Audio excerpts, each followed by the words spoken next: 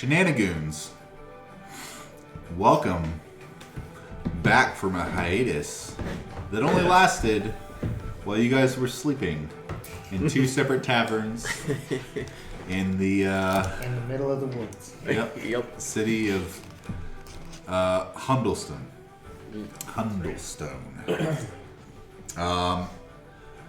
Last we left off, after a daring escape and some magnificent role playing, you all were able to safely free Dane from his nightly imprisonment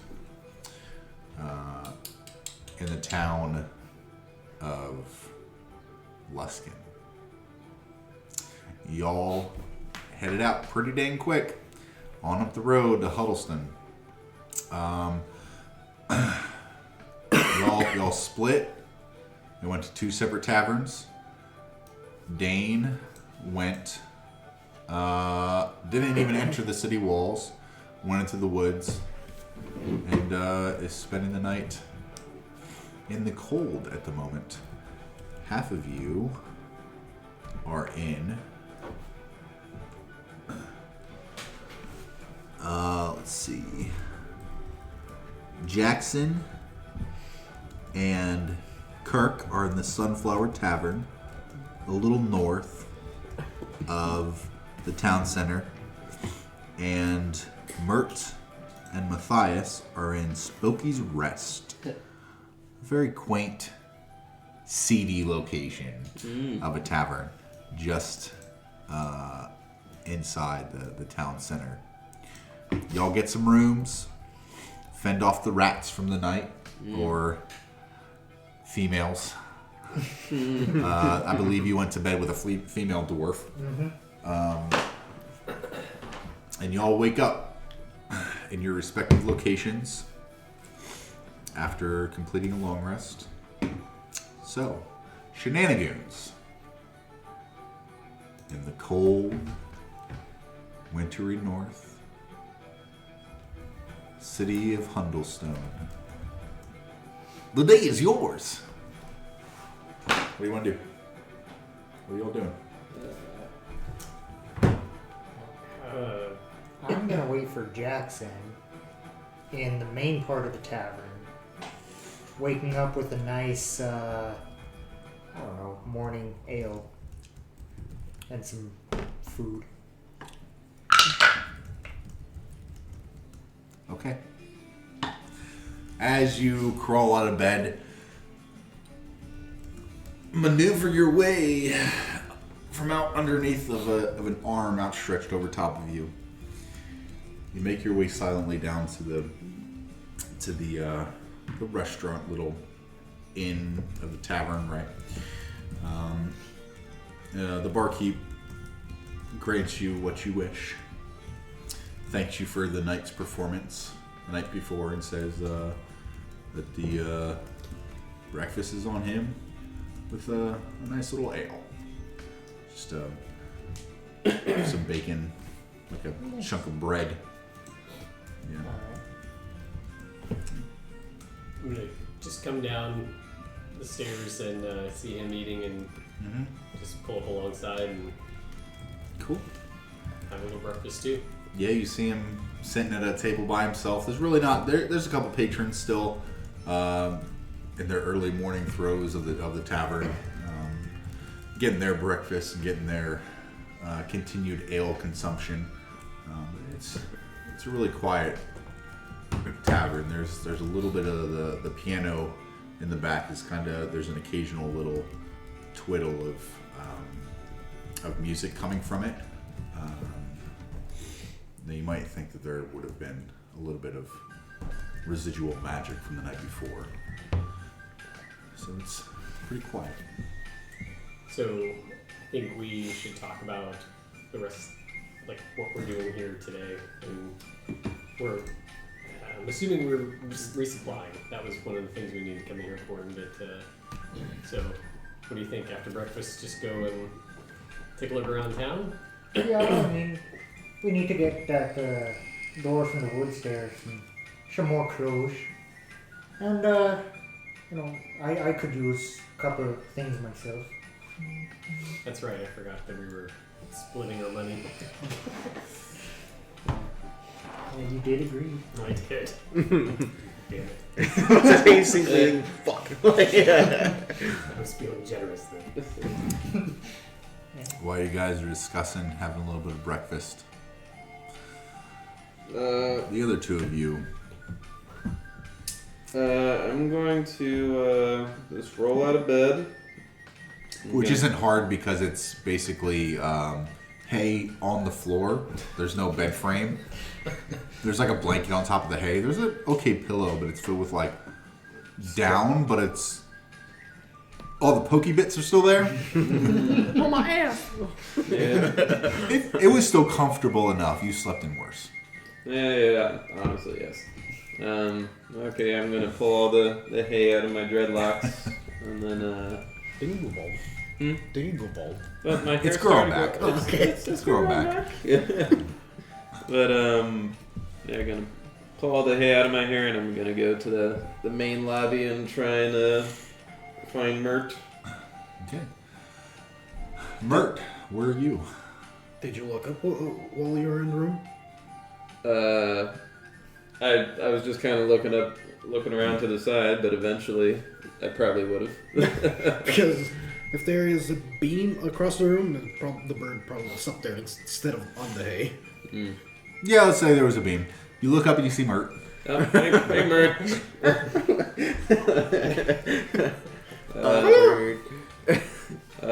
I'm gonna get some tea. Want to join me? I would have drinking anything here. There's rust in the ale. I would have liked tea. Good point. All right. How about we go check out and then we try to find our homies? Oh, I was gonna. Okay. What did you want to do? I was about to ask. Do you think they already got the stuff, or The stuff? What stuff? for our bare-ass naked friend outside? Oh, that guy. Oh, that guy. Oh yeah, he exists. I don't know. We should probably meet up with them and see what they're doing, and then figure it out. Can you contact them from this far? Actually, I don't even know where they physically are at the moment, so probably not. I was gonna say I do have one of those sending stones. You do have a sending stone. However, the other sending stone was in Dane's stuff. Which is currently not the So, Well, I guess I wouldn't know about that. Oh, no, I would. Because just calls and the door picks up. What the fuck is this? funny you should say that. Oh no. Just as you pick up the sending stone, and you look at it and you're like, God damn it, Joe.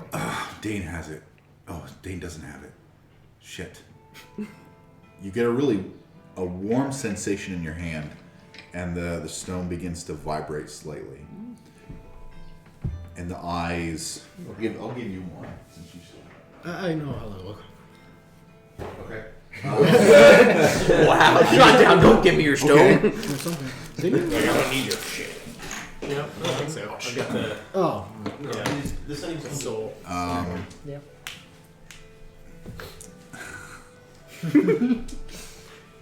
So, the eyes slightly light up a little bit, and you hear a faint voice in it. You really can't quite make it out.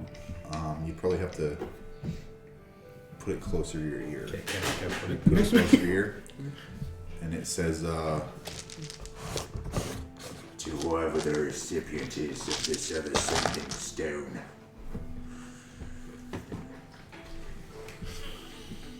your friend has escaped justice from the town of Luskin.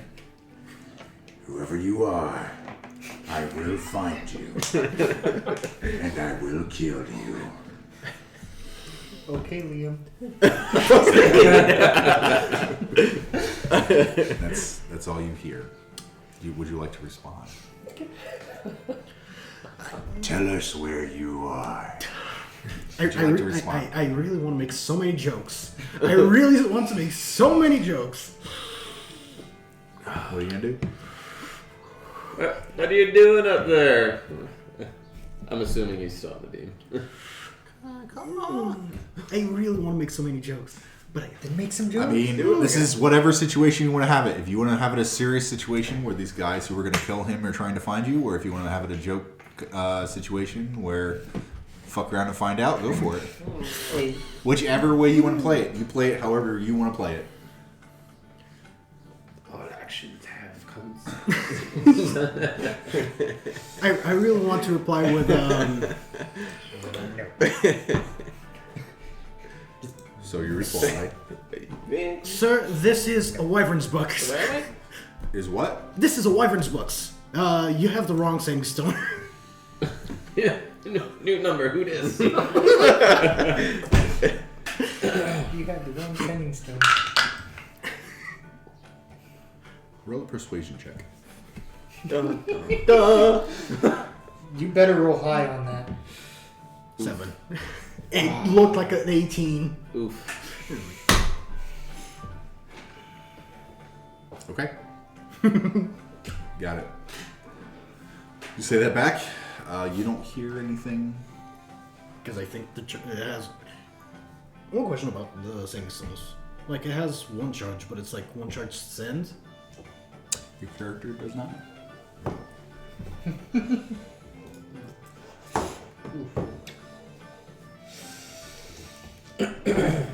So, while you guys are doing that, y'all were gonna try to get some food, or go look for the other guys. I was gonna say try and maybe meet up with them. Okay. So, Cool. As you ready yourselves and to leave the tavern, Dane, you wake up cold. Under a little bit of underbrush, fire is simmering by your feet. Snow is coated the ground. You have a nice little bit of frost beard. Yep. And across your chest is this double-headed That's great. So Dane's gonna wake up and he's gonna try and sit up first, not realizing it's against his chest. He's like, what the, you know? Yep. And then he picks up and he looks at it. And he goes, well, this is as beautiful as it was in the dream. And he's gonna sit up and he's gonna try and warm up a little bit by the fire. And then instead of saying a prayer like he normally would, he's just gonna look at the axe and he's gonna reaffirm the promise he made years ago. And he's gonna shovel some snow on the fire and he's gonna walk towards the main gate. Reaffirmed. Okay. Oh yeah. So it's a dwarf in his underwear with a double-headed axe. I have on like very light clothing. That you guys Yeah, gave the me. ones okay, I was that gonna say, aren't you naked? Y'all give him. I have- He had skivvies. So what I picture skivvies is Long time. a white, like off-white, dirty onesie with a butt flap. That's what I picture. Buttons down the front. That's what I Long picture. johns. Long, Traditional just long long johns. johns, right? Yeah, that's that's what I'm assuming. But I feel like there was a point where y'all gave him common. Yeah, I gave him They the, did, I gave him which the is what I So have. you're in Yeah. just like little baggy commoner's clothing, walking up to the gate. Yep. The guards at the top look down.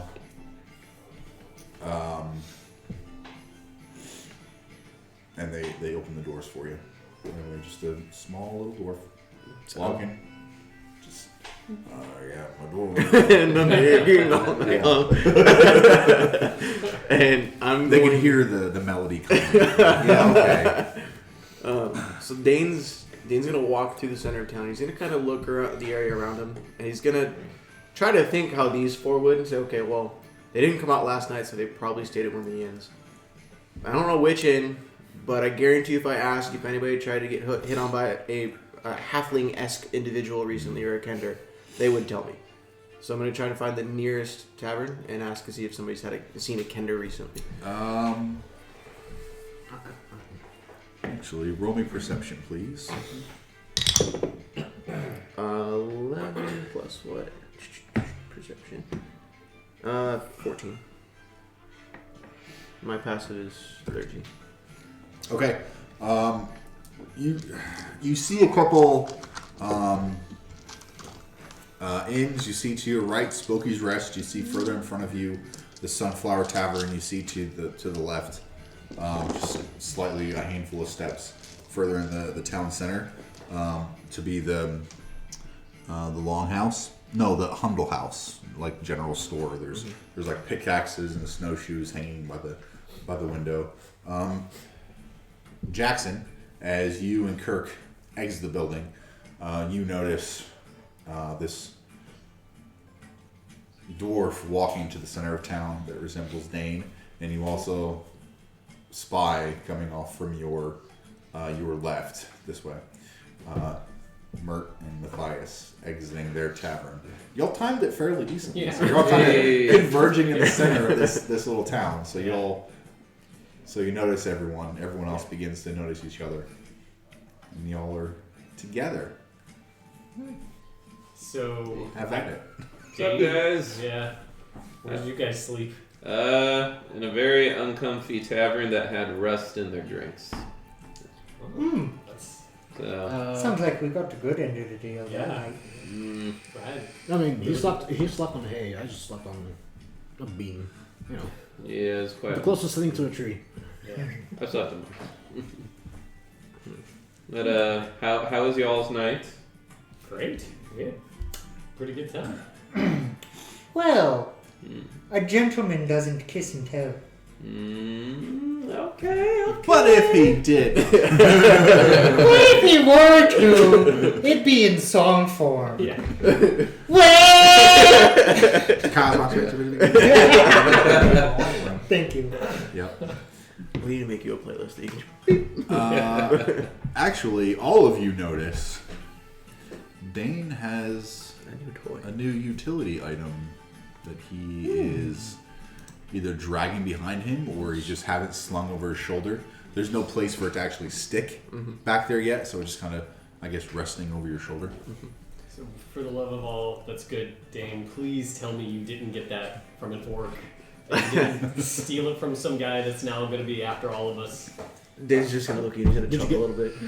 He's like, oh no, I slept last night, and it's gonna sound crazy, but it literally came to me in my dreams. Okay, he's mad. I dreamt of Bernard. I dreamt of the warmth that she gave me, and next to her was a statue with this beautiful axe that offered me redemption. So I chose redemption.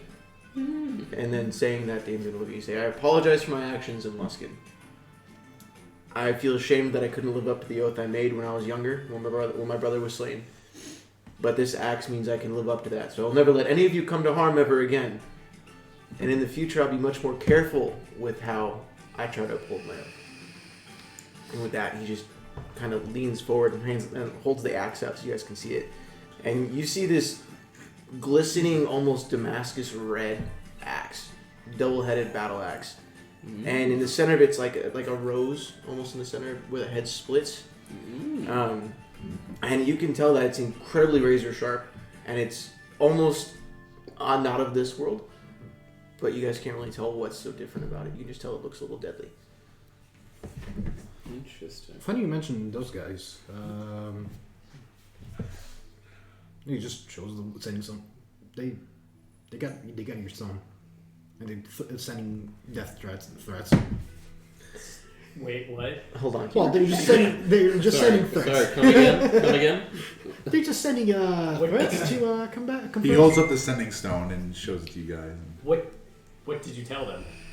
Or did you say anything to them? I really hope you didn't say anything. Well, I didn't say anything about where we were or any information. I just said hello. The closest thing to hello. I think we probably need to get rid of that thing. Let's find the nearest lake. Yeah. Let's find the nearest lake and truck it in. Because I'm pretty sure those things can be tracked. I think I heard a rumor of that once. That's what I would be worried Well, about. before we start, Aren't rumors bad to follow? Well, before we start throwing things in lakes, let's find someone that can appraise the stone and tell us more about it. Well, Also- let's check out the Hundlestone, whatever it's called. The general store right there. Yeah, Well, well, if if you you guys- get you new clothes to go with your Say- shiny new axe anyways. So. I Over appreciate here it. walking around in your long johns with your butt hanging out. I was gonna mention if you guys Here's don't my mind, clothes. I could use probably 5 rations because I can't make us food anymore. And I could really use some warm clothes and maybe leather armor and a shield. Otherwise, I'm a little useless in a frontline fight. I can't really do much. Well, let's go to the store then. Yeah. I think we talked about how much we have altogether, right? How much you Right. So I've got 1,289 gold. Yeah, there's got to be a bank here somewhere if the rogue wants to pull off some shenanigans. Yeah. There's probably a gem appraiser too, because I thought I heard him say something about some rubies or something. What about rubies? Who said something about rubies? I also could use some, glass beads. That might be found at a jeweler as well, or gemsmith or something. Alright, so let's hit up the mercantile. We'll ask some questions about what's in the town and then go from there. What do you guys think? Sounds good to me. Sounds perfect. But before I miss this opportunity, while you were having dreams of warmth and women, I actually had women last night. Was she warm or was she an orc? She was dwarf. So her beard was longer than yours. Well, Kenderfolk don't really grow beards, but she had a beautiful one at that too. Made for great pulling. Roll me a d20. Just a straight d20. See if you got syphilis or not. That's 12. You feel this itch. So After looking at Dan, you realize that her beard was longer than his. ooh. I really think that. I really think her beard was longer than yours too. And Dane's just gonna clap your arm and say, "You know what that means in my culture? She's an elder. You're lucky." And he's just gonna walk forward. Well, she was pretty, but I might need to see a doc about something. So, walking to the general store. The Hundle House. As you walk up, That jockey. it's just like most of the other buildings you see. Wooden facades, little wooden porch. Kind of like frozen, rough and tumble west, essentially. And hanging on the outside are like snowshoes, ice picks, some cold weather type things, some furs, some reins, some ropes and stuff. And as you walk inside, there is a gentleman standing, just kind of like putting stuff up for the day, setting things up. Looks like a male, very short individual, possibly a gnome, with just a Russian, like one of those fur hats on, just on his head, and he's got like no sleeves. He's got like bulging muscles for a gnome, just the hat and no sleeves, and he's just like Big summer blowout. yoo-hoo, woohoo, big summer blowout. I'm sorry, I couldn't resist. the gun show. And as you guys enter, a little ding, a little bell dings, and he turns around, and he looks at y'all and he says, "Welcome to the Hundle House." The Hundlestone. No, that's not right. The Hundle? The Hundle House. We have all the general needs that you need up north. What can we do you for? Well, this lad right here, he could use some clothes. Some warmer clothes. I have some clothes. You have a kids section. We have Husky kids. we got husky kids like in the that back. Mexican job. It's next to the big and tall. It's just little big and tall. We have some clothes. You're looking for some cold weather clothes? What are y'all do? Are y'all going up north? Well, we're heading north. Ah, Heading up past 10 Towns area. Tip Towns. All right then. To each their own. What do you know What about do you mean Ten about Towns? What you got then? Well, Last I heard, it was an alright area to pass through, but, it was at one point. oh, What do you mean?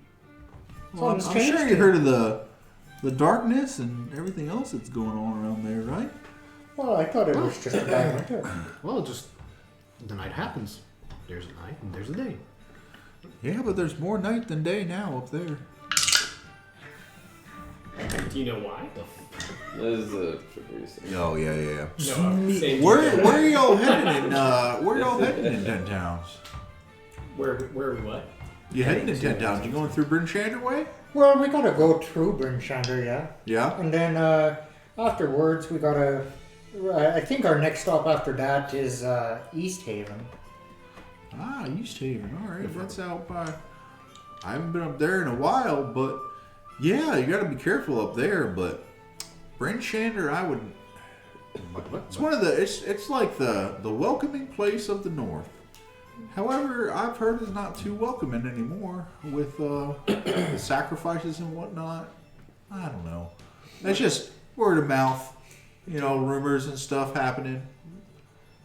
Sacrifices of who? What? Well, since you asked. I heard tell that Bryn Shander. So, what I've been gathering from everyone passing back through, a lot of people are leaving 10 Towns now. So it's getting kind of scarce up there. But what I've been hearing is that most of the 10 Towns have fallen under darkness by some weird god. And they kind of each took it upon themselves to sacrifice something to the god to see if they can appease it or something to bring back the light. I heard some towns sacrifice food and water and, you know, their essentials and stuff. But if I remember correctly, that elven gentleman who came through the other day, what did he say? I think Bryn Shander sacrifices humans, beings. So I don't know how I feel about that. That Duvessa Shane, the town speaker up there, she must have a lot on her plate. Duvessa Shane, is that what you said? Duvessa Shane. Where did my notes down? Yeah, poor girl. Proud and a bit ashamed to ask for help. I remember her when she was a young lass. Yeah, she must be having a terrible time up there right now. Does the name Aurel mean anything to you? Doesn't mean anything to me, but I heard the You're not name even right. come around. You're not You even say right. that's who. That's what we're all saying. That's who's doing this winter thing. I know her better as the Cold Crone. What? The Cold Crone. I don't know. It's a lot of rumors. I mean, global warming and such. It could just be getting dark just because. So Dane's gonna lean over to you and he's gonna say, "Hey, try to make him feel good about his muscles and see if he knows more than what he's saying." And he's gonna lean back over and start talking to the gnome and say, "Well, clearly you must know more." Well, a big, strong guy like you, I mean, obviously, people love to oogle those big old guns on your arms and, you know. What, these old things? You know. Surely you hear more than just that. I mean, we've heard hightail rumor of Aurel as well, but honest to goodness, townkeep or shopkeep like yourself, I mean. Clearly you've adventured far. You must know more. Yeah. Let me look. Roll a persuasion check. Sorry, gonna do a charismatic check for a second. Let me just.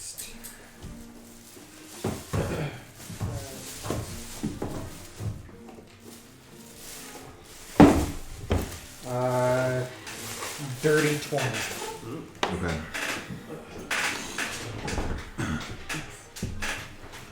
That's that charisma bonus right there. Gnome's over here like, Every time. I swear that cable at gets the me every gunner's time. roll. First time it gets you. I was really hoping you'd give him a really at least squeaky once a voice. session it gets me. Big muscle. Ah, you got a knife. Well, I don't have big muscles. No.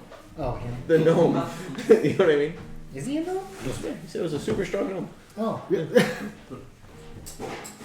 My kinfolk.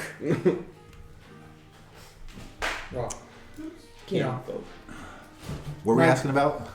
So, if you knew anything extra about Oral and if the towns are being directly affected because of, like... Well, 10 Towns kind of sits in a bowl, kind of. To the south of 10 Towns, you can see out there, and he kind of points out a little window. To the north, there's huge spiky mountains. You got the spine of the world, and then the other side of that is 10 Towns, nestled. And it just seems, once you get on the other side of the spine of the world, all the darkness seems to go. I think the elven fellow said, like, it's like nighttime from like 2 o'clock in the afternoon till about 10 in the morning, and then it only gets to twilight from about 10 to 2 midday. So it's rough. It gets cold up there. It's good business for me, people going up trying to buy some clothes like yourselves. But as far as Crone, the only thing I really remember about the Crone, now this is all children's stories and stuff. I don't even know. Like I said, global warming could be the reason for this.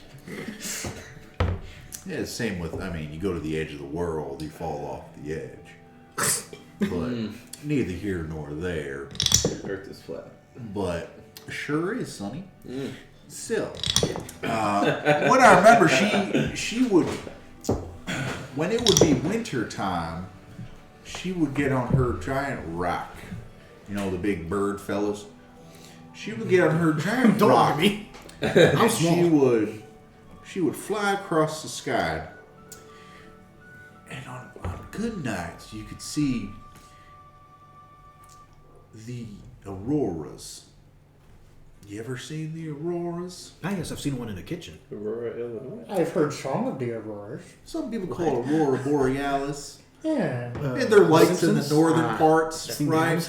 Okay. Well, it's said that's actually from the cold crone flying on her rock, bringing winter and the cold across the sky, and that's where you get the lights from. Now, the lights are always in Icewind Dale; they don't really go away. So I don't know why. The cold crone may have thought to bring everlasting winter to the 10 Towns, but like I said, children's stories, global warming, flat earth, you take your pick. Whatever's your poison, I'm here to help you get there. Is there anything else y'all need? We got snowshoes, we got ice picks, Lanterns? we got lanterns, Ropes? we got ropes. You see with your eyes, we got shit on the walls. Well, we need to outfit our friend here before anything else, so... What kind of bombs you got? Kind of what? Bombs. You're going to want to go over to... Bombs, Jesus Christ. Hang on. Now I we're gonna got go you. blow up Luskin. It's fine. The only place that I can think of is a smithy down the road that might be able to sell you that. It's called Ain't Too Shabby Blacksmith. Ain't too shabby. Ain't Too I Shabby ain't too damn Blacksmith. there shabby. He might be able to put something together. I don't know if he'll have gunpowder or nothing. But, sir, fine gentlemen like yourselves wants the finest of cold weather gear. Depends on So how. you gotta have the fur hood, and he starts picking off a rack like a fur jacket, extra fur like a wolf's fur pelt that has a hood on the top of it. These big pants, big like UGG boots with fur around them. UGG boots. And he gives one of his hats. He has a finer one that's got like fur draped down the sides, and he just piles everything on the table. And this is the finest cold weather gear you can get. This side of the spine. Dane's just gonna walk right past it to the rack that he was pulling stuff off of, and he's gonna say, "Do you have anything simple that doesn't look like I just mugged a polar bear?" Now, don't joke about them polar bears. You got to be careful. Oh. That's another thing that that Elvin, his friend, brought by another gnome, and they were talking. There's some polar bears up there. They use the polar bears like pull carts. I haven't seen it myself because I haven't been that far north. But that's kind of cool. I mean, if he can tame them, why not? But I'd rather skin him and fur him. And he goes like this, and there's like a big pelt of like a polar bear. Dane just shakes his head and keeps rifling through the rack like, this gnome's I crazy. mean, if you want something that, I guess it might keep you warm, and I can see by your attire might match. Oof. And he reaches, comes over by you, and he like shifts you and pulls like one aside and like reaches and like shakes it out, and it's like a really patchwork, like tan and browns of like a thick leather that have like patches of like fur over it. This will probably do something. It'll probably keep you warm. It's probably about the cheapest we got. It does have a fur hood, but some of the fur is like missing. It does not look pretty, but it will most likely get the job done. Well, how much is cheap around here? Well, he holds this raggedy thing up. This is because of the supply and demand, it's going to be 2 gold. Oh. Dane simply goes, "I meant no offense about the bear, friend. I just need something to keep me warm, not something to point me out in a crowd." I mean, do you want to be warm or do you want to be dead and noticed? Either way's fine with me. He's gonna start laughing. You actually have 2 of those. Because I actually need one of those too. Oh, you had winter clothes. I thought you had cold. You had winter clothes. clothes. I don't think so. If it's not in your inventory, then no. You You want one of the crappy, one of the how do I put it? The bargain bin. Yeah, You want some bargain bin clothes? The Salvation Army clothes. hey, I'll take some. How much is the Salvation bougie Army. shit? Well, and he goes over and he starts rifling through I and just have counting in his head. clothes. He's like, all this stuff will keep you warm through absolutely anything, and you'll look chipper at that. It's gonna be 8 gold. I think he just looks at you guys and says, "I'm fine with killing a bear out back and wearing it." I'd rather spend the gold than have to get, you kill some magic bear that ends up stealing your axe or something. How much in I total? don't really need How much in much total? from here. Maybe What? How much was it in total for both of I'm them? gonna try and see where What I are can they- find the jewelers. For Winter- all the for winter- Bargain bins? bargain bin is 2, And then- bougie stuff's 8. Someplace else. Which I only have Fucking 3. bougie stuff for you too. 3 gold? You only have 3 gold? So you buy Yeah. both bougie? Yes. Okay. Both of you get bougie. The freaking rubies. Unless you want to. Remove 16 gold. No, Yeah. that sounds good to me. Okay. So you just bought 2 pairs of bougie clothes? Yeah. Okay. Wait, Well, So, friend, Oh, he, It's my goal. where might Oh, he's one loaded. find some glass There you go. beads or jewelers, and maybe a doctor of sorts? Why are you insistent about a doctor? Don't Well, ask. Did you? what kind of beads are you looking for? Just simple glass beads, just small ones. Oh.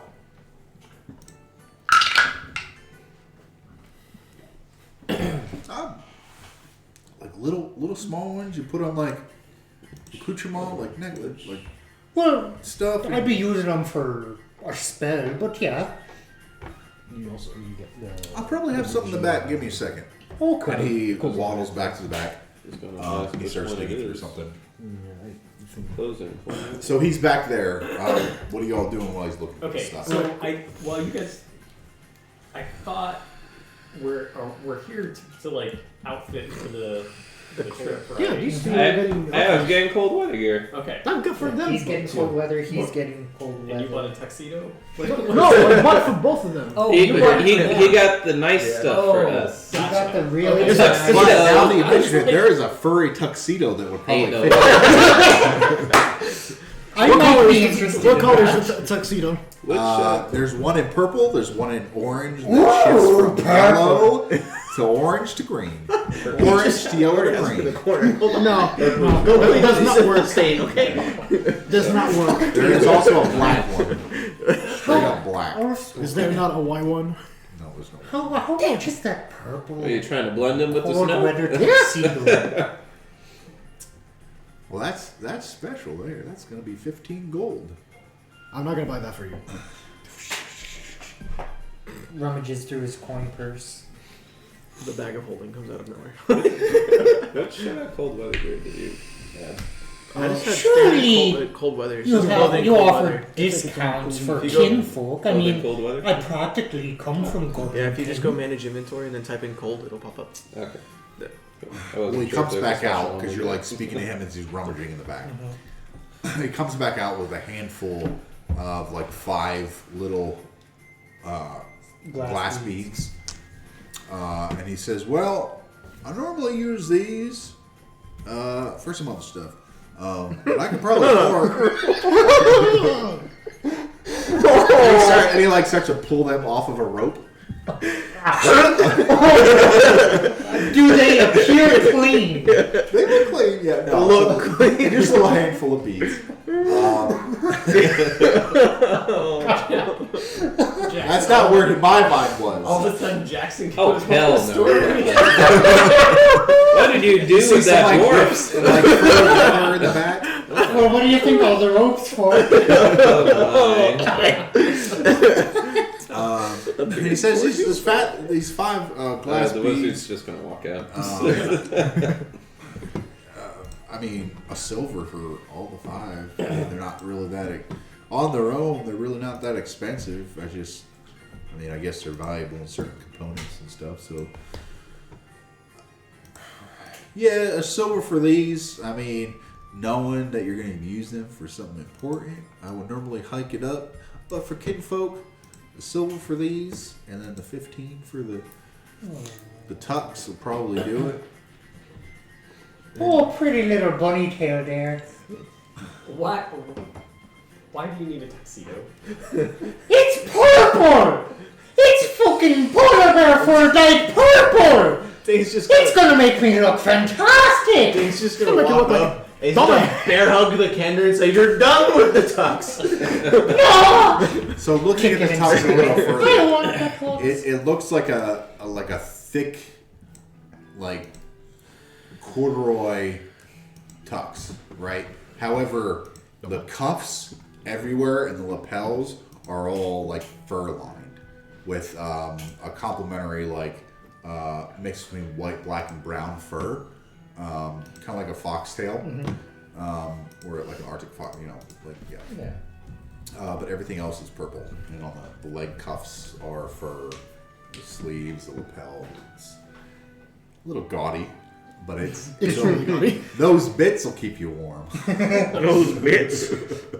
I mean, come on! It's a tuxedo. It's part of my costume when we go to taverns and stuff. It could get us more gold in the future. Here, Come on now! Dane's gonna hug. You're gonna be try and say, "How much money have you made in the tavern?" And rooms don't count. I mean, that Think one of like- tavern we made like Think of like a 5 prince purple suit, but instead of like the extra lace and stuff, it's fur. gold. Yeah. So Dane's gonna shout to you. He's like, "Just ask them where I can get armor." And he's gonna carry the Kender outside. I need the beads! I'm gonna toss a silver coin at the goblin. Okay. For the beads. The what? Cool. The what? The gnome. Yes, the gnome. Okay. Where, friends, a couple questions. Couple answers. Where can we get some armor for our? Well, that's it. That go down to ain't too shabby. Okay. He'll probably be able to get up there. The road through the spiny mountains. The spine of the world. Yeah, Yeah, you spine of take 10 trails up. I mean, you can't miss it. You just go out the north of Hundlestone, and you go out the east, and then it takes you north. And that's the 10 trails that take you straight on through the spine, through the passage, and then right on to Bryn Shander.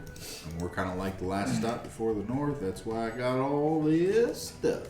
Anything we should know about going through the spine of the world there? Well, there's normally actually, I don't know when you're heading out, but I think here in a little while today there's a little caravan that's going, and I think if you're going 10 trails, it might be safe to go with more people. If you catch my meaning, you're going to the wild north, and his voice drops a little bit, and he says, I know some people who didn't come back from trying to head that way, never made it to Bryn Shander. I mean, it's wild. There's polar bears and gestures all around him. There's wolves. There's ogres. There's much more dark things. There's trolls. Everything. I mean, anything that would like the cold is up there, and they're all apex predators. So you better. I mean, if you're planning on going anytime soon, a caravan might not be the best place to go with. Might not be the worst place to go along with. Yeah, that's what I said. Appreciate the advice, friend. But darkness hasn't met the Shenanigoons yet. Neither did Luskin. They fucked up too. I do have one other question. Have you ever seen any of my kind come through these parts?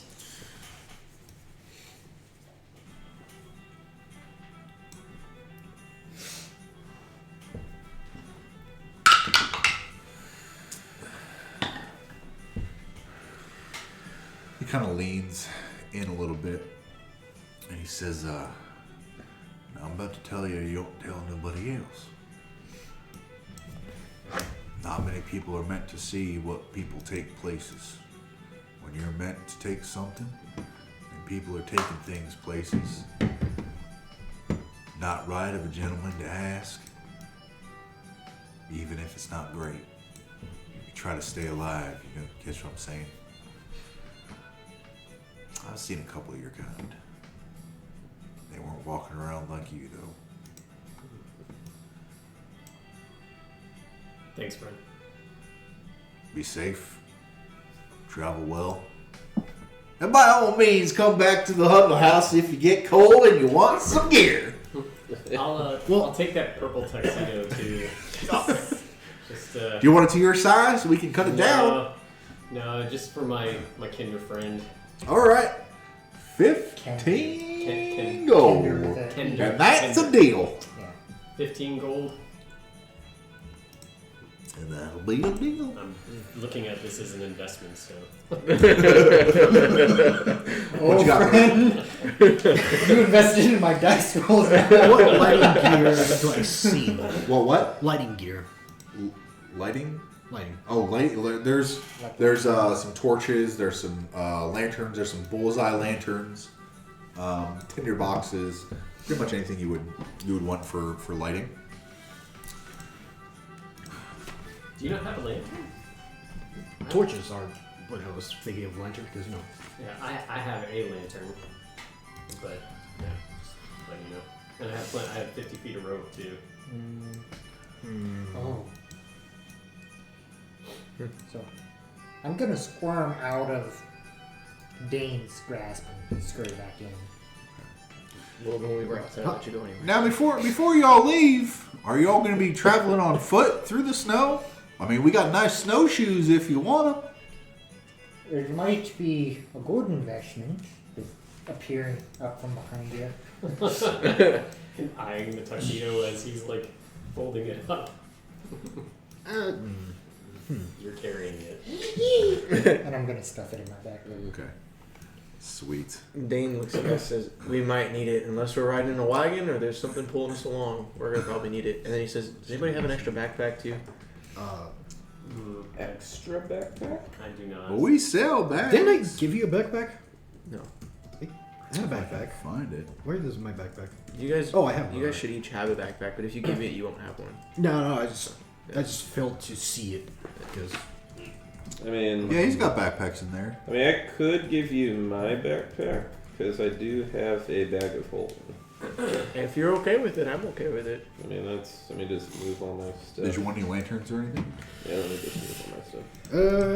Do you happen to have a tinder box? I have Yeah, we got tinder boxes. I'm gonna need one of them. I have 8 torches. That might last long enough. We'll need 5 pair of snowshoes. You think you'll need snowshoes? Yeah. Get them just in case. Wooden Because I They're can purse. probably pretty small.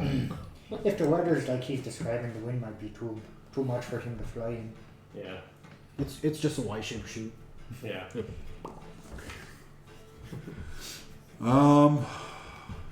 Tinderbox. 1 silver.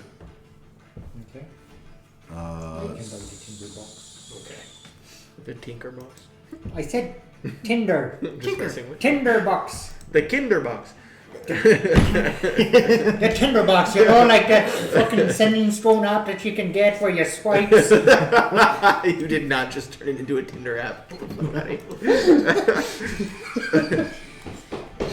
I mean, if you're looking for backpacks, I was just gonna give him mine. okay. Unless you really want to buy another one. Nope. Well, what do you have in ways of holdings? You got like maybe. Alright, it's all yours. What Thank you, bags sir. have you?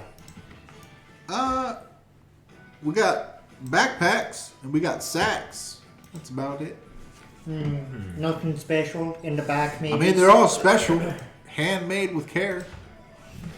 Well, fine gnome craftsmanship is very made with care. Damn straight. Damn straight. Where the fuck am I? Should I look for through here? Was it snow boots? Snowshoes? Snowshoes. Yeah, snowshoes here. It shows like they each cost 2 gold. I think. But if we're buying 5 pair, we have Mm-hmm. a bulk discount for. Yeah, 5 pair of snowshoes. Probably do total 8 gold. Alright. Sure. So everybody had snowshoes. Snowshoes. in a tinder box. Oh, here we go. Oh. Fine clothes. Do I need a holy focus for Frostmaiden? I was gonna ask, do I see Visual. something of interest? Touch, visual, spoken. Oh, also, Something of interest? yeah, I was gonna ask also. You have rations, or I have Reduce nothing. likelihood of the wearer. Like getting what kind stuck of in something of stuff. interest? Yes. something enchanted, maybe. Something enchanted, not in this general store. Well, all right.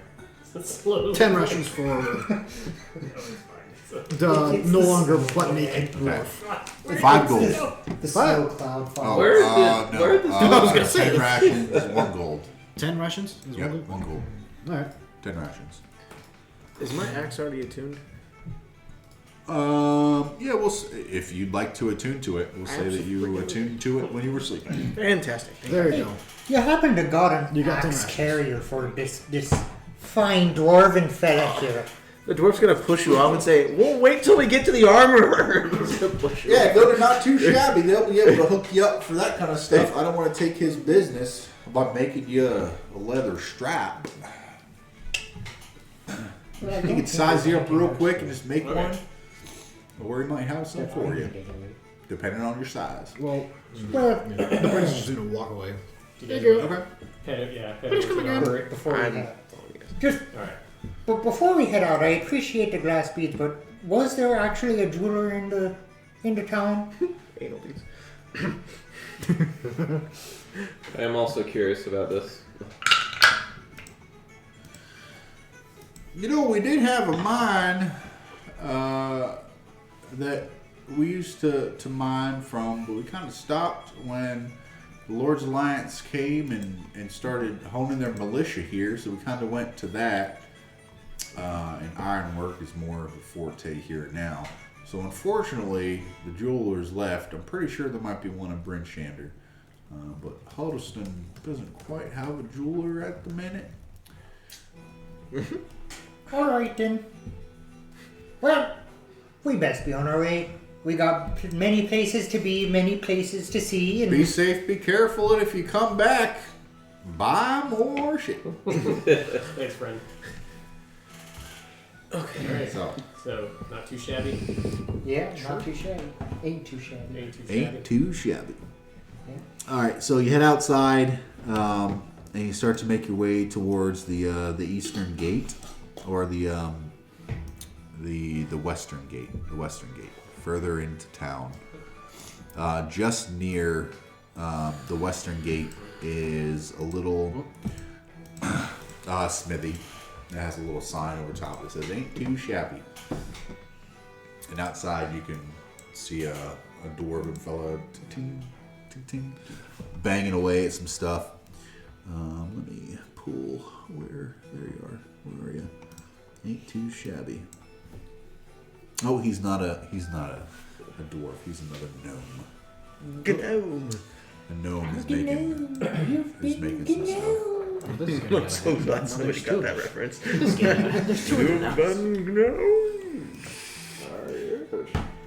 Welcome, y'all. What can I help you with? Oh, look at that. It's another one of my kinfolk.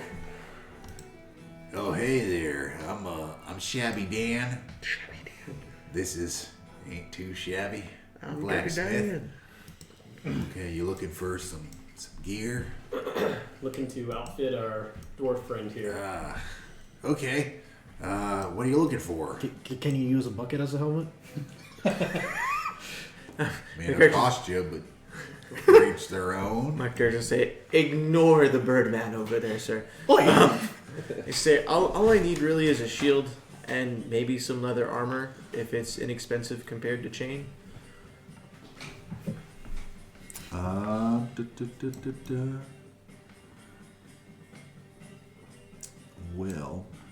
what are you looking for? Are you looking for leather armor? Yeah, comparative to the chain cost. That and a shield.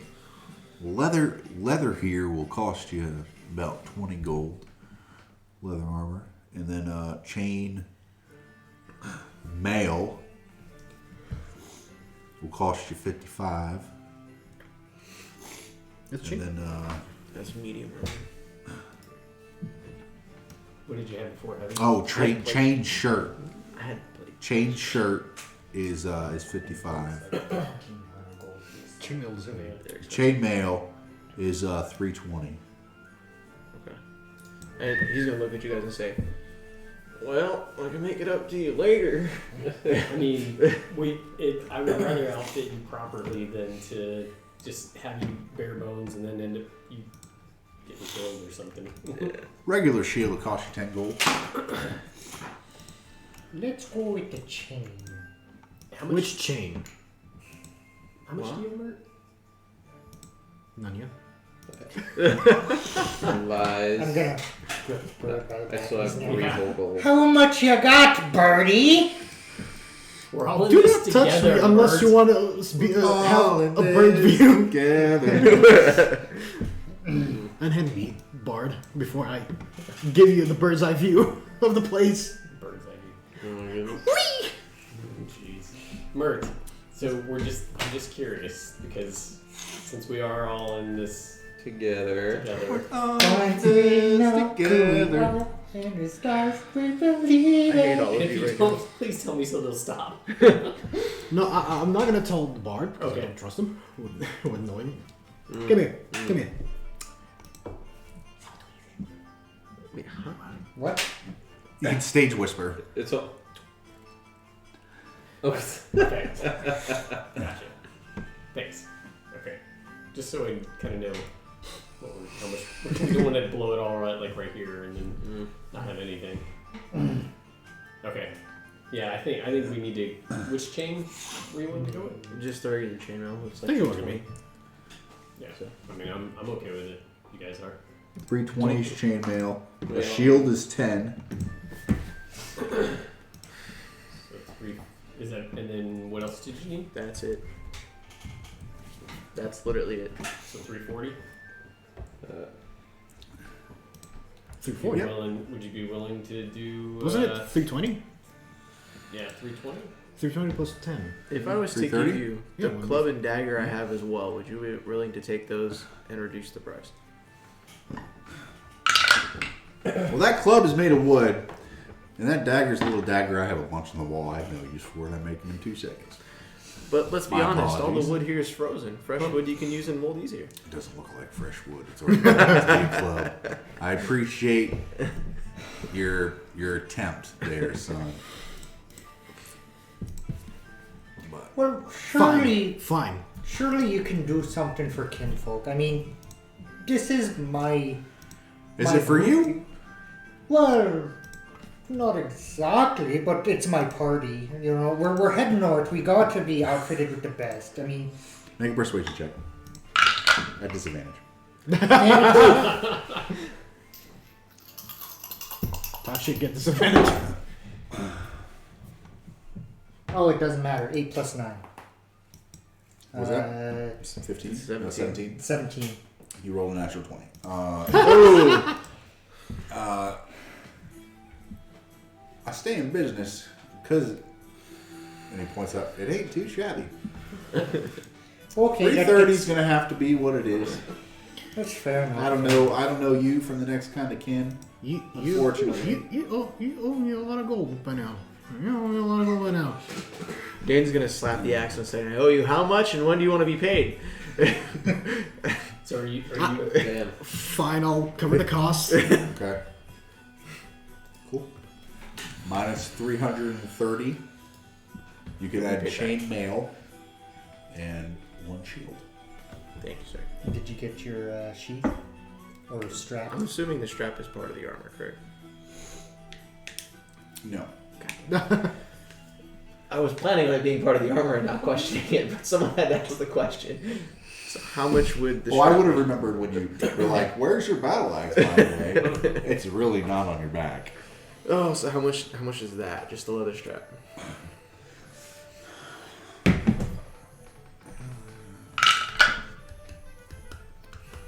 Uh, 2 gold, and he reaches off the on the wall. Oh, And come he has- now. he has That's a leather highway strap. robbery. He takes it and he takes his anvil with one of the wedges and smack and cuts it down to size and sizes it to you specifically. It's fairly well made. There's like metal studs across it, decent leather. It's more metal than leather though, because he's a blacksmith. 2 gold for this. I mean, that's Well, we never did say that we were going to buy it, and now you've already sized it. So surely that's a mistake on your part. So All right, get out. And he puts it on the rack. It says, if you don't want to pay the price, I already did the extra work for y'all. Because I figured you'd be buying it because you wanted it. But now you don't want it. Now I got to find a dwarf who wants it. So Dane's gonna push the Kender out of the way. And now it's a special dwarf size. So the price is going to go up. Dane's gonna push him aside and say, "Sir, I'm sorry. I recently lost all my gear. My Kender friend's just trying to help. He doesn't know when to quit. We would love the sash. Can 2 you please gold. work out a deal?" Then he's gonna What look at if- you and what- say, "Is 2 okay?" Oh, yes. One piece got cut smaller. Yeah, he sized it to him. Yeah. Oh, never mind. So, I was gonna say, oh, he halved it? No, well, And then your bard decided to try to bargain down the price because it's not the original make that it got sized, which actually would increase the value because of the time that I put into time? making this. It took about 10 minutes to size it. Time is money. 2 gold. and then Dane's gonna say, "Thank you, friend. I appreciate it." Possibly 2 And he's Pull gonna that from he's the gonna goblins grab of the World of Kender by the back of Do the what? scarf and walk him out. you pulled that from the goblins of World of Warcraft. What? Time is money, friend. Oh, I don't. You never played Sure. World of Warcraft. No. No. They say that all the But I mean, that's a pretty common saying. it is. It's true. All right. So The day is continually yours. What time is it? Now it's probably about 10 in the morning still. Y'all woke up about an hour and some change ago. So that caravan is supposed to be leaving through town. Do we want to try to hook up with it and go? Wouldn't be a bad idea, but I really need to see a doctor about something. Oh my god. No. Jesus Christ, he's got severe jock itch. There, the gnome hears you and says there is a healer in town near the southern gate. I'm I a want to check it out. pedal my way over there. So, and then how about I'm thinking I may go get the cart and the horse and The cart and the horse is at the southern gate. okay. Yeah. And the caravan was leaving out of the East Gate. Redcon. It was the west gate because the east gate is up next to the mine. The west gate is the one that goes north. Okay. So if we'll go together to get the horse and then in the cart and then. Yeah, I'll meet you there. Okay. So you'll head on down south, and then the bard kind of veers off a little bit. It's a little shack that says Hundle Healers on it. And there's as you go inside, there's another short gnome female that's in there.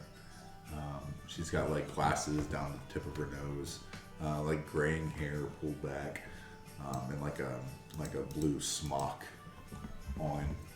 Says, "Yes, what can I help you with there, my dear?" Well, I need something for a itch that may or may not have come from extracurricular activities. She looks you up and down. You said with Mary Lou, didn't you? One of the bards. They usually come by through here. My time is over for that, but all the youngins like 'em. We do have a little bit of remedy. It's not gonna be cheap. How not cheap are we talking? 10 gold per vial. Apply twice a day for 2 weeks. Teaches you to stick your dick in a dwarf, doesn't it? But then we also have the cheaper option, 5 gold, and she holds up a little sack of something, and she pulls out like these pills that are about that long and about that wide. Now these are suppositories. You know, it's been a minute. I'm gonna go with the cheaper option. Anal beads and suppositories. What are you trying to tell us here? I'm also a little strapped for cash at the minute. The gigs have not been that great. 5 gold, insert once a day for 2 weeks. 2 weeks. That's gonna be fine. And I'll rummage and pull out 5 gold and just kind of set it on the counter. Have a wonderful day. Yeah. Riff raff. You hear her mumble something under her breath. What was that? Was it instructions that I was missing? Yep, make sure you get it all in there. I You know what's better if you have a friend do it. You know what? Never mind. And I'm just gonna leave the. I'm just gonna leave the. And you hear her kind of chuckling as you leave. Don't worry, we're all a party here. Super close. Well, it's a good thing I got them beads. And I'm gonna head to the stable to meet up with them. So y'all get to the stables. I'm trying to remember if y'all paid when you got there. Yeah. I covered it. Okay. Yeah, they give you back the couple horses and the wagon that you have. And y'all are free to do. Before we leave, you have a farrier here, right? A what? A farrier? Horseshoer? Yeah. You got any of them extra wide horseshoes, maybe for like snow? Because we've got a bit to go before Bryn Shander. And from what I'm hearing, the road's pretty well traveled. Now it's once you get closer, it might be a little tough, but the horses will make it to Bryn Shander. with the It's shoes just decked past out. there. You know, you ever heard of axe beaks? Yeah, I've heard of them. They're kind of them and dog sleds are kind of the mode of travel up in 10 towns. Then, if you want to walk, if you want, but Okay, so what you're saying is the shoes on the horses now are good to get us to Bryn Shander. yeah, it should be fine. Righto then. Alright lads, I think we're good to go. Cool. So, You said X Peaks? Okay. next week. Yep. So the Shenanigoons, y'all traverse your way through the town of Hundlestone. On your way to the western side of the gate, you see a handful of other people kind of walking in that direction. As about midday comes forward, And as you get to the western gate, the gates are open, and there's a line of Oregon Trail caravans, right? That are all kind of hitching and ready to go. There's 3 other ones, plus you guys. There's a handful of people still going north, but it doesn't look like a lot. Like as you get closer, there's more like trade goods and stuff for travel. There's a couple small children with parents, but it looks like at least 2 of them are just mercantile type caravans that are, So nothing, wagons. nothing suspicious or anything like that we would notice? We've got the highest passive perception. No, not on this caravan. Nothing suspicious.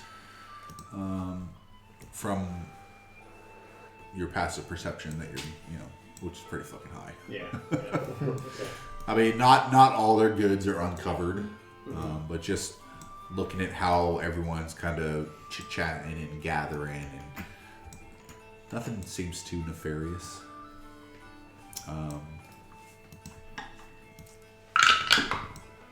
Mert, you feel a couple little tugs on your wings, one of your wing feathers. What the fuck? As you turn, these 2 little, a little boy and a little girl, covered in like thick like fur coats. Think like Ralphie, or not Ralphie, but Ralphie's brother from Christmas Story. It looks like they look like teddy bears with the amount of fur that they have on the hood. That just kind of like goes up, and as soon as you turn around, they giggle and they run off to the front of the caravan. Check your pockets. Birds don't have pockets. Check your bird pockets. He doesn't even have a tuxedo. I don't have pants. No, they just kind of like They just pulled a little bit, and you notice, and they giggled, and they ran off. I think they like you, Mert. I think that was good. Do I notice that? Yeah, I'll say everybody kind of notices that. I'll take my lute out and kind of start strumming some songs that would appeal to the children in the caravan. Roll me a performance check.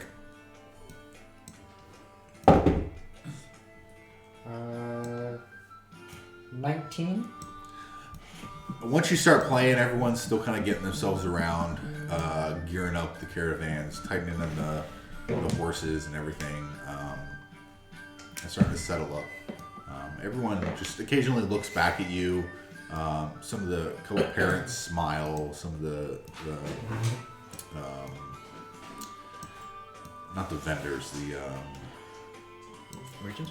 the merchants. Yes, thank you. The merchants kind of smile a little bit, and the kids. You see the kids at the front of the caravan. They're actually at the front wagon. Are kind of like dancing around, rosy posy style. Pocket full of posy shit, and like hands held, just kind of like spinning in a circle, just like laughing and joking. It's nice. As you all kind of get in line for this 10 trails and about to set way, you look in front of you to the north. You see large, pinnacle, pointed, sharp, jagged mountains rising fairly high in the air. It's odd that you can see the tops of those mountains because all around there's like this thick white blanket that's over it. It's like snow and blizzard in the distance. And as you get up, as you look at it, it's pretty dark. It's a little dark where you guys are at for 10 a.m. It doesn't really register too much. I guess it registers a little bit with looking at that now. It's starting that transition of it's Dark. it's getting darker as you guys are moving, and it's still getting colder. And you see a path kind of like winding way me off in the distance until it's kind of lost in some hills and trees and stuff. So I'm gonna look at everybody and say, boys, I think this is the part where if any of us don't want to go forward, we probably ought to think about bailing. Because I don't know that from here on out we're going to have another chance. Well, Someone's gonna get dysentery. Gonorrhea or I know that reference. yeah, Oregon Trail. Absolutely. Yeah. Wait, we What? didn't get diamonds for you. What? I can't do that anymore. Oh. Can't do that anymore. Yeah. So There was no jeweler anyway in the town. yeah. The closest was Bryn Shander anyhow. Yeah. But they're also worth 5,000 each. but you know, You can get cheaper diamonds. Yeah. Because you only need. So I don't go off of the prices in there because locations differ, and for like diamonds and shit, you only need 300 gold worth. So I normally sell them in like chunks of like 50 or 100.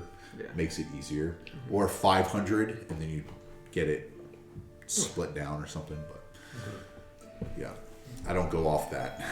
Yeah. well, as we travel northward, I suggest that we prepare a couple of them lanterns that old birdie boy there got I on didn't the get cart, any just lanterns. in case. I didn't get any lanterns. You didn't get any lanterns? I got torches. Oh, I have a lantern. well, best prepare it on the cart somehow, because we're gonna need it eventually. That path doesn't look too welcoming. That what? The path. The path, The path. Oh. the path doesn't look too welcoming. I thought you said the pack. Dark vision. No, the path. The path. You know, the thing that you walk on to go to place? The little thing that could be made out of dirt or made out of footprints, you know, the path. Can you say that in Minotaur? No, I don't think that's a language I know. So I'm moving up front into the cart. Who's driving? It just sounds like it's only Portuguese. So there is a cart somewhere right there. If y'all want to give me a, you know what? Let's do this. This might make it kind of interesting. He has a map, guys. I am We're scared. fucked. Just generalize. This is a path. Just like that way or whatever. Don't. Squares don't mean anything. No, it's just so y'all can. Visualize. Yep. Here I'm a is. very visual I got you. person. Okay. Yep. Y'all do that. There's 5. I wasn't gonna make a map just for the 10 trails. Worth it. Who is driving? So I'll drive. Dane's gonna be in the front drive. And I'm gonna pop up front with Dane. Okay. I'll be in the back, you know, strumming the lute. I'll just be chilling. Unfortunately, we don't have any alcohol for you. Sorry. I'm impressed. This is the most sober you've been. It's, I'm Oh, the taking a wine's break. gone. The wine. Why is the wine always gone? Oh, don't whine about the wine. There you go. Don't whine about the wine. So It's all right. I'm taking a break for a while. while we're heading down this trail, Dane's gonna look at you guys and say, "I feel different. Something's different in what's happening with me. I'm not sure that I can heal you the way I used to be able to." Did you get? Oh, I was gonna say, did you get it from the Kender? Dane's gonna look at you and say, "I don't like men like that." I wouldn't trust him either. But yeah, Dane's gonna tell you guys, I don't feel the same. I don't think my abilities are what they were before. That's good to know because we'll Very good to know. we won't rely on that from here on out. Yeah. Did we ever rely on that? You did. You died. I thought you. He literally brought you back to life. Yeah. There were times where But he didn't heal me before I died. because I think you were Because he was you were entranced or 60 something. feet away from my character. You You were also sheep. You were like Why did over you get here. He sheep? was That was a like way different over fight. there. Doesn't Like count. I think he was like frightened or But something. even then, I got sheep trying to heal you guys while you were running around with your heads cut off. So, shit. I mean, I Oh, took I a- miss playing with you guys. I took a land breath for that reason alone to keep you guys from getting hit with it. That's why I had to revive you. We'll use this as the Toboggan. just in front of them, so that represents the rest of the caravan. Yeah. I don't have that many wagons. It's gonna get blown up. Well, you should ask for more. Make me more wagons. Just for this session. Oh, no. Yeah. So, I take it we've taken off, yeah. As far as I just told everybody that Dane doesn't feel like he has the same abilities he used to. Okay. So Good to know. Good to know. yeah. So while I can try to protect you all when we get into a fight, I don't know that I'll be able to do the same spells I once was able to. So you might have to be more careful now. Good. Yep. All right, less sacrificing for the party. Okay, gotcha. Less what? Less sacrificing for the party. Just don't thrust yourself into the jaws of the enemy. Yep. Heck, for a while I can, but yeah, just for a while, like once per day. So it's slow going. It's going to take a few days for this caravan to get. Since y'all are all going together, the speed is the speed of the whole caravan. So it's going to take you a few days to get there. Now for the rest of the day, who is driving right now? You are? Can you roll me a d20, please? No, 8. Okay. You got 8 feet. That was definitely how I was doing that day. That was a fun encounter. Okay, I had a great time trying to kill all of them. Yeah, you missed that shot. Yeah. They were running from a horde of goblins for 5 miles. Oh my god. Is that where everybody died? Is that the one where everyone died? No. That was the one where That it was was- just me, John, and Kyle. Kyle. That was the one where. They easily should have all died. Wait, no, that's because me and Alex were there too, right? Yeah. Yeah. And that was the one where Alex was just like, "Hey, are you okay?" It's like In we're a here to fucking Cavern full of goblins. just Yeah. shout. They didn't protect him. You even gave him the option, just like, are you saying that loudly or quietly? It's just like, yeah, I'm saying it loudly. He's Like, hanging with such. Are you okay? Room full of goblins. yep, alerts, Alright, well, that's how we're alerts doing the it, guys. whole cave, and we had to book it out of there. Yeah, that was fun. So, I'd like to say, as we start off, my playlist, so to speak, is kind of more upbeat, moralizing to help keep the spirits high. Probably start with a song that kind of goes like, well, tell me more when I go home, the boys won't leave the girls alone. That's a good song. Stuff, songs, you know, happy tunes. We'll go off your performance from before. That kind of carries over for the rest of the day. No one's really... there's a couple merchants that are kind of like walking beside, transitioning between riding on the cart and walking beside and just, you know, doing what they can. The kids occasionally jump off the cart, and you can tell the caravan kind of slows drastically so they can get off and play a little bit. But it keeps everyone in relatively good spirits. For the rest of the day, it really kind of goes without any events that are upsetting or anything. The snow, as you left Hundlestone, there was no snow falling, no blizzard, no nothing. It was just calm, just nice and calm, but it was cold. Snow on the ground, packed down to like permafrost. Although the afternoon of this first day of travel, a little bit of snow starts to fall. It is, if there weren't the looming, ominous vision of the spine of the world and the darkness ahead, it would be a pleasant journey. And you all take that in. This may be one of the last days that you have with honest to goodness, lightheartedness, laughing children as you push forward into the evening. And the caravan begins to halt. Find a spot to circle and start a fire for the evening. So, evening sets in. The darkness sets in. The cold settles. You feel a chill through your cold, weather furs. You're still warm, but it's sharp. It bites. The fire needs to be going. So, this evening, Shenanigoons, what's going on this first minute of travel into 10 towns? So are we stopped right now? Yep, so the caravan kind of circled around, made a little circle. Mm-hmm. From the 4 of you that they are, so a box. One of the other merchants set a large fire in the center. The kids are kind of quickly eating their food and going back into their caravan, into their wagon to go to sleep. Some of the merchants and the parents are kind of just like sitting around the fire, chit-chatting a little bit.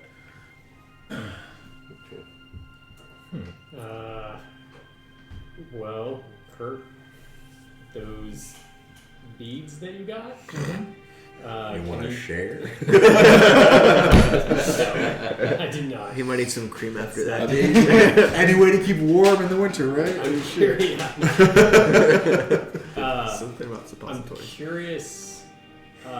You had mentioned before that you could possibly build a shelter out of them or create a shelter out of them. Well, Out of the beads. there's a spell that I learned from a passing merchant days gone by. He called it the tiny hut for whatever reason. Or maybe that's just the name for eons. But yeah, basically, I take one of the beads, and it's used as the medium. I use the bead, I toss it down, and it pops up this like 10-foot dome of magic, I guess you could say. And on the inside, it's really like nice weather. Like you're down south, kind of like Stormwreck Isle. And no magic can get in, no magic can get out. But the stipulation for that is that only medium or smaller sized people can enter. If somebody large in size enters, it kind of just goes poof. And then we're stuck back out in the ship. Are any of us large? Or are we all medium? You all are medium and small.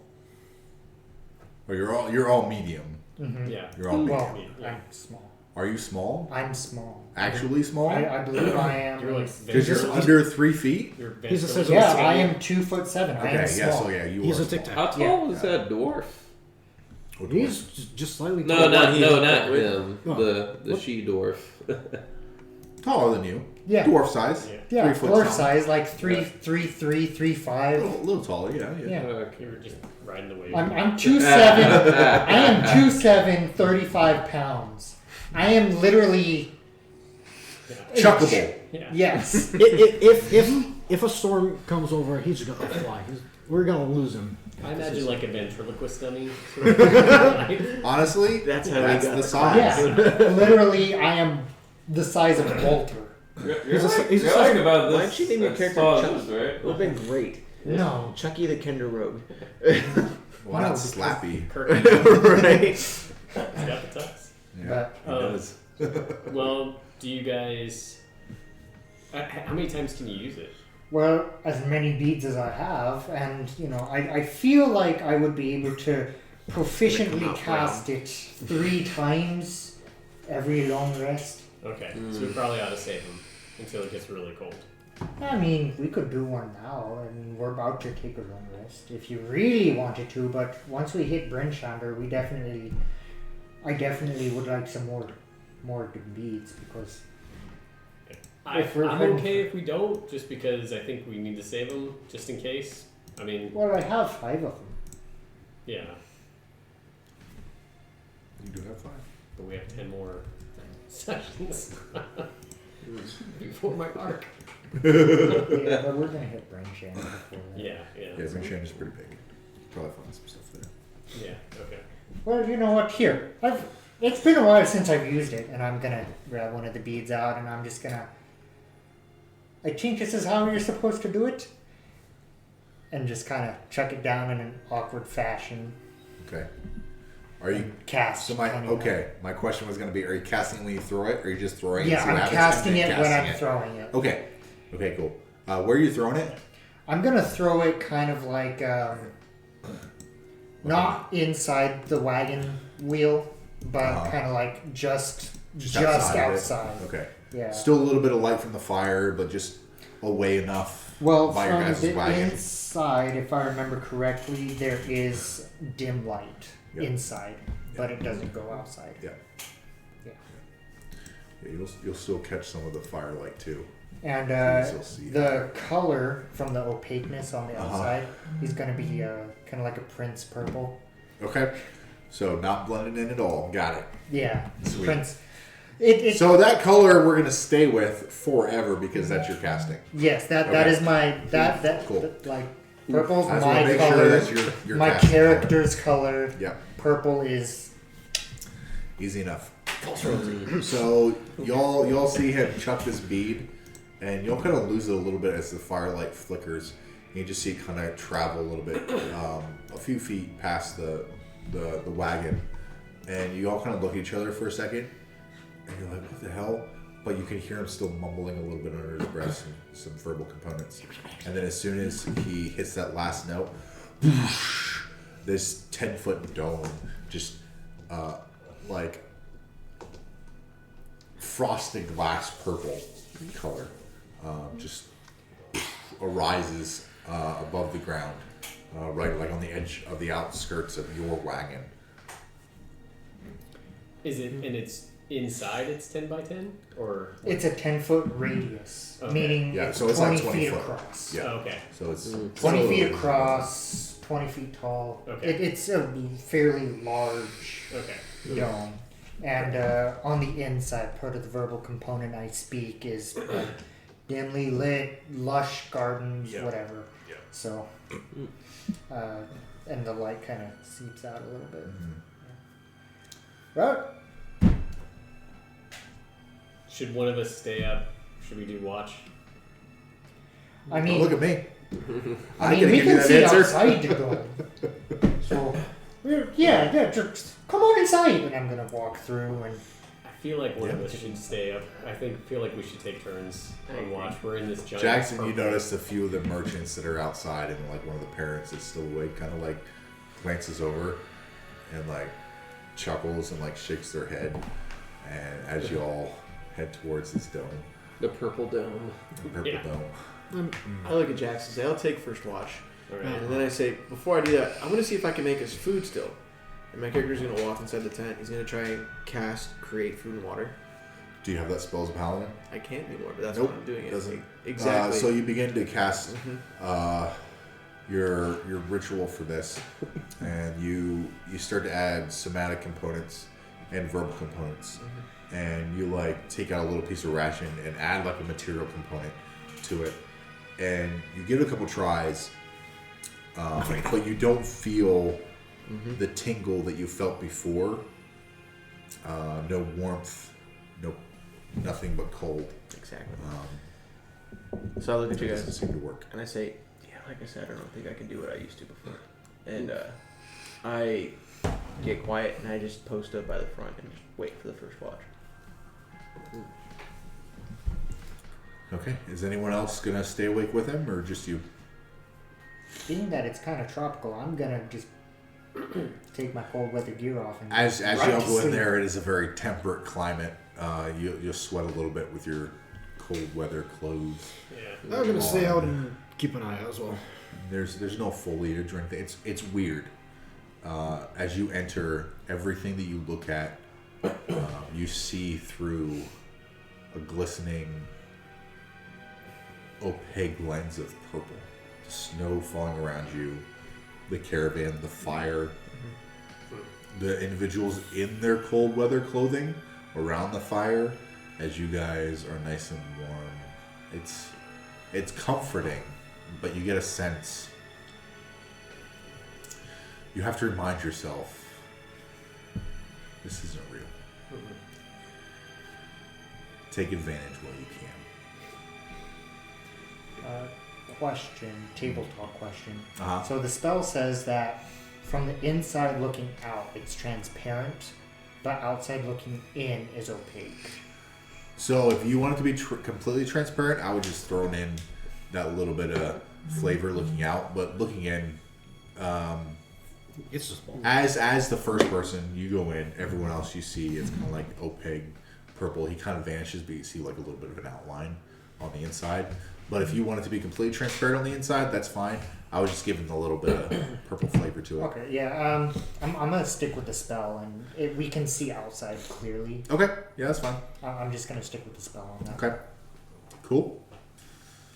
As you guys go inside, one after another, through this opaque, purple, shimmering, magical force field glass portion, as soon as you enter, it looks exactly the same as your surroundings. You really can't tell where the edge of this tiny hut ends and the exterior begins, besides where the snow is falling around you, catching the top portion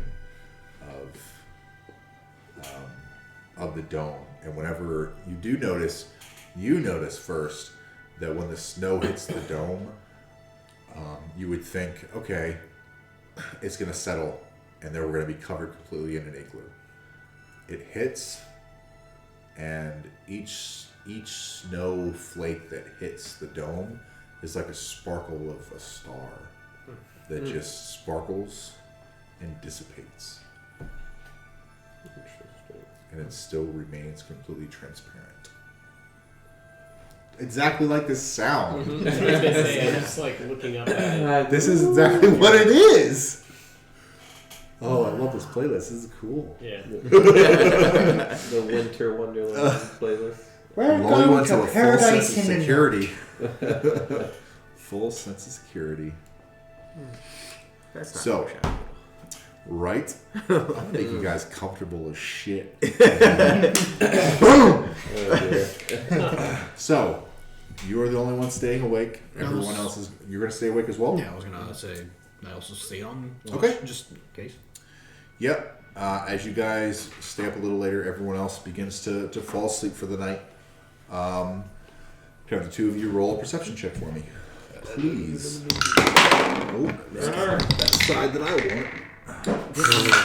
Oof. There goes. You mind? 20. No, Dirty no. 20. Dirty 20. Okay. I'm glad he stayed. No, he got that roll because he stayed. Yeah. Jinxed me. That's You what bastard. Oh, sure. Let's see when the next warbird comes. He's rolling a lot.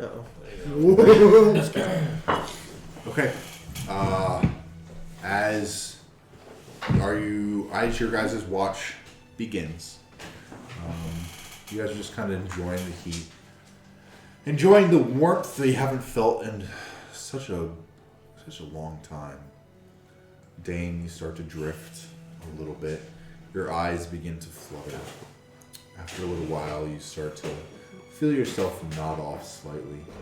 Occasionally, you'll feel Mert kind of just like bump you to wake you back up. Mert, you notice that outside the tiny hut, everyone else from the caravan kind of, they stoke the fire like one last time, and then they walk off to their own wagons to bed down for the evening.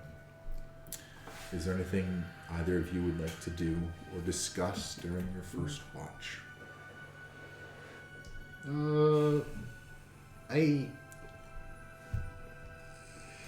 Actually, never mind. I misread something. I know.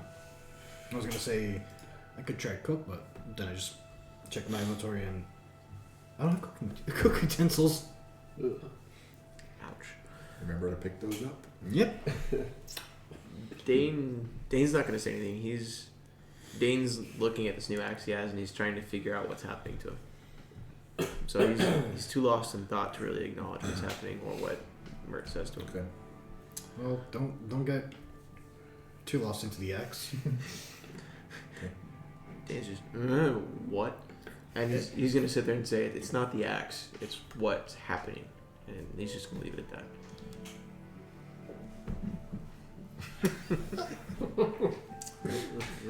Merc conversationalist. What am I I'm supposed to giving say? you the chances. Go ahead.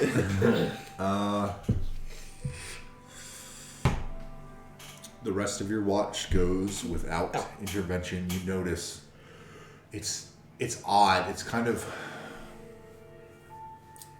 occasionally Dane more than Mert, because you're starting to roll a little bit, but your eyes drift up into just seeing the snowflakes start to fall, and it's increasing, and like it's so weird because occasionally you're just gonna like flinch a little bit. The snowflakes feel like they're gonna fall on you, but they just stop at the edge of this dome. It's just those flinches, and around you, you notice the outer edge of the hut. The snow is beginning to pile slightly, just a few inches. Just a few inches on the other side of the hut. It is still snowing. And it's getting a little heavier. But the rest of your watch goes relatively peaceful. And if you like to wake anybody else up for another watch or stay up all night, it's up to y'all. Your time is over. I'm going to walk over to Jax. And I'm going to nudge him a little bit and say, hey, Jax, wake up. And assuming he responds and starts to wake up, I would say, hey, Jax, we need to be careful. It looks like it's snowing harder outside, but if you could take watch, be great. Also, I'm a little worried about the caravan. I know that your people have been getting taken around here, and I don't know if people are starting to plot to grab you two while we're going, so be very careful. Jesus. Sorry, continue. Damn. It's the wife sent me shit. And I'm gonna say, just so you know, I'm worried, but I need to rest now. Is it okay if I crash? Yeah, I got it. And then my character's just gonna find a nice little cozy corner and pass the fuck up. Can I wake myself up? Get a little tail shake. A little cottontail shake, yeah, perfect. I'll wake up with Jackson. Okay. Kind of relieve Mert.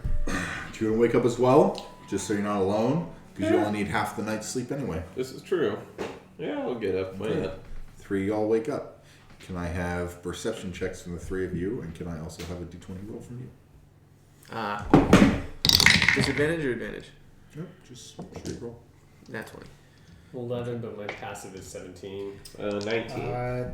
Dirty 23. 23, 17, 19. 19.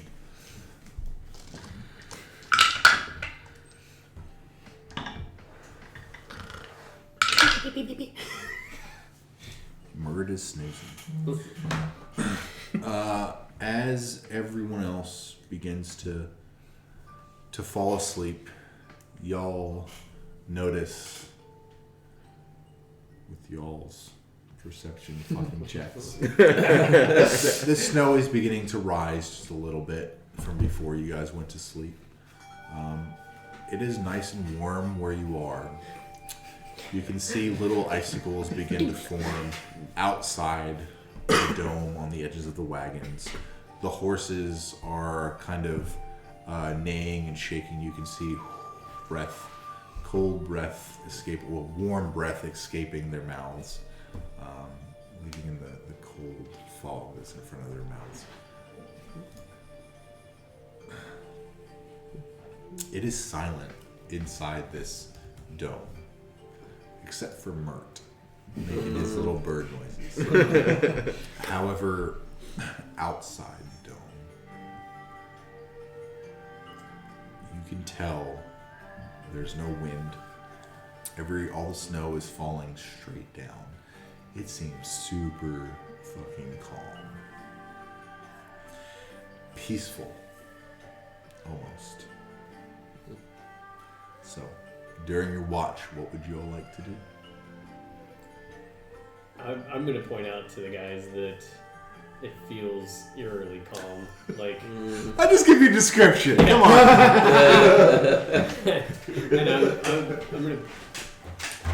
just gonna say that I'm gonna tell you guys a little bit of my background with my family and how I remember kind of tell a story about when my parents died. That I remember working in the field and there was this point where it felt like the wind had stopped and everything got calm, and I didn't notice it. I didn't make a connection at first, but soon after that, my father was killed and my mother was taken captive and then killed, and my brothers and sisters were all scattered, and my younger brother was taken as a slave, and but during all that there was I had this sense, this eerily silence sort of feel, and everything was quiet. And I have a sense like that's what's happening, that I have that same feeling right now. It may not be anything, but this is kind of freaking me out a little bit. Do you know what exactly took your, like, basically who attacked your family at the time? Yeah, it was a wealthy landowner who wanted our land, and my father wouldn't sell to him, and so we and he fought him and fought against him, but eventually the guy just came and took everything that we had. My brothers and sisters and I, we came back together, and eventually took our revenge. And but my youngest brother's still been missing ever since, and then obviously my parents are dead. But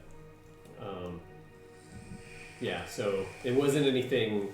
I don't think it's. I just have that same eerie feeling that I had then. I don't think it's the same thing. I just have this feeling like something's not right. Well, there is definitely something amiss in these lands. Last time I passed through here, it wasn't this bad. I mean, what, that shopkeeping Hundlestone stores? Hundle House. In the Hundle House was saying, I think it has something to do with Aura showing face or whatever the fuck she's doing, or who he or it is doing. Yeah, I think so too. And I kind of wonder if this has something to do with the way that I'm feeling. I don't know. But can I see that? And if he'll let me, I want to look at it, see if I recognize it.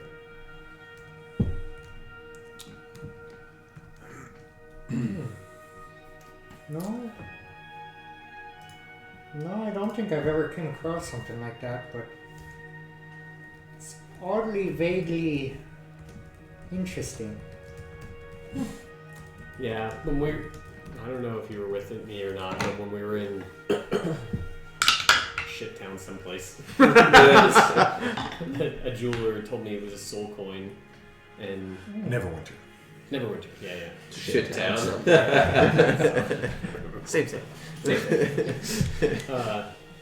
Said that it was a soul coin, and that I think it's connected somehow to the darkness. It could be, it couldn't be. I don't think I've ever heard of a soul coin before. Though I might have a contact up in Bryn Shander who has. I don't know, we could ask if I can find her. Jackson. Kirk. When he hands you over this piece of metal, in this nice, warm abode that you have made for your party, he hands it over and you expect it to be cold. It looks like it's a hunk of metal. It's a little warm to the touch for you. You hand it back. Jackson, you notice that when he hands it back, you get this quick sense of warmth and then a growing cold surround the coin again. And as you flip it in your hand and talk about it a little bit more and then put it in your pocket, you notice that it continues getting a little colder and little shards of ice begin to just peek around the edges as you pocket it back.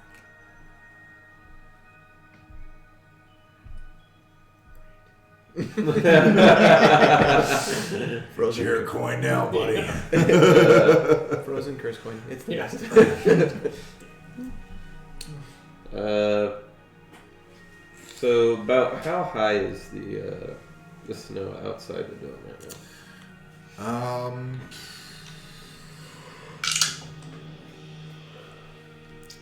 It's gotten to about half a foot. If It's this- steady. If this snow gets too high, are we gonna have any issues getting out from this dome? We shouldn't. I mean, theoretically, we shouldn't. The horses might have an issue driving the cart, though. I mean, I wish I would have pressured the guy to give us them snowshoes for the horses, but I mean, we have snowshoes. One of us, at the very worst, one of us might have to help pull the horses, but we should still be able to make it there. If tell you what, if the wagon train ain't too worried, then I ain't too worried. Nice. Okay.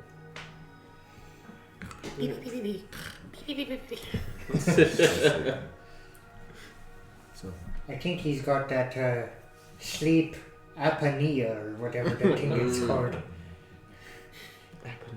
Yeah. Yeah, that sounds about right. birds sleep. So, anything else you all like to do during your watch? The night comes to a close. Early morning settles in. What you think to be early morning? What you're used to, the sun coming up over the horizon, isn't quite there yet. Your bodies feel like it is dawn. The sun is still far below the horizon. You do notice others in the caravan begin. Yeah, this. That wasn't my choice. You're doing this on purpose. I love this sense of dread and stuff. Literally has nothing to do with dread, but it's just the setting. Perfect. I've been waiting for you guys to get here.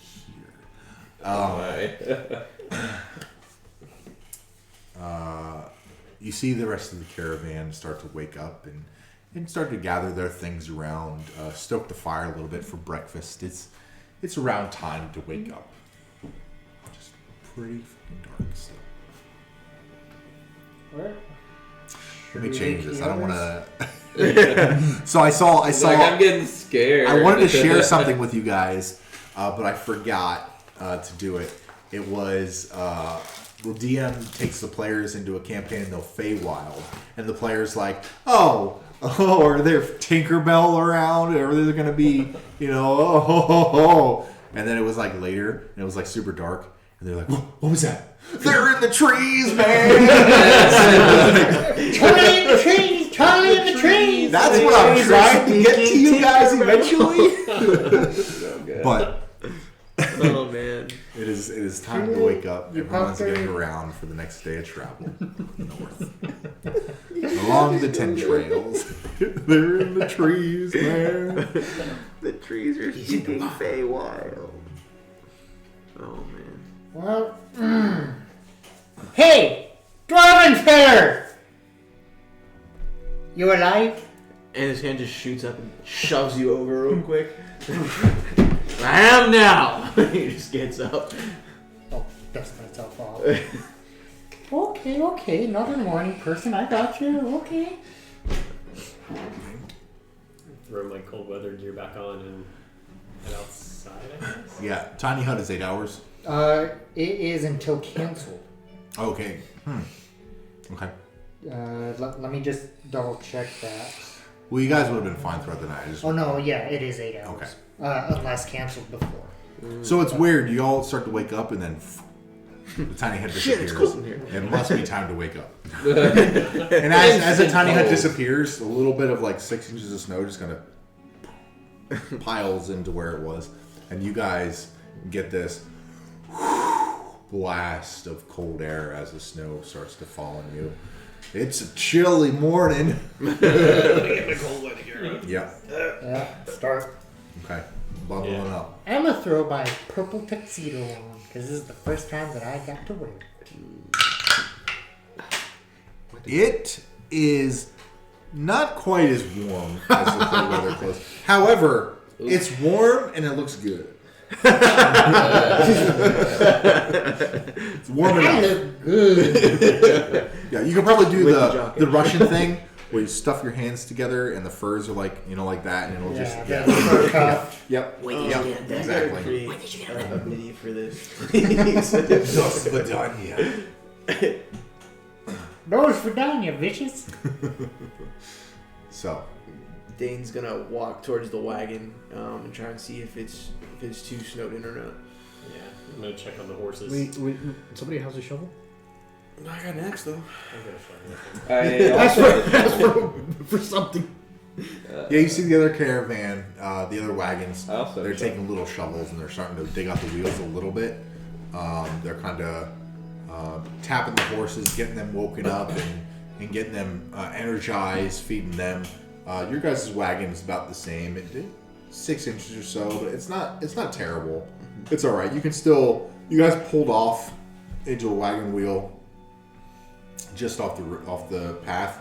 It's a pretty well beaten path. It is the only trail to 10 towns.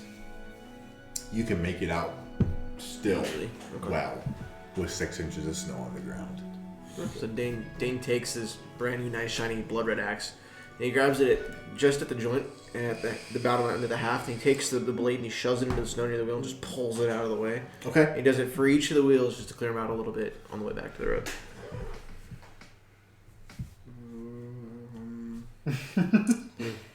The axe screams. What the fuck? No check. Okay. Like, no, it's just cleared a little bit of snow. It's only 6 inches now, Now. so it's fine now. See these little words I throw in there? That's that evil laugh. He's doing this on the inside. You'll notice, or you may have noticed in the past, whenever I take a big drag of my vape, He's getting real. it's when something is starting to go. Yeah. Like, okay, let's do this. We see the smoke rolling in. I have noticed it. Okay. Is it still the trauma from the murder at the yeah. house? Is it the trauma from that still trauma? Everyone's starting to get their wagons loaded up. The snow is now starting to cover the fire as y'all begin to trek north, continued on your second day of travel on the 10 trails. The spine of the world is beginning to loom above you. The darkness is still set. You can just make out the edges of the mountains of the spine through the darkness. Peaked in white. Everything is still, calm, snow falling steadily around you as you hear the creaking of the wagons in front of you, the horses neighing for warmth. Continuing on 10 trails. Has the sun come up at all? No. Okay, so it's just you've just a little bit of twilight. okay. A little bit of twilight. It's probably about 8, 9 in the morning now, and just a little bit of twilight. You can just make out the horizon. I'm gonna take a couple of the blankets that we have in the car and just kind of clamber up into the front and lay one on each of the horses. Okay. You can reach that high?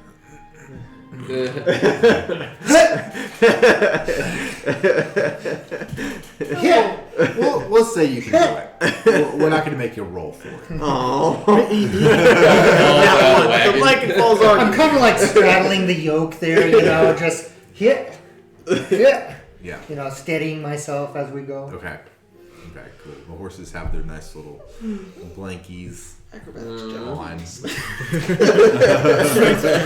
Shut up! Dexterity saving throw, not to be trampled by the wagon. And there goes the bar.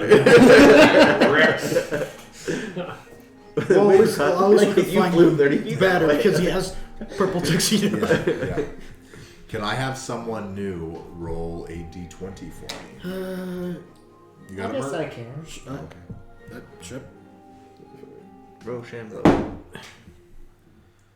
13. You just really want to roll the big dice, didn't you? Yes. The heavy dice. It's not big. He's got the big dice. Here, you should try that. See how it goes. It's gonna dent it.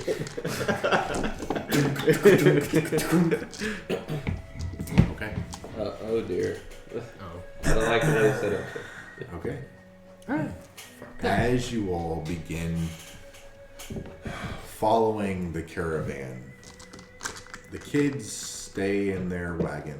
The merchants kind of stop walking alongside their horses. Everyone's keeping warm as they can inside their own wagons. You really don't see anyone step out, except for the occasional pissing out the side of the wagon. Just See the keep steam moving rising forward. from Yeah, exactly. Instant ice. See everyone's just trying to move forward to get to Bryn Shander and find that Yellow warmth. snow cone. It is getting cold, and as the day progresses, the wind begins to pick up. The snow begins to whip. About midday, twilight has set in. Well, twilight about 9 or 10 o'clock in the morning. About midday, it seems like it's going to be the brightest it is. You can see the peaks of the spine of the world, or rather the lack of, as dark, dense gray clouds surround the peaks ahead of you to the north as a blizzard begins to creep. You're riding straight in the direction you want to go.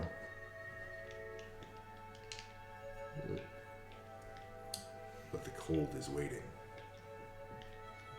The snow is unforgiving. Yeah, if I could lose good one.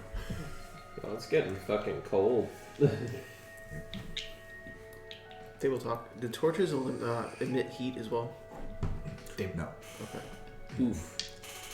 Y'all feel a slight chill, but you're warm enough. You're not gonna suffer any extreme colds. You'll still suffer cold. Don't get me wrong. You'll suffer cold, just not extreme colds you that don't will lead need to to, exhaustion. You shivering already does it. Yeah. The occasional. The horse is just looking back like, what? I'm going as fast as I can. Kirk, Yes. roll me a history check, please. That is a nat 20 plus 4. You Oh, damn. may be the only one out of this party that has felt this cold before. You all have felt cold. This one burns your bones. You know it well, unfortunately. One of the reasons why you left. You feel it may get worse before it gets better.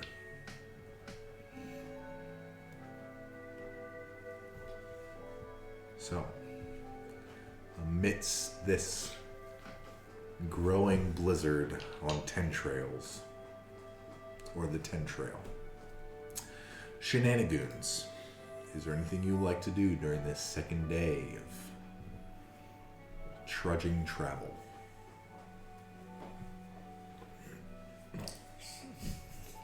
Somebody pass me one of the blankets. It's I thought that there Your was elbows are getting a little chilly. They're getting a little chapped Yeah. with the wind. The knees too, you know, the lips. Are there more blankets? Because you gave a couple to the horses. I pulled 2 out of the however many we had.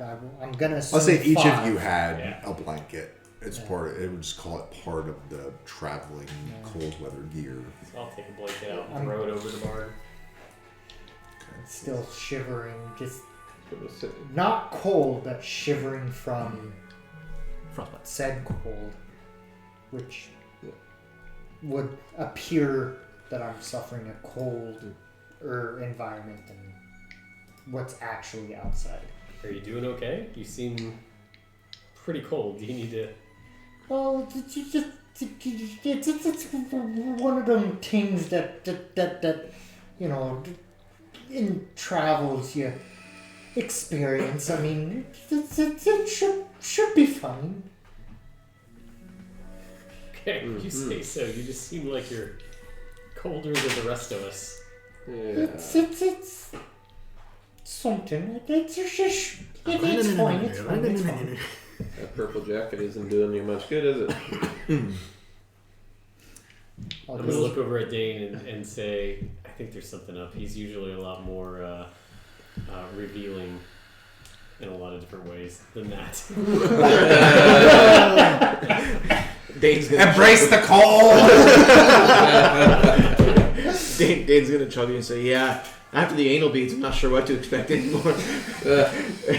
And he's gonna look at you and say, "It's the first time I've ever seen you ask for anything to cover yourself up more. What's really going on here?" It's not tonight. It's not tonight. It should be fine. It's fine. It's fine. You said should be fine. Should be implies something's wrong. What's wrong? No. It's Yes, he is.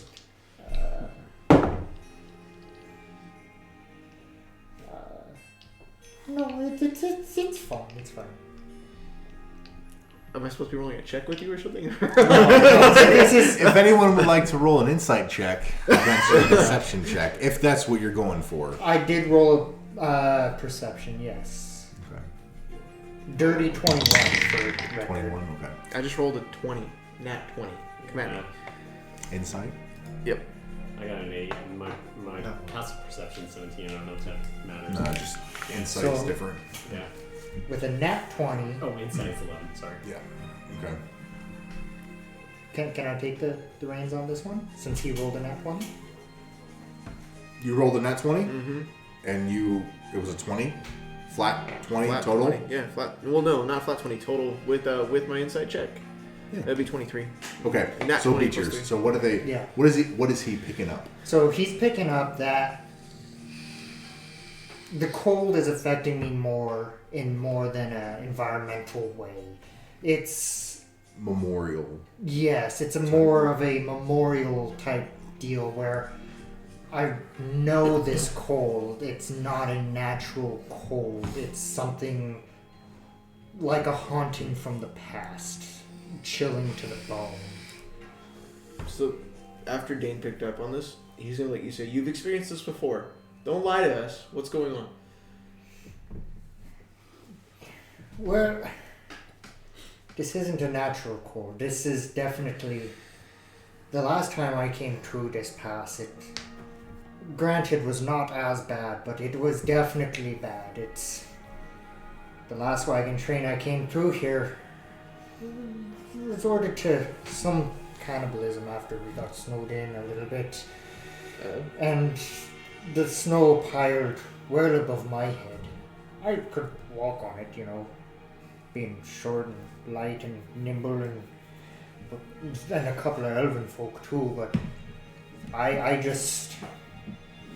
have very bad memories of this past, in the past, and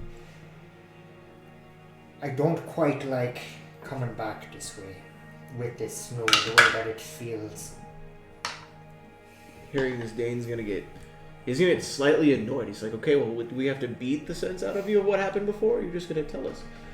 I told you, the party my last wagon train got snowed in and resorted to cannibalism. Well, that's the first time I've heard of this. It's not something that very many survivors of that wagon train talk about, if there's any left. Fucking what? You're left. That's a little worse. Right? Mert. Did you eat This The talk other of members of cannibalism party? Of course not. resonates with you. Oh.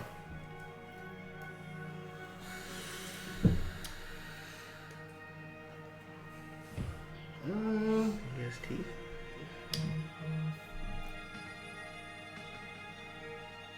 I'm gonna take a look around these.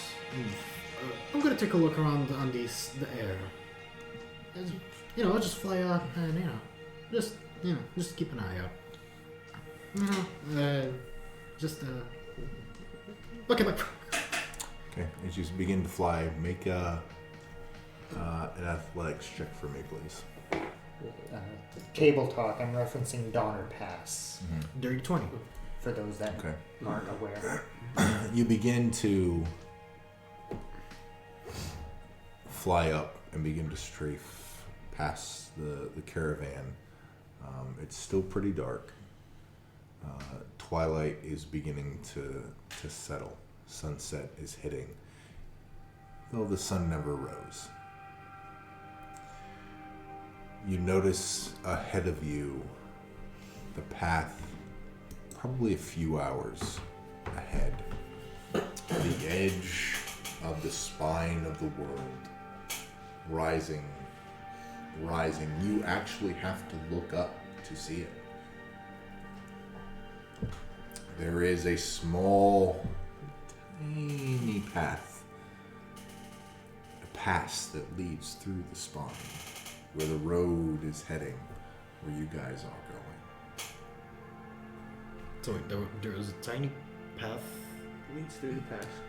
The Chen Trails is leading to a pass in the mountain that you still need to traverse through to get to the other side, where 10 towns possibly will be. I'm gonna make note of that, but I'm just glad I'm far away from that conversation. Okay. I'm just How does it make you feel when you heard that? You bounced, and how does it make? What's Mert's inner monologue?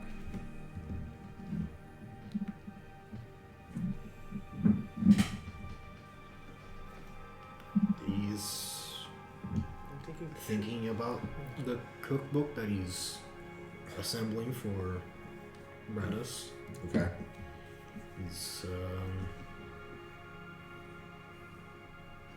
He's just mumbling to himself about how glad that he found Branus. He might have been stuck somewhere still, or even dead.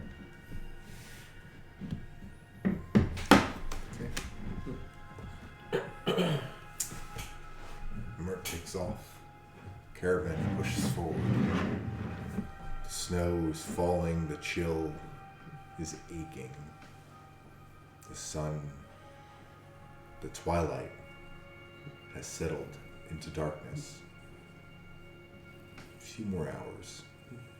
The caravan pushes forward until you see crags of the spine of the world begin to surround your caravan, making your way through the mountain pass to find a night, to find a spot of respite.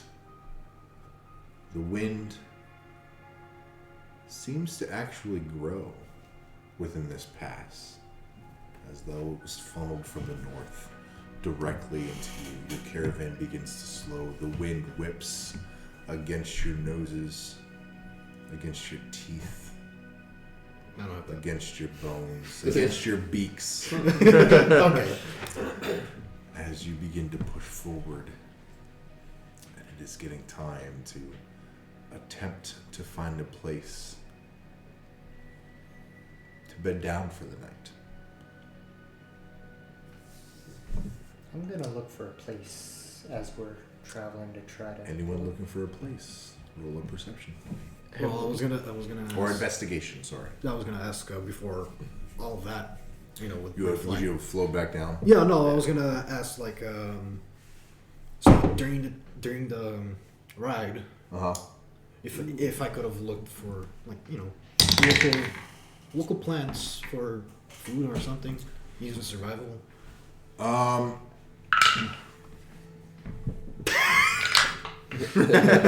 It says this humidity just pushes this wood.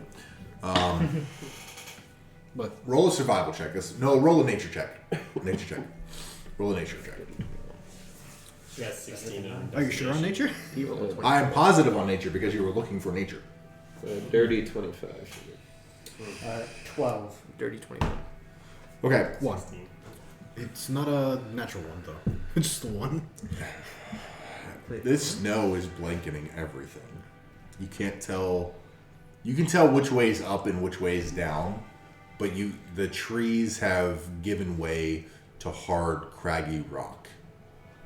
The foliage that once was there, the underbrush, the overbrush, has given way to slick, shiny permafrost. White, hardened snow. You unfortunately do not find anything. Perceptions were, investigations were Dirty 25. 25, Dirty 21. 21, 12. 12, 17 17, or 16. Sorry. 16. So everybody,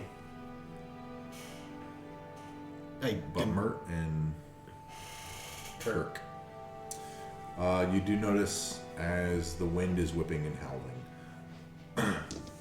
and a little bit of guidance from the rest of the caravan. They're kind of looking too, because they're ready to stop, because they're all kind of jostling around trying to figure out. The wagons kind of stop a little bit. You actually point this out first, that there is on one of the crags there is an opening that looks like it could lead into a cave. Not quite big, maybe about 10 foot, maybe 10 foot tall, about 4, maybe 5 feet wide. That if you were to leave the wagons outside, you could probably find respite.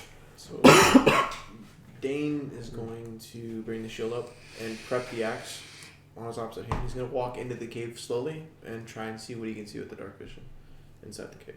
He wants to clear it, make sure it's empty before we bed down. I'll join him too because I also have dark vision. Okay. Roll perception checks from both of you.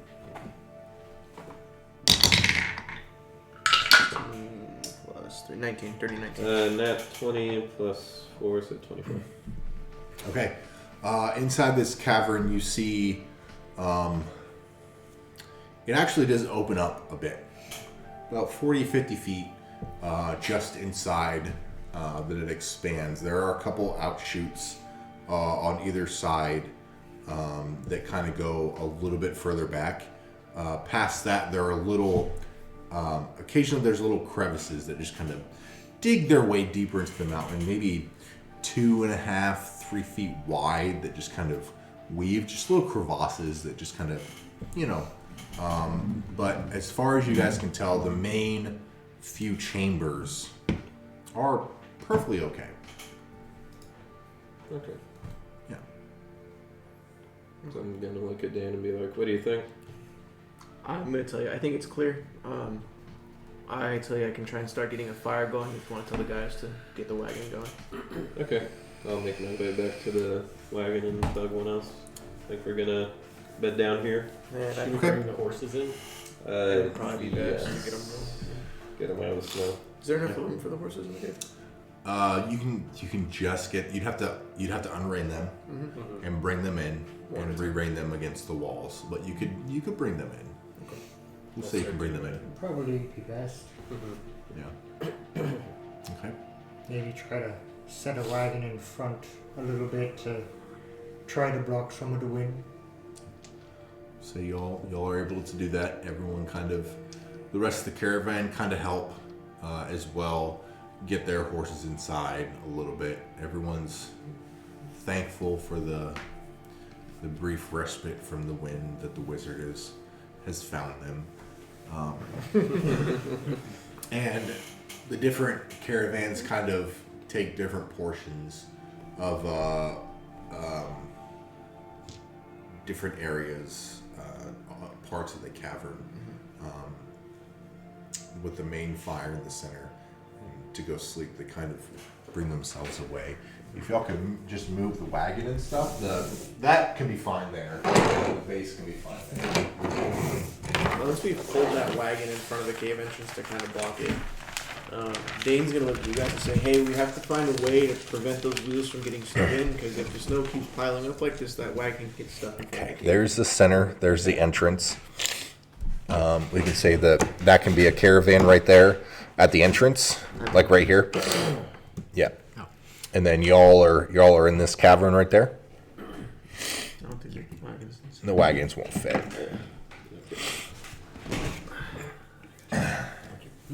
So,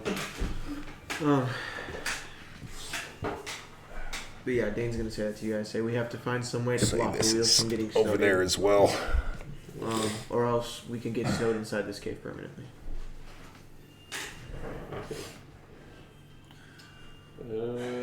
The stone makes the surrounding rooms still cold. It just breaks the wind, which is nice. Is there any type of trees or foliage near the front of the cave entrance? No. It is all craggy rock. A mountain pass next to a sheer cliff, apparently. Can I tell if the stone is shale or not? Roll me a history check. Okay. Or what would your dwarf use? History or nature? That's what I'm looking right now. Features and traits, racial traits. History. It's a history check. Yep. Okay. Add double your proficiency bonus to the check. Okay. 17 plus 6 is a dirty 23.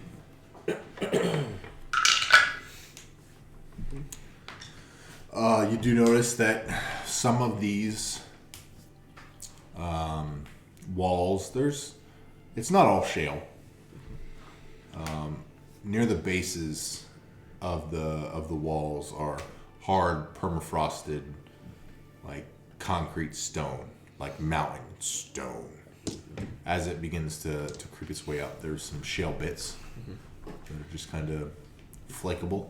So I'm going to try and peel off some of these shell rocks in nice sheets and then put them kind of canopied over the wheels, like a slope, so it'll prevent them from getting snowed in on the side. Roll me a dexterity check. Okay.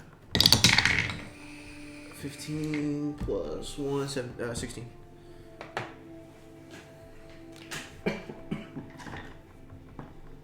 Okay.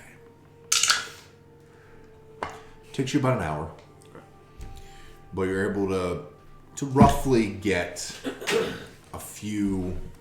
enough for all the wheels of your wagon to kind of TP either just one over, or there's a couple that are really thin slabs that are over, twice. You're able to block the wheels a little bit. Okay. You do fairly well. You know where the shell is. You decent at cracking it where it needs to crack to not shatter completely. So it turns out well. Fantastic. So I come back and I let you guys know, hey, we don't have to worry about the wagon anymore. It should be okay in the morning. We should be able to just get the wheels out without having any snow in the way. Cool. Nice. And then I'm going to take my happy dwarf ass and sit by the fire. Is there anything y'all would like to do during the evening before you bed down? I'm going to play some tunes on the lute to Okay. try to ward off the ill feeling of the days gone by Okay. and Roll me try to a lift the spirits. performance check, please.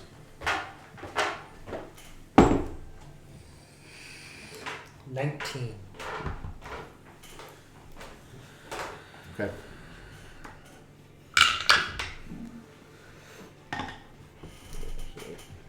You begin to play. you begin a slow melody that mirrors the surroundings and the storm around you. Everyone feels it. Everyone feels that melancholy, oh man, this cold is never going to end. But you begin to create that upbeat a little bit. And it starts to raise people's spirits slightly.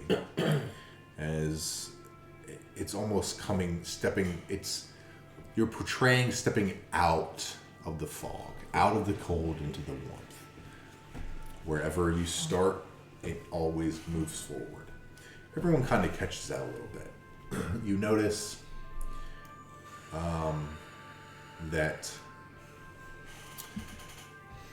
some of the merchants that kind of went off to their own kind of stand at the edge of the one of the cavern edges away from the fire, just kind of like standing and listening. The parents with a child just kind of standing there. The child's kind of leaning on the mom and just like swaying a little bit to what you're saying. I'm just kind of watching the one child begins to just dance a little bit by her mother's feet. Jackson, you notice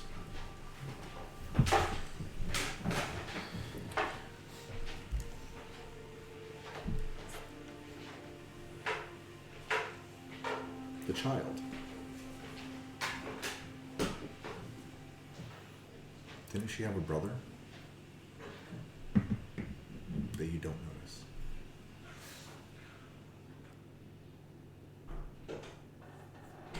You continue playing. I'm gonna investigate some more and just maybe kind of get up and start walking around the cave looking for him. Roll me an investigation check.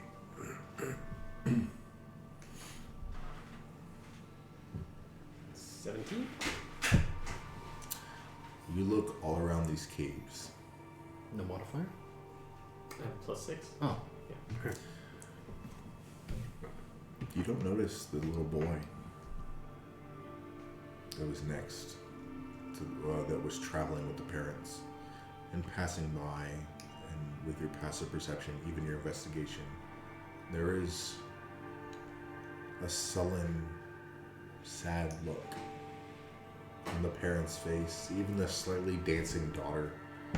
There's a little bit of sadness in their faces. As they listen to the tunes, you notice a little bit of tears come from the mother's eyes.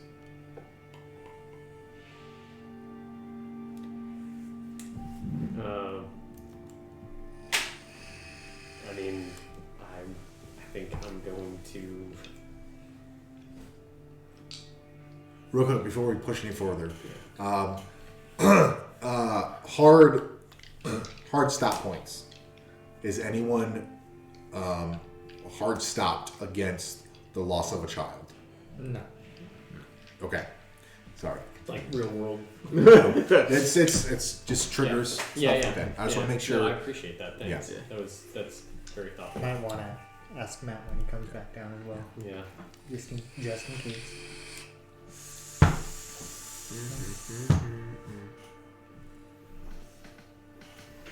Matt! No! I'm alive! Roll initiative. No, I'm kidding. I had a quick question that I brought up to the group. I want to bring it up to you as well, everyone. Do you have there are hard stopping points, like I don't fucking deal with this shit, that I don't want to talk about, I don't want to deal with? The loss of a child, is that a hard no for you? Yep. Okay. That's fine. Cool. So, I mean, obviously this seeing what's happening and starting to put pieces together, that puts a lot. Testing something. Jackson is feeling a lot because of the loss of his parents and his brother that's missing. and then knowing that there's just nothing that he can do in this moment. I think he just kind of sullenly walks back over to the rest of the party and just sits down and then just keeps kind of glancing back up at the family. Because he knows there's nothing he can say and nothing he can do and he can make it right.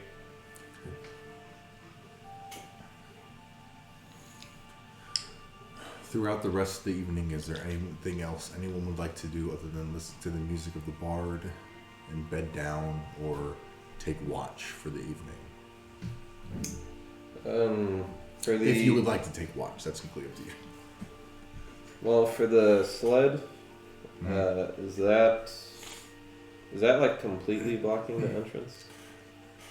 Yeah, relatively. There, I mean, you can still get over it and stuff, but it's blocking it. The caravan, the wagon that you put there is doing a decent job to block the wind. You still get some bits in there. You can still see outside, but it's not like butted completely up against the entire facade, and just no cracks or bits can come through. It's just like there. Essentially, I guess, to stop the wind and to stop giant things from walking through. You know what I mean? Okay. Yeah.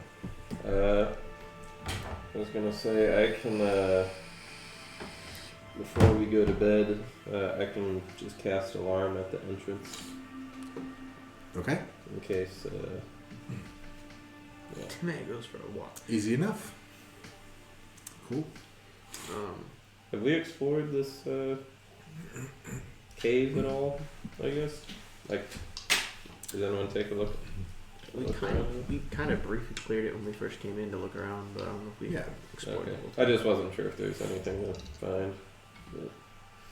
No, the way it looks is kind of like where everyone put their beds down and just kind of chilling out.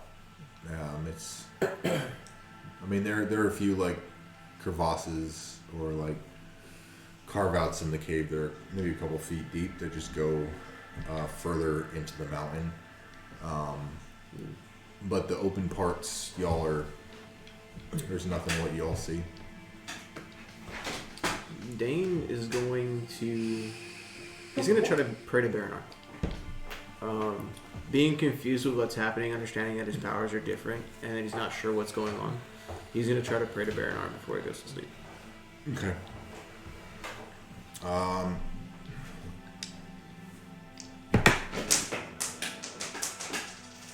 got it.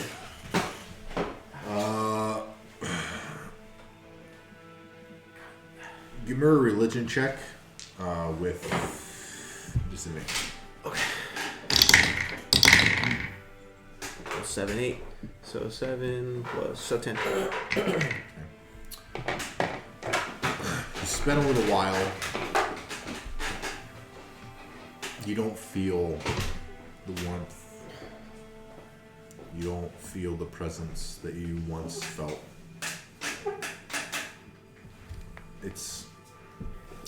You're not sure if it's the cold that has settled into your bones or the magic that possibly has left. Gotcha. Okay. Fantastic.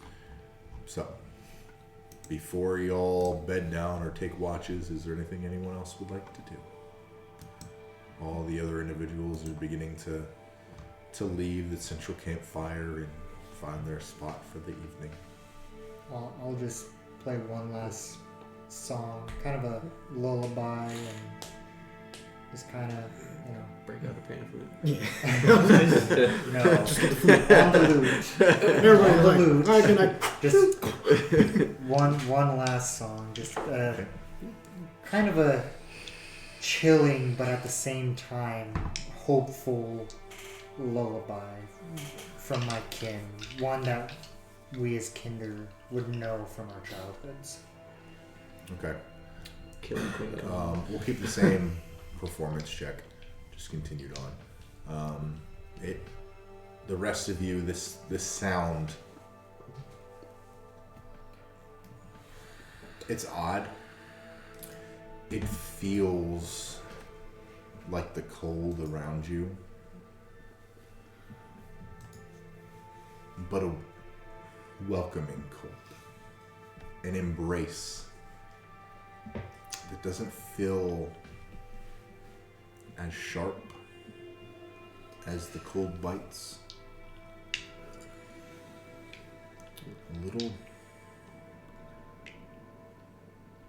bit of calm is pulled to you from the notes being struck from the string.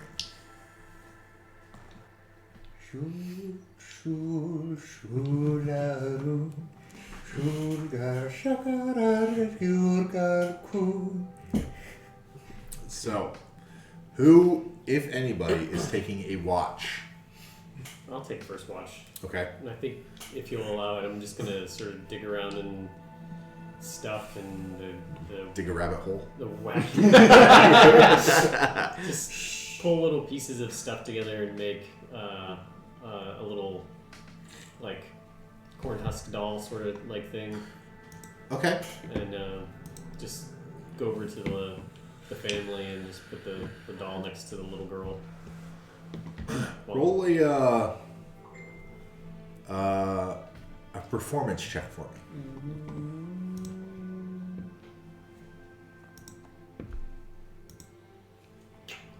5. I don't have it anymore. It's very crude. Yeah. You can't find everything that you were hoping to find, but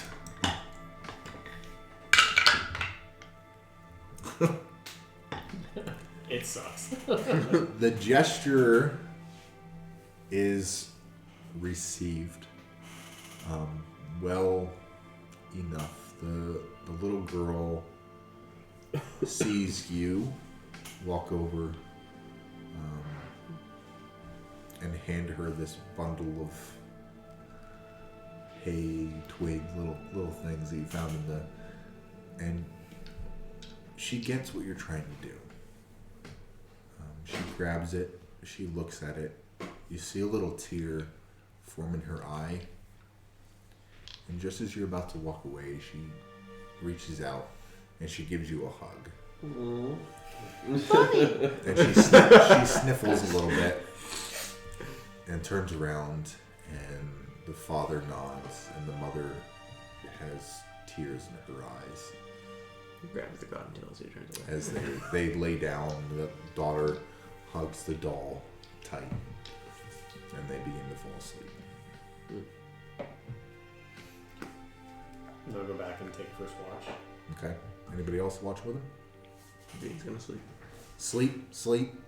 Are you sleeping? You staying awake or you sleeping? I mean, after casting alarm, I was just like, well, I'm just gonna go sleep in the corner. So. Jackson, please roll me a perception check. I'm just gonna He's chill gonna over. grab a bun bear and we're all gonna die. I'm just gonna chill over here. He's grabbing a mimic. Oh yeah, I forgot we have beds. The whole cave is a mimic. I'll take this bed. You know, that would suck. You know how many health points that mimic would have? More than a dragon. Wouldn't it wake up because of him just that pulling gives out me the an idea. shield? Just like, this is shield. Right. I'm gonna have to mark that down for Don't you later dare. uses. Don't you dare. Don't worry. It's gonna ruin a friendship over here, okay? Don't worry. Don't worry. I already am planning stuff.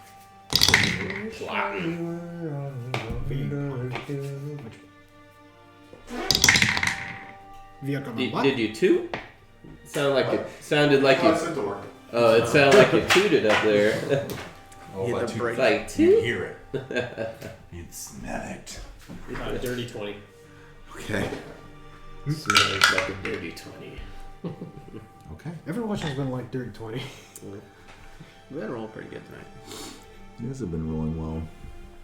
It's like when you guys broke me out of prison. We're saving all the bad rolls for the secret battle. We're saving all the bad rolls for the next boss fight. Yeah, the next boss fight is me. Everybody gets in that one, even me.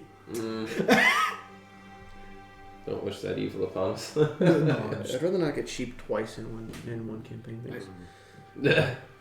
I'm thinking about There we go. But okay. Fuck you. He gave me an idea. No, you Saving gave it. yourself an idea. Okay, I gave myself the idea based off of what he was saying, and I'm saving it for a future instance. Got it. Your ass. Jackson, TPK. where are you taking watch? Careful, let's be level 20, kid. Are you staying put? Are you walking around? I think I'm walking around because it helps keep me awake. So I just sort of, I think I'm walking around, sort of twirling one of my daggers in my hand, just checking out the cave. Okay. Do you have dark vision? Yes. Okay. As it sits right now, the only flame is the one in the center. The parents and the child were over here. The merchants were up in that far corner. As you, first couple hours of your watch, you begin to just walk your way around the edge of the cave on the inside. And you get to about where you are right now. And you hear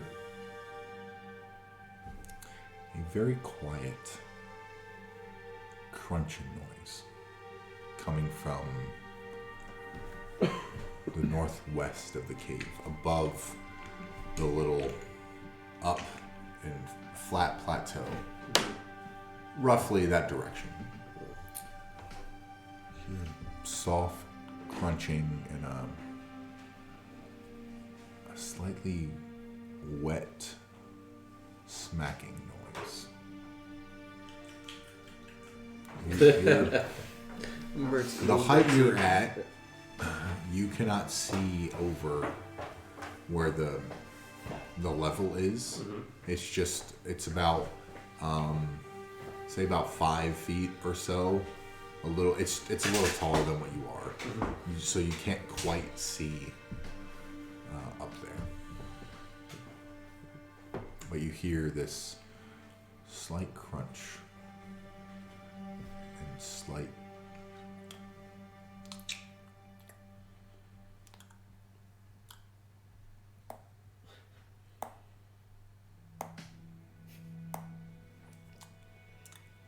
So I'm gonna slowly back up okay. and walk over to Matthias Okay. and wake him up. Okay. If you can move by Matthias. And I'm gonna just lean down and say, and like shake him awake and just say, explain to him what I just heard and saw, and that I'm not tall enough to actually be able to see what's over there, but I think that he might be, and I think we should go check it out just to be safe. I am 6 feet tall. And I think I might go ahead and wake everybody else up while I'm at it too. Okay. Are you waiting for him to go look, or are you just going to start waking people up? I'm just gonna start waking people up. Are Just you my doing it guys. quietly, or Yeah. are you okay? Very quietly. Are walking you over. looking quietly? Mm-hmm. Okay. Stealth rolls from both of you, please. Stuff this fuck boy. Okay. I need to make a shirt that says that. I'm stuck with this frog. 22. Yeah, but my boots of Elven kind of get advantage on stuff. Oh.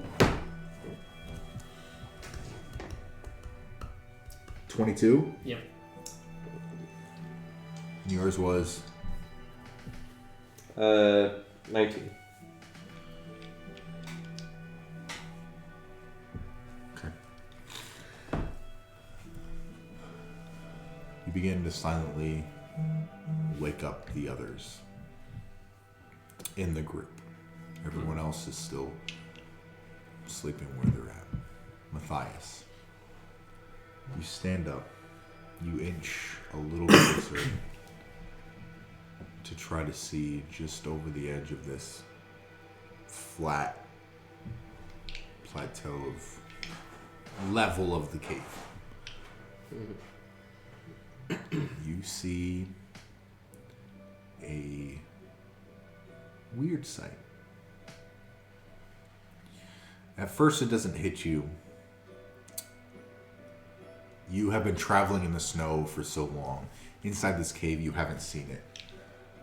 However, like, wait a minute. We're inside. You see a mound of ice.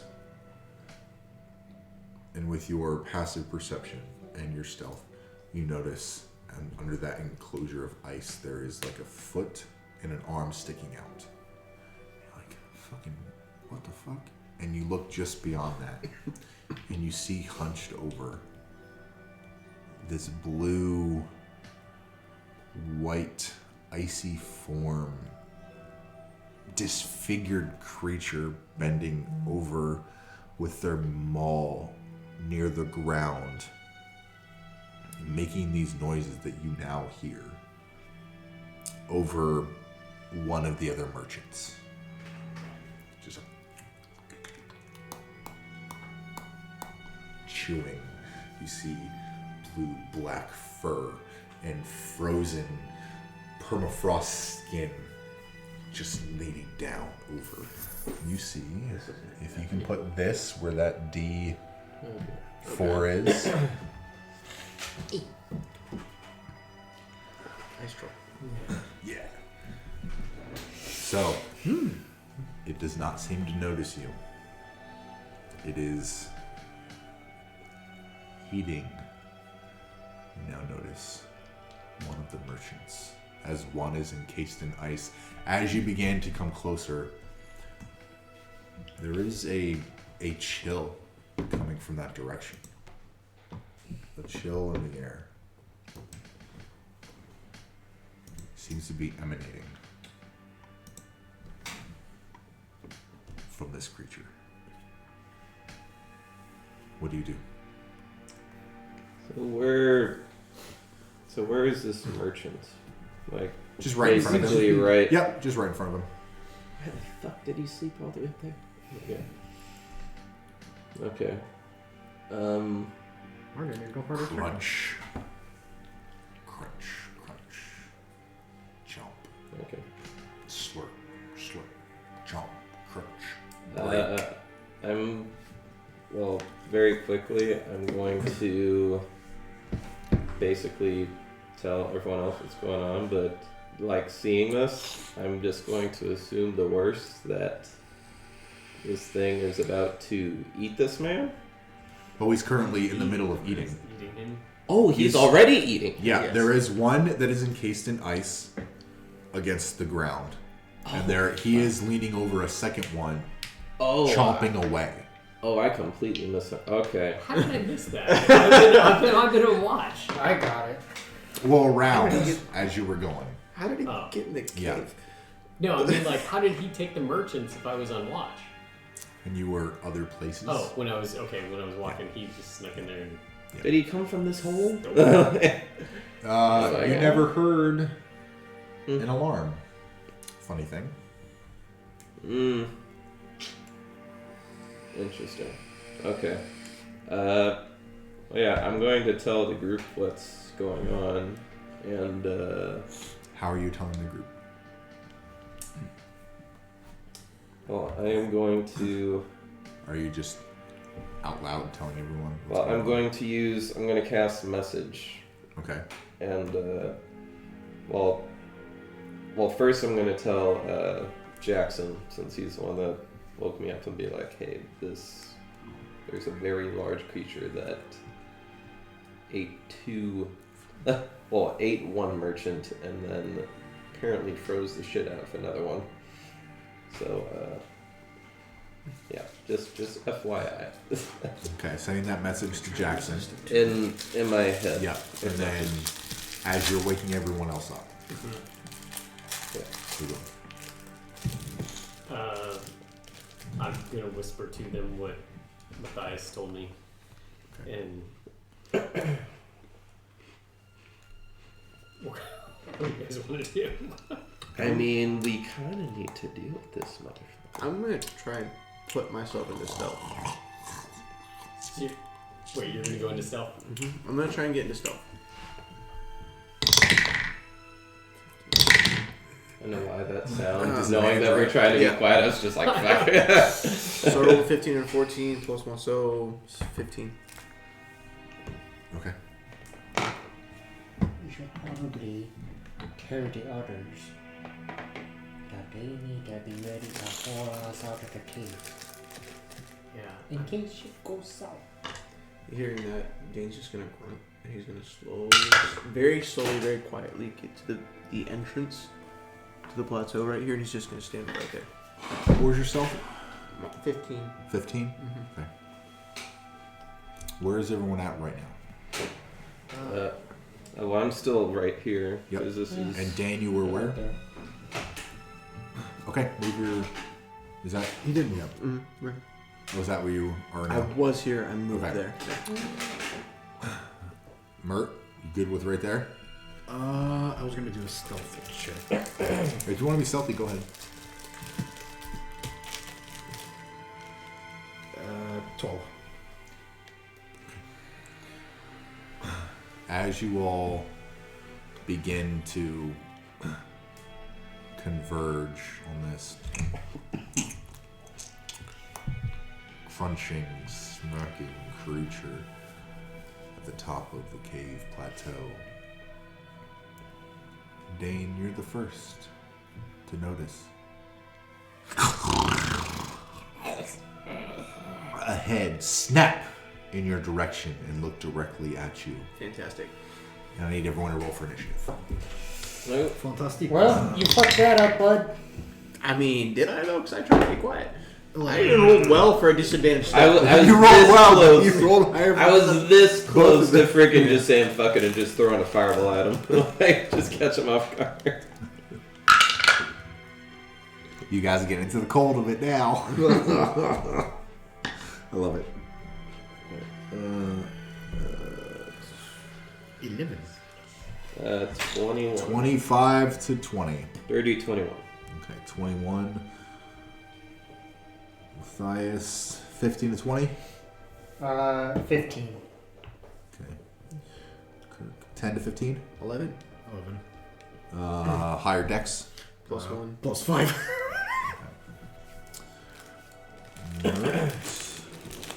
Dane. Nat 4. What's your plus initiative? What's your plus? Oh, Is it a 1? yeah, it's plus 1. Okay.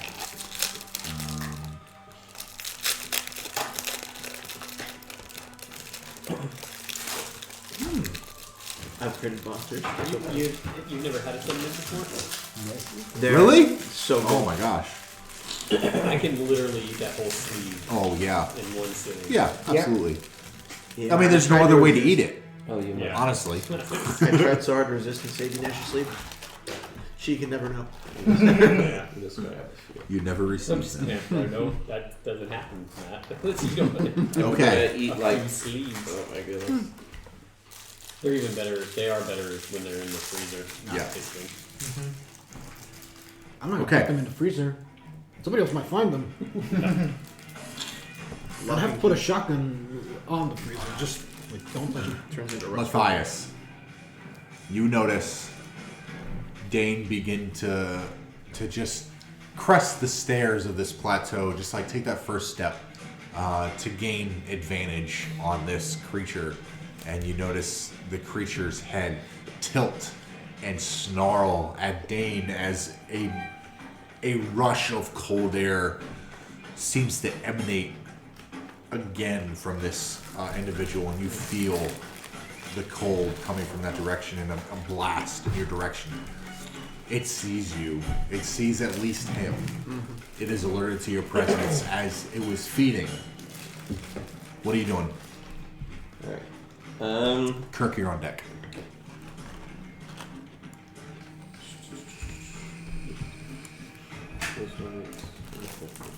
Okay.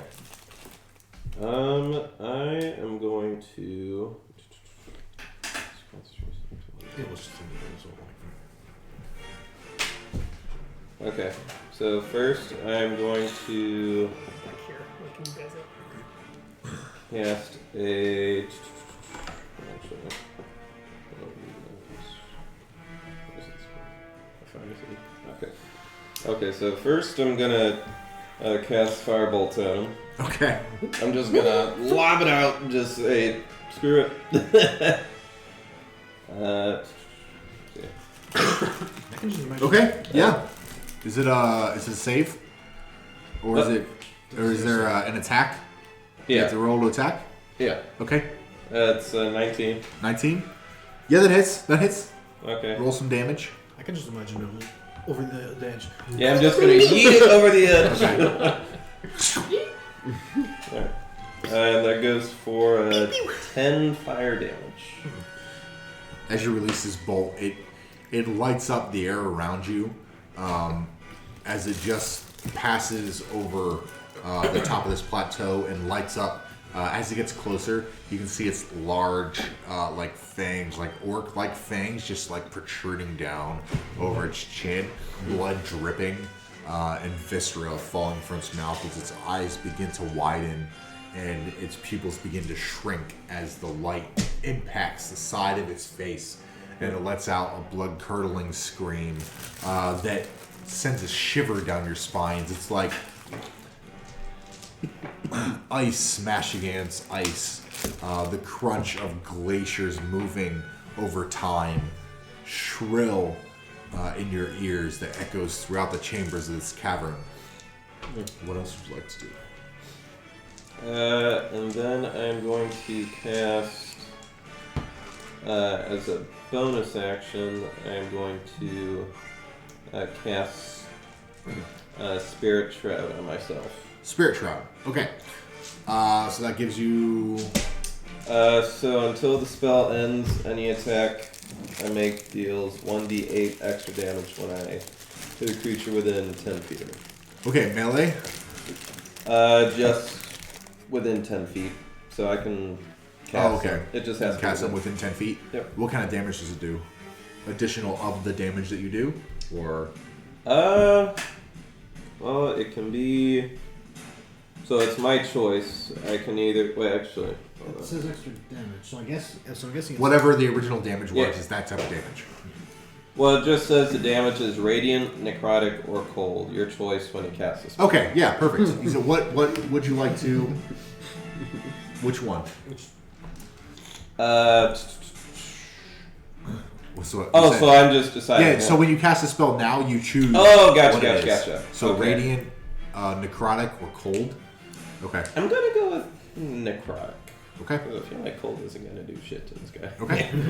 Cool. Easy enough. You see this shroud of glistening light just kind of like emanate around Matthias as he uses somatic and slight verbal components. Just after he released that firebolt, just around him, that's just shimmering in black ichor, like necrotic ichor, just thin strands around him. Kirk, do you want to move? I'm just actually. I don't want to take that away from you. That's just the point.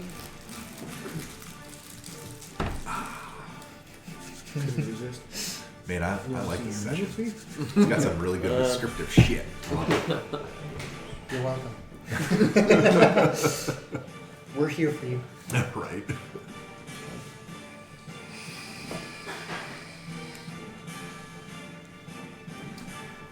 Okay.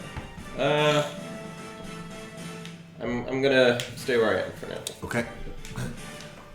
The fleshy wizard is going to stay. I'm just gonna Probably a prepare. smart move.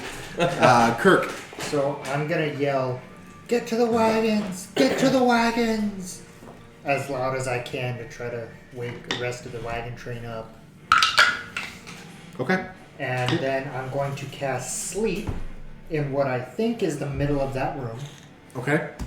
And it's 5d8. 20 creatures within 20 feet. So you're centering it so it won't hit you guys. Just it. Just it. Okay. Yep. 5d8. You need more D8 or you Let's see, that is Let me separate these out and do some maths here. All right, everybody go home. I want to eat my cookies. I want to eat my cookies. Alright, so that is 15, 18, 22, 25, 6, 7, 27. Okay. So what does your sleep sound like? So it's going to sound like the first snowfall. Okay. So the first snowfall of winter where it's just quiet. Just quiet. Just absolute. There's you a can, little bit of hint of.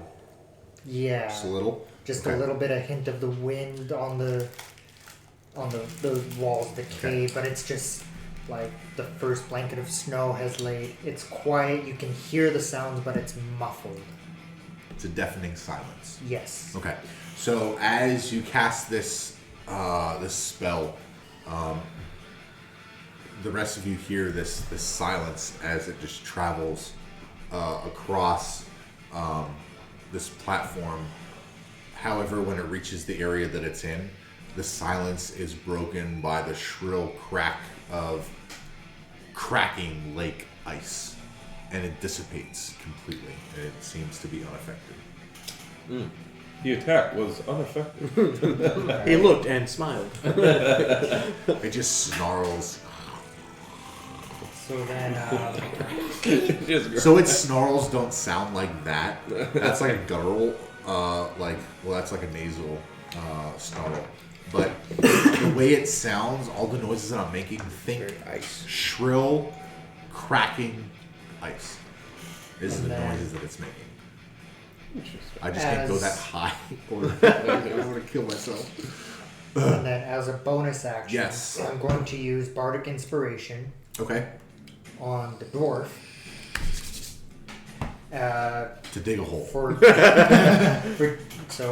recap, for 10 minutes, Yep. it is basically an inspiration die. So you can use one inspiration die on one roll within 10 minutes. It is for it's a ability 1d6? check, attack roll. No, it's a Nope. D8. D8? Okay, It's D8. 1d8. Okay. And can be added after seeing the roll, but before knowing the outcome. Yes, correct. So Yes. just to recap that, and the bardic inspiration is going to be use that shiny axe and shred. You hear like a guitar. Bing! Cool. You gonna move? No, I'm going to stay there. Okay. Sorry, Mert, you're up, and then Dane, you're on deck. Wait. Oh, you know. Yeah, sorry, I should have said that earlier.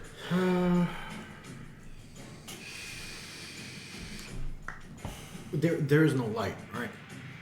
There is dim light from the campfire. It does not reach it. However. It reaches it a little bit. You can see the outskirts. You can see the slight shape of this figure. No, we'll say it lights it. Yeah, just like the edge of it. So it is still just outside the light. However, when you look in that direction, you can see the outline. It's not lit up by anything, but it's just outside. You see the creature. I'm gonna fly up about 10 feet. Okay, that's It is the just under the cavern ceiling. So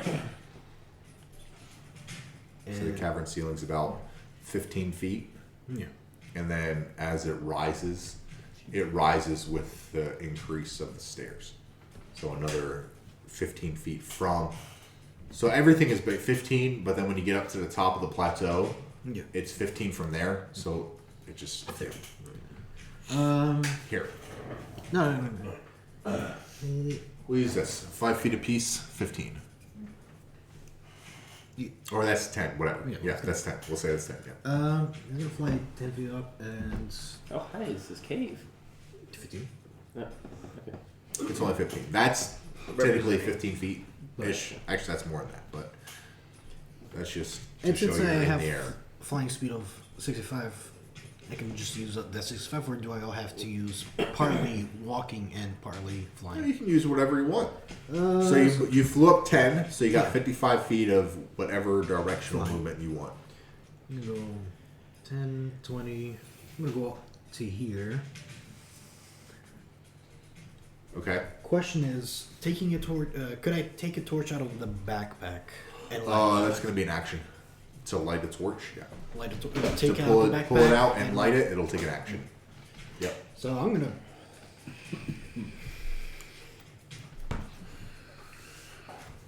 What is this? This is supposed to be like heavy fucking Dudes. This shit. sounds like that one nature show off of Yeah. PBS Kids. Yeah.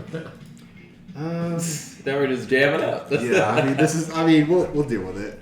It's okay. Yeah, I'm just gonna This is the light Dwarven up, battle light music. up a torch. So I don't think I can throw a torch. You will not be able to throw it if you still need to pull it out of your pack and light it. I will say it would take your action to pull it out and light it, and you can throw it on your next action.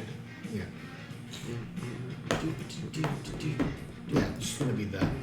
None of my bonus actions would be able to do much. Okay.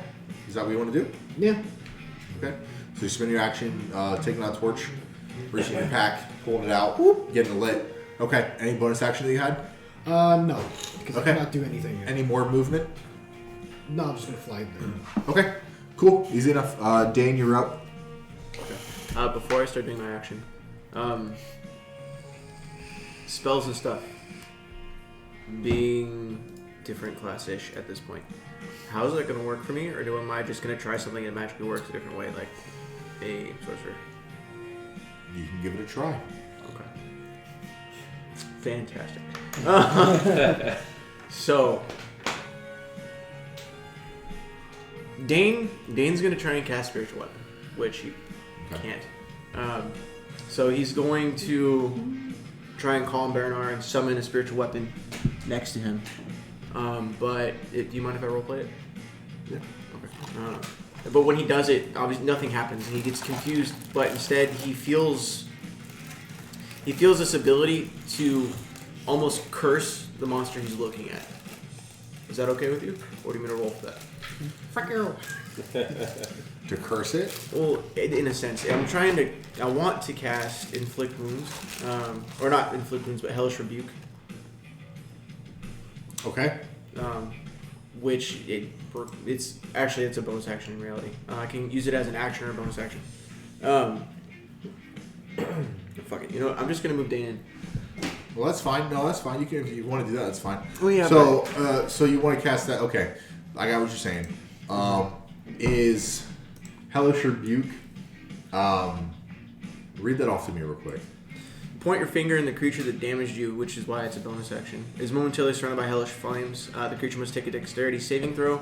Takes 2d10 fire damage on a save, or half as much damage on a successful. Okay. So I need to use So it. I will say this, because you are new to the class and the spell, that will not trigger anything because it has not damaged you. Right. Hellish Rebuke is basically a reaction. Right. To something. Right. But you said you have Inflict Wounds, and that's a cantrip? Which he would already know because I had it as a cleric. Okay.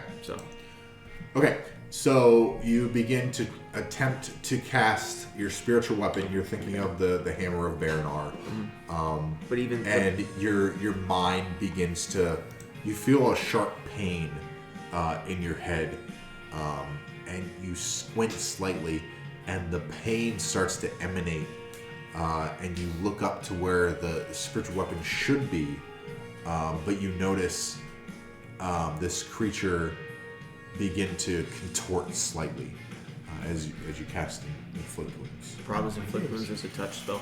Oh, it's a touch? I gotta move up to him first. Fucking disregard. Yeah. That's what I was trying to tell you. Okay, So. okay. So that's... I was here 5, 10... I'm gonna move to 25, 15, 20, 25. Okay, you get that. Thunder and Smite is a bonus action. I'm going to try and use Compelled Duel on him with an RP. The way I want to RP it is kind of like almost like taunting him, but it comes out as a Compelled Duel spell. Well, how are you taunting him? So I'm looking at this being in front of me, which I can tell it's a monster. I'm saying, if you want to eat flesh, why don't you try and go after one that's going to give you a fight first? And I'm going to take my action. I'm going to kind of get ready. Compelled Duel. Yeah. Okay, so what's the save? Subject creature to a duel. It's a wisdom 12.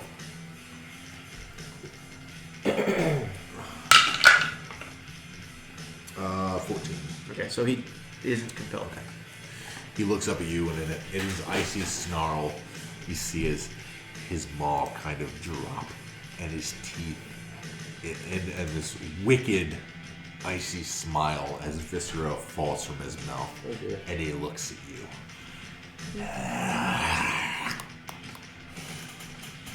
Cool. And Dane just like, nice. Dane's just like, good on you, bro. It seems like it kind of worked a little bit. He's looking at you. I mean, you are the only one around right now, so it's kind of compelling. He has stopped eating, though. You've noticed. He has picked his head up and looked at all of you, so he stopped eating the dude. That's good. I was gonna say, is he still eating when I like fried his ass, or just like, hold on? Just like still eating? No, his attention has been taken away from his meal, and he's not too happy about it. And that's the end of my turn. I can't do it. Okay, so, Mr. Big Girl is going to take a step forward to you and walk directly up to you. Yep, right up to Dane. And Dane, I need you.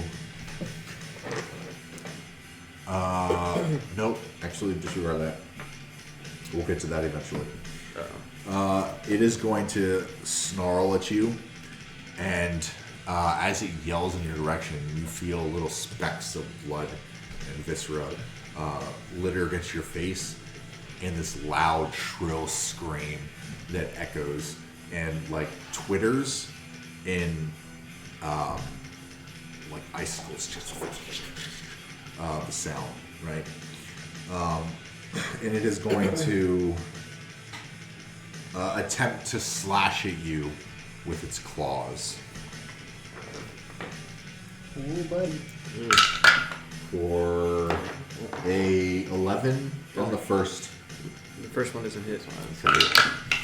And then a 13 on the second one. Doesn't hit at all. And then it is going to, as it reaches down, it slices at you.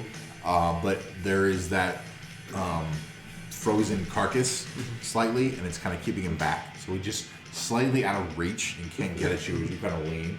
And then it's gonna slightly just kind of like RP step on that glass body, encased body, or the ice encased body, and just attempt to bite down at you. He's just like that. For 15. Doesn't hit. Okay. And he misses that as well. Man, this dice, man. You're going to the box. You're standing there, bud. Okay. And it is just going to snarl at you. It is going to stay where it's at. It's kind of like standing over its prey, its food right now, and kind of like protecting it. Not quite sure what y'all are doing there. But he's hungry for more. And he'll just let out a burst of echoey shriek. Jackson, you're up. And then after that, Matthias. So are these like stairs? Just stairs, yeah. Okay. Yeah. So I guess I'm gonna move forward. 10, 15, 20. No dag. Wait, no diagonal. Oh, can't do it. Well, Yeah. okay. So 5, 10, 15, 25, 30, I guess? Yep. Yeah. Okay. That works. So I think I'm going to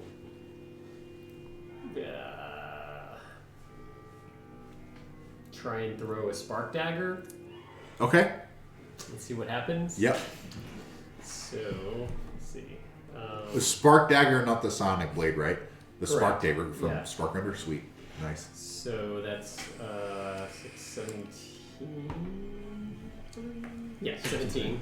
17, that hits. Just hits. And then let's see.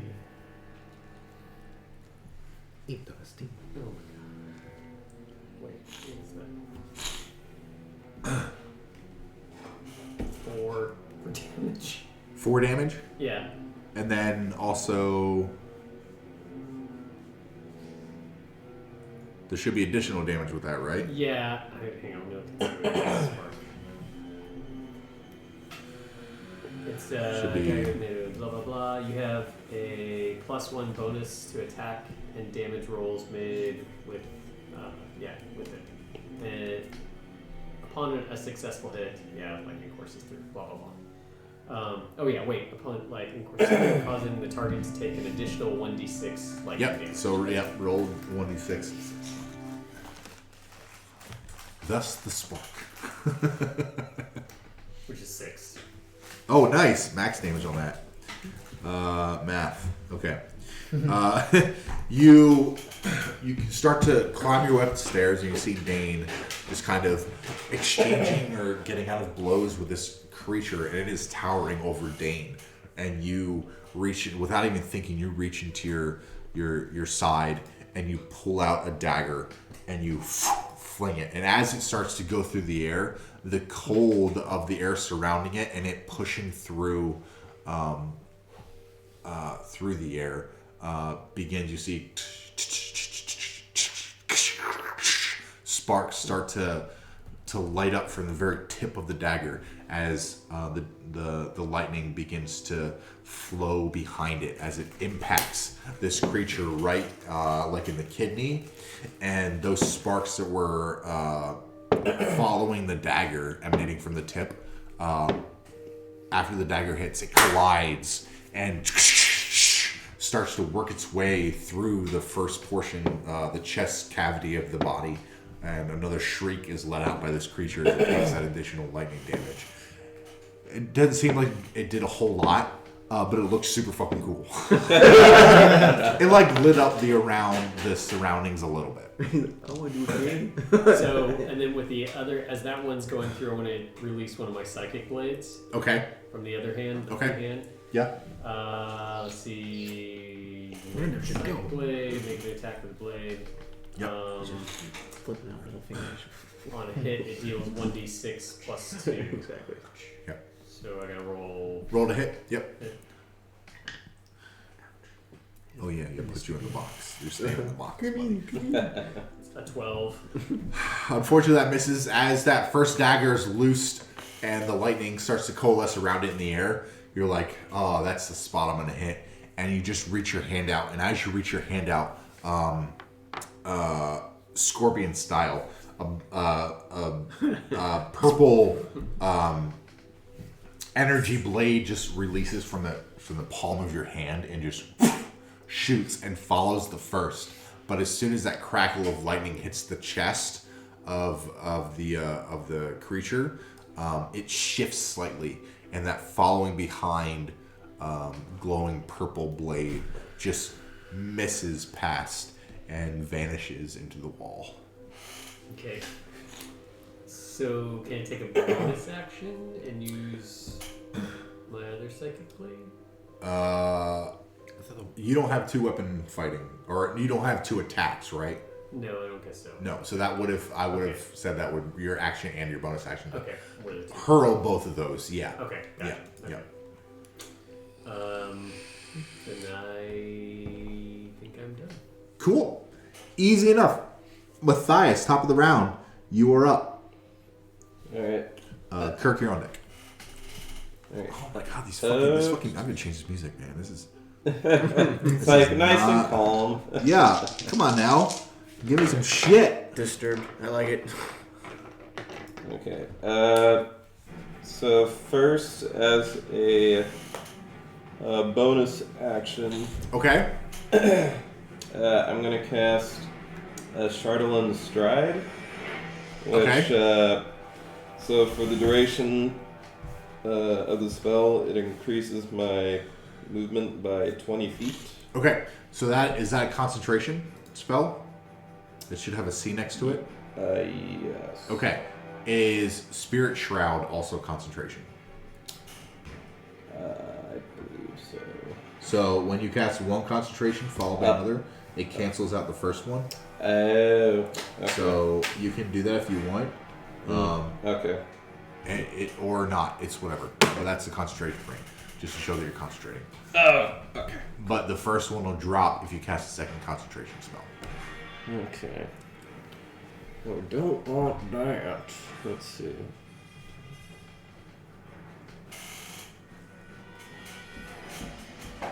The DM's like, oh, I'm gonna get a TPK. I'm gonna get it. This is the time when I wish I would have curated my own playlist.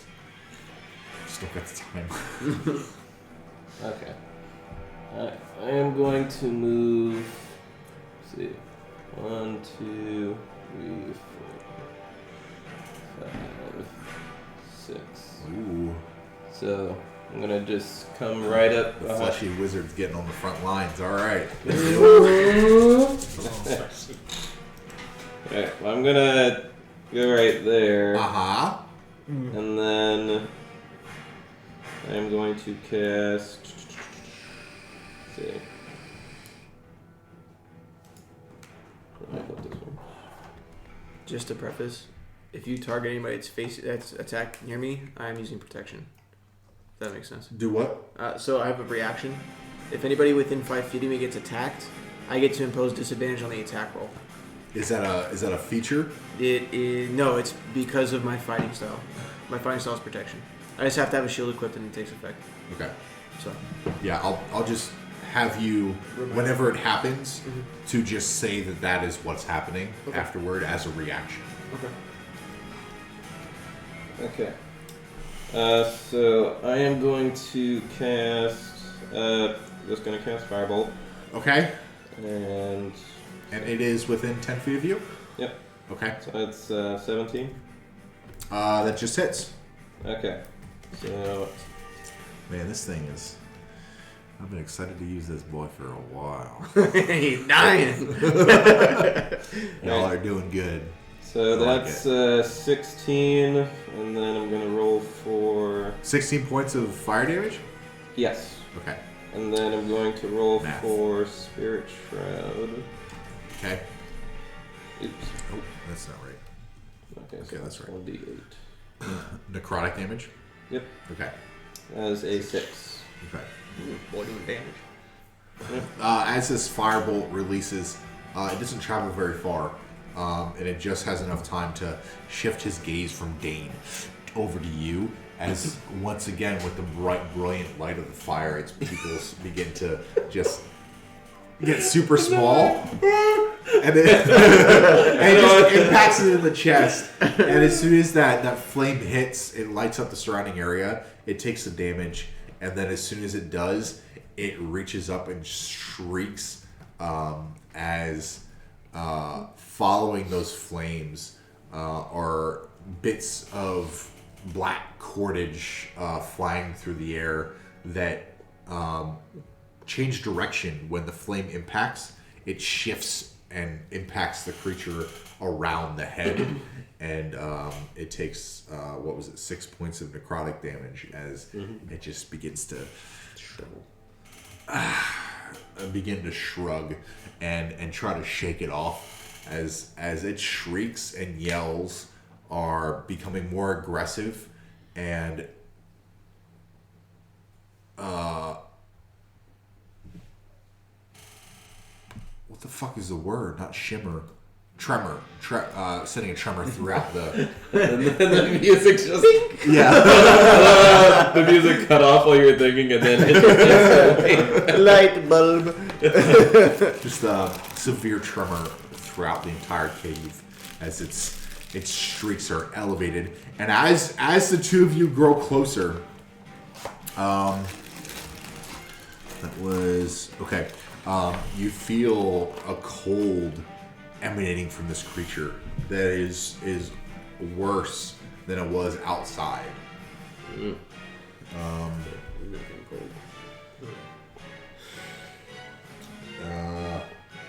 on, give me some. Okay, yep. Anything else you want to do? That was your movement. Yeah, movement, bonus action. I think I am good this time. Okay, cool. Kirk, you're up. Mert, you're on deck. All right, let's see.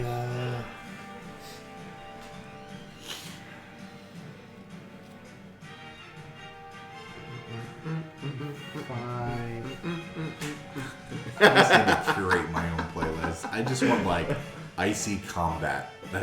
Is that too hard to ask? Honestly, someone make it.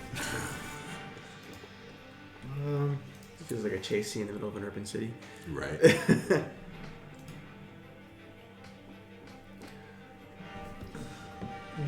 take a look at this artist. Maybe. Oh, yeah, I'll take a look. Yeah.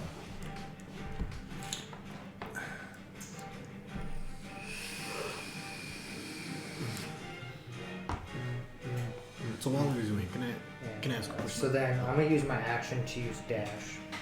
Okay, you're gonna dash. Yeah. So I moved originally from here to here, which is 25. Okay. And then And you I killed knocked her. Mert over. He takes all that fall damage. But then I'm just gonna use my action to dash. So Okay. 30, 35, 40, 45, 50. Yeah. Surrounding the creature. 55. Knocking over Dane now. 60. Okay. Well, you don't have a player thing, so yeah. Would you like me to paint Dane? If you want to, go for Okay. Again. Now with your new paint scheme in Hero Forge, if you have one, it. if you want to make one, I do. send me the link to the Hero Forge so I can rotate it and look at that. Yeah, for sure. Rotate. Okay. Yeah, and that's gonna end. Yep. I think I have the base in here too. Yeah, that's gonna end my turn. Cool. Mert, you're up. Dane, you're on deck. I had a question. Like here, using a torch as a weapon, does it use like what?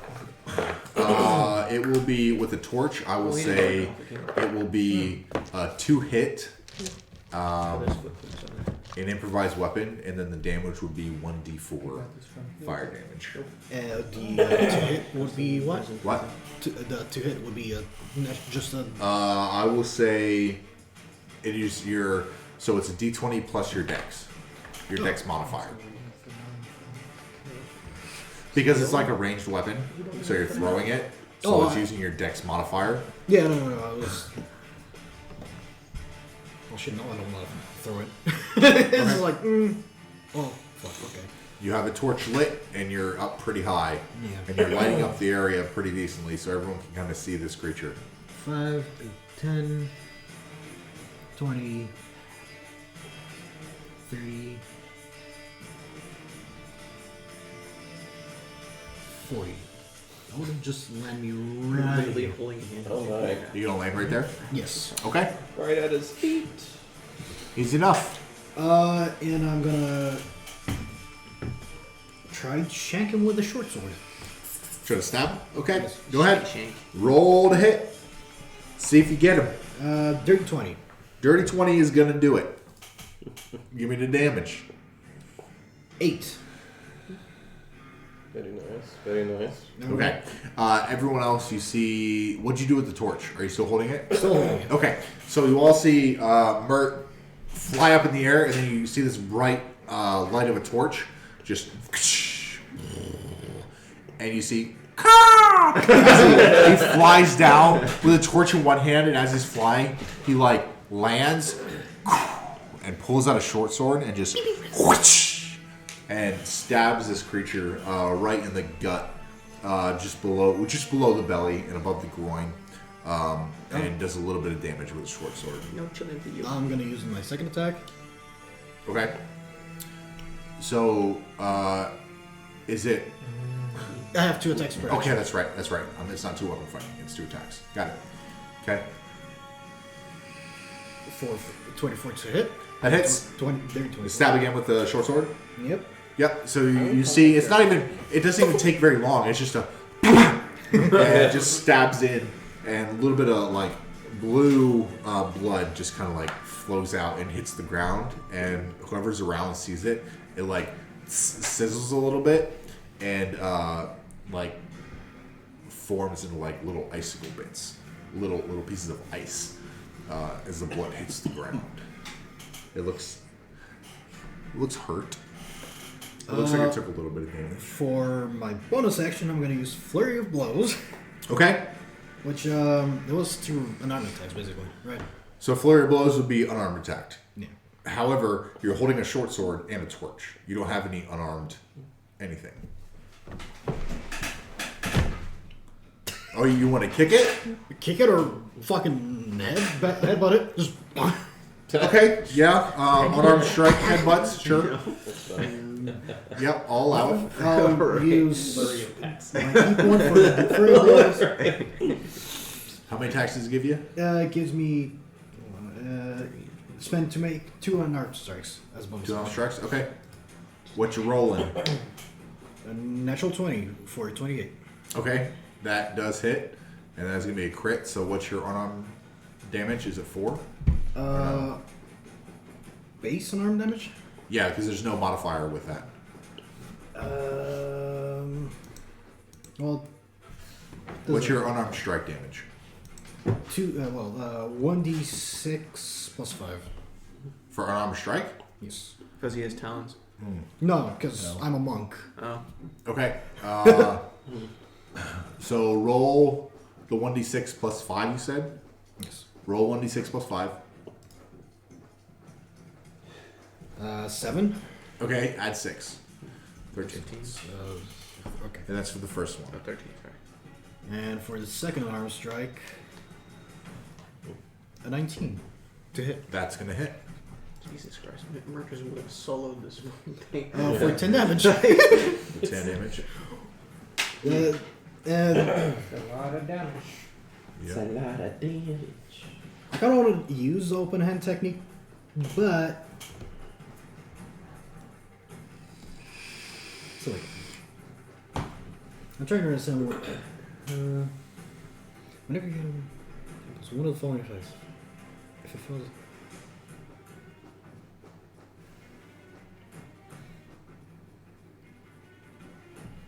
I'm trying to understand this one, just because it kind of cuts off. What does it say? Whenever you hit with one of your flurry of blows, Okay. attacks, you can impose one of the following effects on that target. Fall Okay. prone if it fails a dex saving throw. Okay. Also, get pushed up to 15 feet. If Okay. it fails a strength saving throw, or it can't take reaction until the end of next turn. Okay, which one do you want to impose on it? Throw his ass down. To go prone? Yeah. So what's the save? I guess it's dex saving throw 15. Save it throw 15? 17. No, yeah. No, I guess he's alright. As you all see, Mert just slash. The troll kind of like takes it and starts to trip back slightly, but then puts his foot back and just braces itself, and its hands just come out, and little bits of icicle.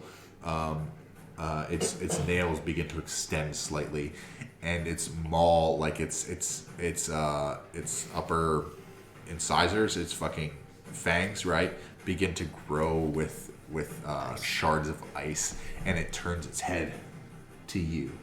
Hello. That's it. Yeah, that's the end. Okay. Cool. Dane, standing so close to this creature, it is that cold breath and cold air that you felt.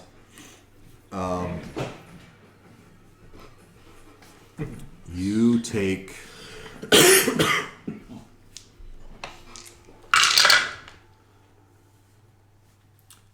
9 points of cold damage, although you are resistant to cold because of your cold weather gear, so it drops to 4.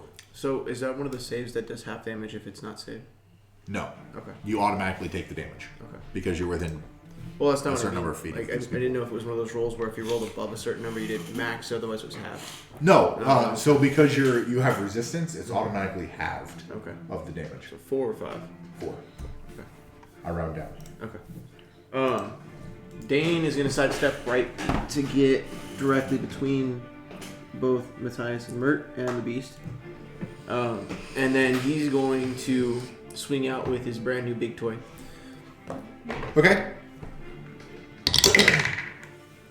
for a whopping dirty 24. And that hits. Okay. This dude's not getting any chance to do nothing, man. So that +1 for damage roll, is that on top of the +4 from the weapon? Did it say damage and hit? Damage and hit, yes. Yep. Yeah, okay. 1d8. For 6 damage. Okay. And then... What's this? And then I'm going to use, for my bonus action, I use Thunderous Smite. Okay. Yep. Which you can make a saving throw of 12. It's a strength saving throw. It's pretty strong.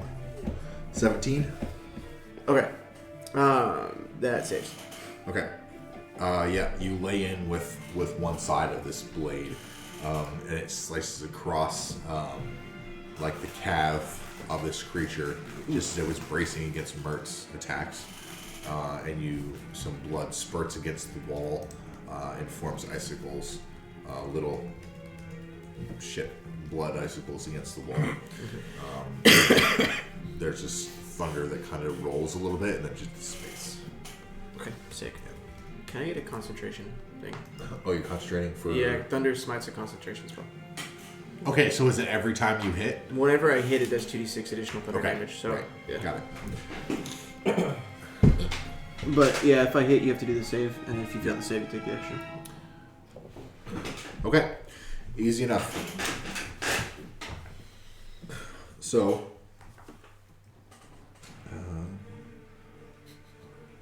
this creature in front of you rights itself up a little bit, and with its ice claws just coming out, it's going to just shake slightly, and you'll see icicles start to cover a little bit of the wounds that he had sustained, and he'll just let out a tremendous shriek of anger. It's regeneration. And he will swipe down at Dane for the bloody dice. I don't know. Let's see the heavy ones. That's so heavy. I heard that. Dirty 20 That hits. for the first one, and then 13 for the second one, Doesn't hit. and then he's gonna bite at you, which is gonna be a 19 It for hits. for that one. It hits. It hits. Hits, The okay. 20 and the 19 hit. Okay, cool. And you will take.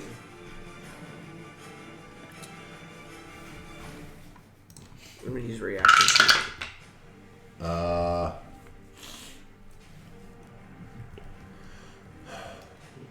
Math. Jesus. On the first swing of his claws, it comes down on you. 13 points of slashing damage. Okay. Or, I'm sorry, piercing damage as it just kind of stabs at you. And also... Oh, that's not the right one. So, for the reaction, is it for each attack or after his total attack? What does it say? One reaction which you take in response to being damaged by a creature within 60 feet of you that you can see. So I will say it's just a single attack. Okay. So which one would you like to use on this one? I'll pause to let you decide this I'll one. do it at the end Okay. of his full attack. It's fine. So it's only going to be one attack. That's fine. Okay. So that one was 13 points of piercing damage. And then also 10 points of cold damage, halved to 5. And then the claw attack is going... Or, I'm sorry, the bite attack. The bite attack is going to be 11 points of piercing damage. And 7 halved to 3 points of cold damage. I need you to make a Constitution saving throw. Jesus. Okay. Good lord. This poor man's. Which I don't think I have. You took like 4 from me. That is a 11, sorry. You have disadvantage on your attack rolls until the end of your next turn, and I also need you to make a constitution saving throw or a wisdom saving throw for concentrating. That is an 18. Does that beat your DC? Yeah, it should. Right, so you're still concentrating. You just have disadvantage on your attack rolls until the end of your next turn. Okay. And then I'm going to react with Hellish Rebuke. Okay. Which requires a dex save from you. Yep. Please fit. Hey, it does. That is an 8. Fails. Okay. What happens? 2d10. So I point at this creature that just bit me and tore me apart. And I say, "You will never do that again." And these... This random flame just erupts from the ground around you and causes 9 points of fire damage. Okay, 9 points. And its pupils go tiny again, and it's just kind of like waving at the flames to get out of here. It should be. It's covered in ice. It's making ice. Well, I don't know. That is a question. I guess it's table talk. Can we tell if it's a frost troll or not? If it's a... does the ice melt off of it with these flames? He's asking if it's weak to fire damage or not. Okay.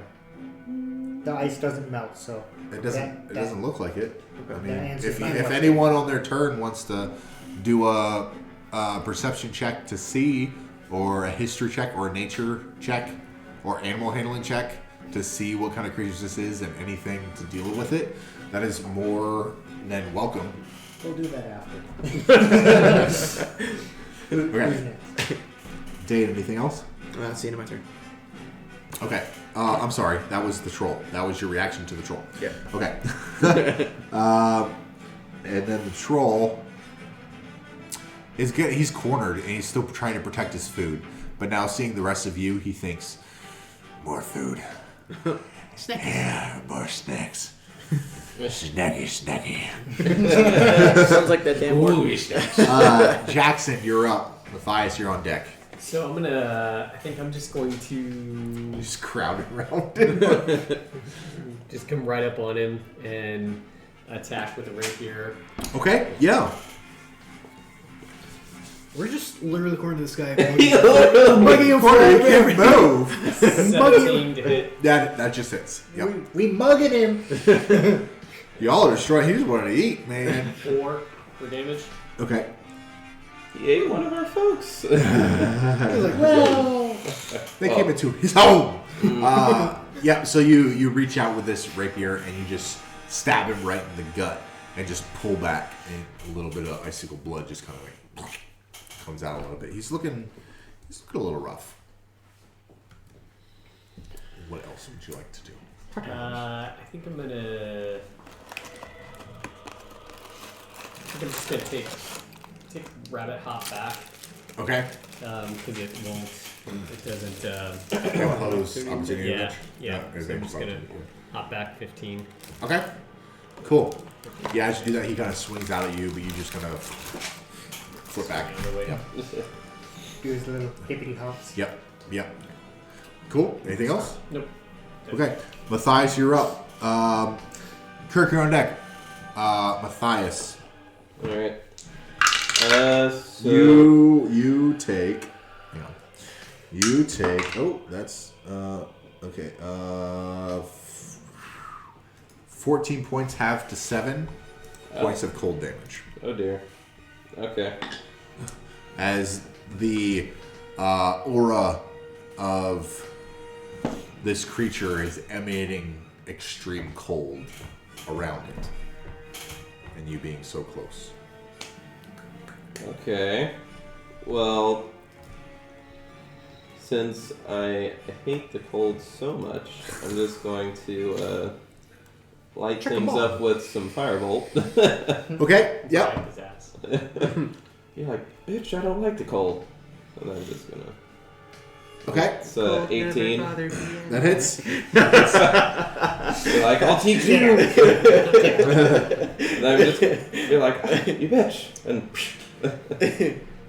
Okay. and that does 12 fire damage. Oof. And then I am still within 10 feet. So I just kind of lob that over the dwarf's head. Catch. And then I'm still within 10 feet, so I'm going to add 1d8. So that's 7. So actually, I have a question. So since Spirit Shroud, since I cast that like a couple turns ago as like a bonus action, and it's just like a lasting spell, I still have like a bonus action I can do this turn, right? Yeah, no, you cast that on that turn. Okay. It stays up, and you still have the ability to cast other things, unless it is a concentration, which would cancel out that first one. But you are concentrating on that spell, but it doesn't negate your ability for a bonus action or an action, because it was like a bonus action or whatever. It doesn't. You still can. Yeah. Okay. So what was? I'm sorry. What was the Spirit Shroud damage? Of the chronic damage. That was 7. You said 7. Yep, 7. Oof.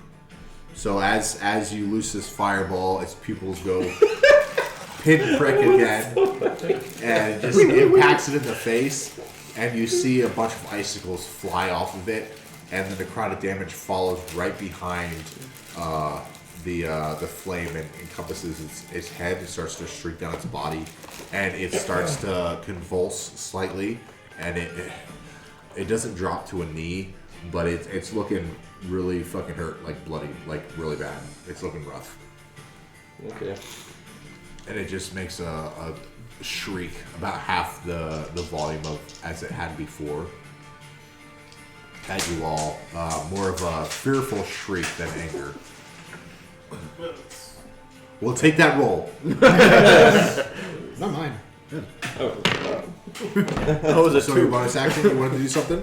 So I'm actually going to switch out Spirit Shroud for a Chardelin Stride. Okay, so now you'll be concentrating on that one. Yep. Okay. And what does And that do? so billowing flames of the Dragon Blast from my feet, granting explosive speed. So Okay. for the duration, my speed increases by 20 feet and doesn't provoke opportunity attacks. Okay, cool. And know. when I move within 5 feet of a creature or an object that isn't being worn or carried, it takes 1d6 of fire damage from the It just gentleman. says when you move any creature Within 5 feet. within 5 feet. Of a creature within 5 feet. Okay, it doesn't say of your choice. Doesn't. Okay, easy enough. Just creature. So any creature within 5 feet of you will take the damage because it's literally jetpacks on your feet. It was nice knowing you guys. Rocket feet. I'm not within 5 feet. We're all gonna die. Oh yeah. Okay. So if you move, we'll see what happens. So, would you like to take any movement? Get the fuck out of there. You are a squishy wizard. There is a tanky monk and tanky whatever paladin. I mean, you're not within 5 feet of him. I'm not. But Nope. Yeah, technically the only one within 5 feet of me is Dane. Yep. Yep. So you all look over and see Matthias just kind of like levitate slowly off the ground as it's a rumble underneath his feet as a brilliant like blue and red light emanates underneath his feet as these little rocket jets just kind of lift him slightly off the ground, and he's like about to go somewhere. Like, oh shit. He looks back at Dane. He looks at his feet. He looks at Dane and says, "Fuck." Oh shit. Bye, Dane. Any movement? Again. I think you can. Up to What's you, brother. your? What's your? Yeah, up to you, brother. Oh damn. I don't think it damages if you move away or. It is what it is. I don't want to kill you. You do what you want to do, brother. It's 1d5. Brother. It's not gonna kill a fly. Is it 1d5? Oh wait, no. Oh, it is 1d6. There is no such thing as a okay. 5. No, it's D5. the 1d6. So Oh, 1d6, my bad. okay. Yeah. I'm just gonna Move back a couple. Beep. Roll a d6. Beep. Me or him? No, him. Okay. Shoot. Okay. Okay, I'm just gonna Yep. move back. Roll a d6 for me. Is there a save for that or no? Oh, come on, shitty dad. I don't think there's a save, is there? No. Is there a save? That's a d6. No, is there a save? Yeah, no. Oh, no. It's, it takes 1d6 of fire damage from Yeah. each animal. So. And What'd you roll? Oh, no, I have to roll it. Oh. You get a 6, I'm gonna be pissed. It's a 3. Okay, you take. So as you hear this rumbling underneath Matthias's feet, and he jolts, and he looks at you, looks back, looks at you, and says, "Fuck it!" And then, bolts. His feet lift up, and his heels facing your direction, just as you're able to cover, and you take 3 points of fire damage. As Well, here's God damn it! I'm sorry. I was gonna do a drive-by. You did wrong, person. I feel like the troll would be like, Right. Now he has cooked snackies. yeah. I think he likes his frozen though. I think he likes popsicles. I'm sorry, this troll doesn't have hang dangly fangs. It has tusks. They come over the dash. It has tusks. Severe underbite. Again, like your orc. Yeah. Kind of like an orc. Round 3. So, fight. Matthias, is that it? After accidentally frying my friend, yes. Kirk, you're up. I'm a Bert, you're on deck. I'm a take Also, because you are within 5 feet. He was here though. No. You. The Oh, You. the troll. Oh, okay. You take 7 points of cold damage. And then, It was 14. You take 7. Yeah. Okay, that is half. Okay. Yeah, that is half. Yeah, I'll say the full amount, and then I'll say the half from now on. Yeah, that'll Okay. make it easier. Thank you. Yeah. Alright, so I'm gonna take my rapier. Okay. And I'm gonna poke it with a stick. Poke it with a stick. Okay. What do you got? Alright. It's looking rough. It's looking pretty rough. Don't roll that one. This. What the fuck are you guys doing? He was eating our. Not in that It one. was. It's not in that one. It has a 2 in the number. It's in that 2. Okay. Yeah, now That's 2 not gonna plus hit. 4. That's not it. So You reach out and you jab at it, but just as with that flame that Matthias crafted, It blinds you. this troll just kind of like shies away because he's the pain of the fire, but it isn't even close. But he shies away just enough. As your rapier comes in, it just goes underneath his arm and just misses. and as a bonus action, I'm gonna cast Healing Word as I'm thrusting On at him, it. got it. Let me finish my sentence. I will not let you DM my words. So, as I'm stabbing at Okay. the beast, I'm looking at Dane, and I'm saying, "Let there be warmth," and casting Healing Word on Dane. Okay. Yeah, bitch! and that's when Matthias' flame hits you. Yeah, exactly. Yep. You say you stab, and you hear this. Underneath his feet, you say, "Let there be warmth." Matthias goes, and Dave's just like, "What the fuck?" Oh, okay. And Pleasure is pain. I don't know. All of a sudden in the BDSM. I love it's it. being cast as I have a finish now. I know. and it is hurts being so good. cast as a second level. Okay. Man, I So- can't wait to rewatch this shit. That is, This is so fun. 5 and 3 is 8 points of healing. 3 is 8 points. Yeah. Oh, 8 Jesus. points of healing for dwarf boy here. Crispy Dane. Shit. Sweet, And sweet. That ends my turn. Okay, Oh, I have 2 Mert. expression. you. I have the ring of cold resistance. I didn't. Ooh. Okay.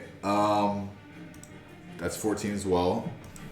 So you take 7 points of cold damage. This Even though this creature's looking hurt, it's still emanating extreme cold. The air around you is beginning to freeze as your breath is holding in the air as you're breathing through this combat, and it's just holding in front of you, creating a mist shroud. Cold as shit, but what would you like to do? I'm gonna prison shank him. Dan, you're on deck. You want to what now? Prison shank him. Oh, you want to shank him again? Yeah. With your short sword? Okay. Yes. Cool. Stabby. Just misses. He takes 1 point. We were woken up. We're mad. So you go and stab, and it just catches like the edge of like a rib cage, and you see a couple specks of frost ping against the ground as he takes 1 point of slashing damage. And for the second attack, 16 Meets it, beats it. Good to go. for 11 damage. 11 damage. And that was a 5 on the fucking roll. So plus 6 from me. Wait, what? Yeah, no, just 11 damage.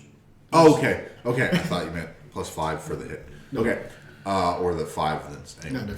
No. With your short sword. So you just glance the blow, and he just moves a little bit, and you start to bring it back, and you're like, fuck it. And you just slide across, and you start to cut into his gut, and what comes out is like this frost covered, like it's viscera and it's ichor that is like blue and red, the inside of your veins. But as soon as it hits the air around you, because of the extreme cold, it starts to form into frost and icicles. It doesn't fall to the floor. It just hangs from his open gut. So that kind of cauterizes itself with the freeze. So I and opened it the just freezer. screams out. So I opened the freezer and all the ice came out. Yeah. Yep, essentially. And I'm gonna use Flare Blows again. Okay. Spending 1 key point, and where is...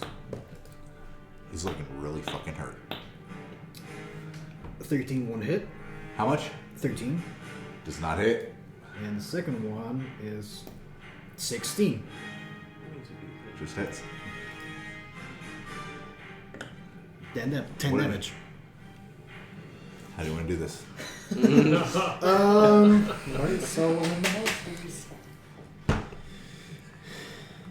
Just leap at his head and headbutt him in the chin. So you're headbutting? The headbutt. Okay. It's a killer So headbutt.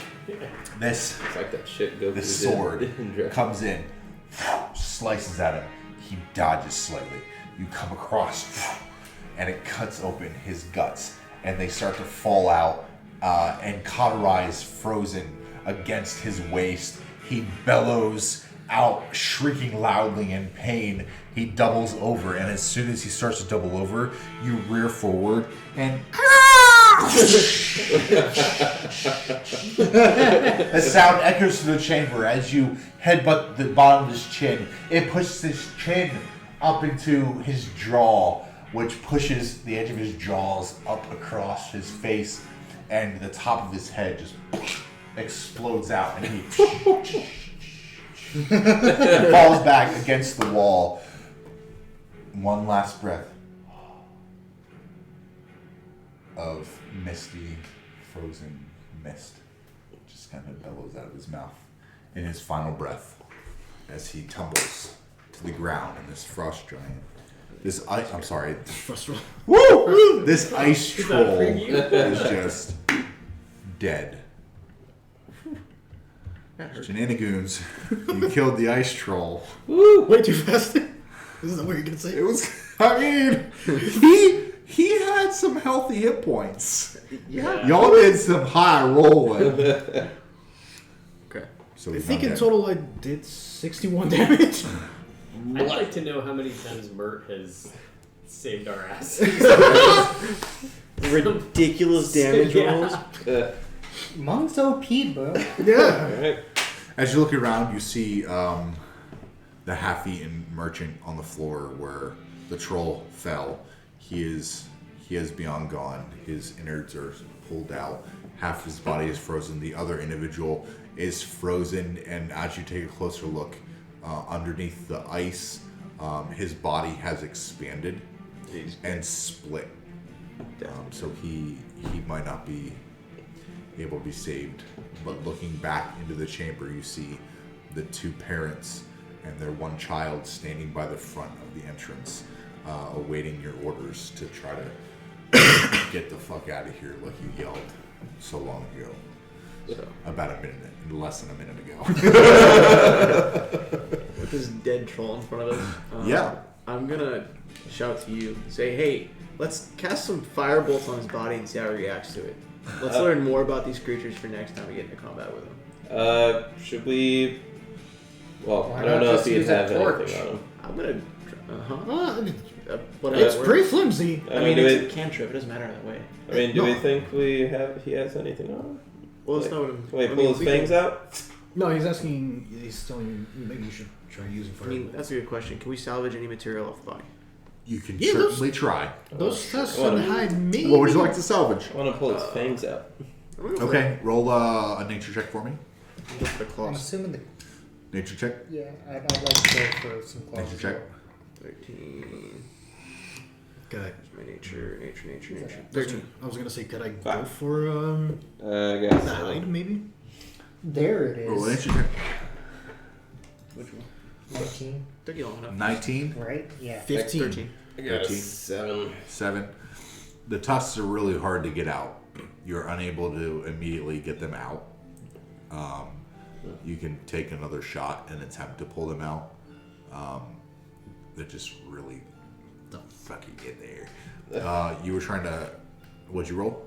15 15. for the hide. The hide, you're able to get about a 3 foot by 4 foot piece of hide from it before the freezing bits of skin just kind of flake off the bits that you were able to cut.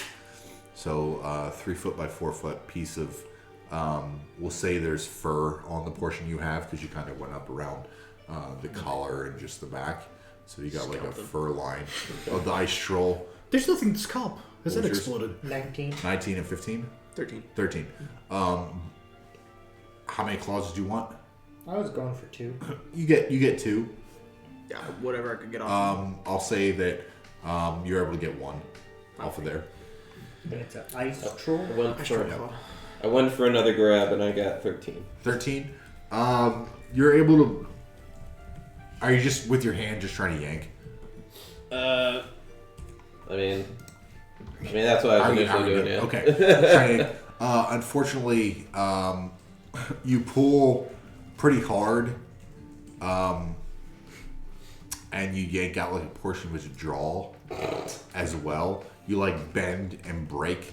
The jaw comes off, but the tusk is split in half slightly, so it's not a full tusk. Okay. It's a piece of a tusk. I want to investigate the dead merchants for anything they might have on them, as well as their wares that I'm assuming are up here with them. Yeah, there's stuff in their wagon. That's what I was thinking too. I'm gonna go check on that family by the wagon Yeah, actually, after getting the claws. I was gonna ask you too if you would come over there with me and try to convince them to go back to instead of going north. Okay. That they've You want to loot the dead comrades' bodies? Fuck yeah. yeah. Give me an investigation. Oh, These that's keys, fucking these fantastic.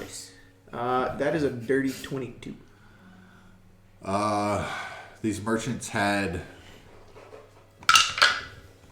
5 gold on them, 4 silver, and 60 copper. Cool. I'm working on that. They didn't have. Actually, give me They 1 have any second. rations? On them, they did not have any rations on them because they ate them when you all camped. However, they're in the merchant encased in ice. If you take the time to look to find the rest of the stuff we did, that was total between the 2 of them. But the merchant in the ice, there is a letter, and the merchant is human. but the writing is Sylvan. Okay. Do you speak Sylvan? I do not. Does anyone read or speak Sylvan? What rates are you? So, What was your character? I might. Yeah, you should say If if you you have have tongues, you would. no, that's not one of them. What is the language? Sylvan? I don't think I know. No, wait, you already went past it. Oh, no. No. Unfortunately. This is Okay, you have a letter that is written in a language that you don't understand. I'm gonna put it in my bag, and then Okay. I'm going to walk with you guys towards the front of the cave and try to find their wagon while you guys talk to the kids. Okay. So, alright, is everyone done looting stuff over here? Mm-hmm. Alright, I'm gonna eat a firebolt out of his body. Okay. While you're getting the firebolt, you two are going to go over, and you see the mother and the father. They have their daughter like hovered behind them, and the mother is just pouring tears, and the father is just, his eyes are wide, and he's looking around and watching you guys. He's looking. Is it over? We think it's over, yeah. I think Oh, thank God. The natural predator of trolls. We're alright. We're gonna make it. And they start to hug each other. You can say something else. Yeah, They're just kind of like worried about themselves in the moment. But I want to try to convince them to possibly go back and just, saying it seems like you've already lost so much. Why go north? Why keep going any farther north? It's only going to get more dangerous. I'll add on to that, saying that the past is no place for children. Speaking from experience-wise, it's better to go back to try to help convince them. And the father looks up, and he now starts to have tears in his eyes, and he says, they've already come too far. They've lost so much already. It would be a waste to the memory of their son not to continue on to where they were going. Work is work. Lives change. But we need to survive and remember those that we've lost and make their loss worthwhile.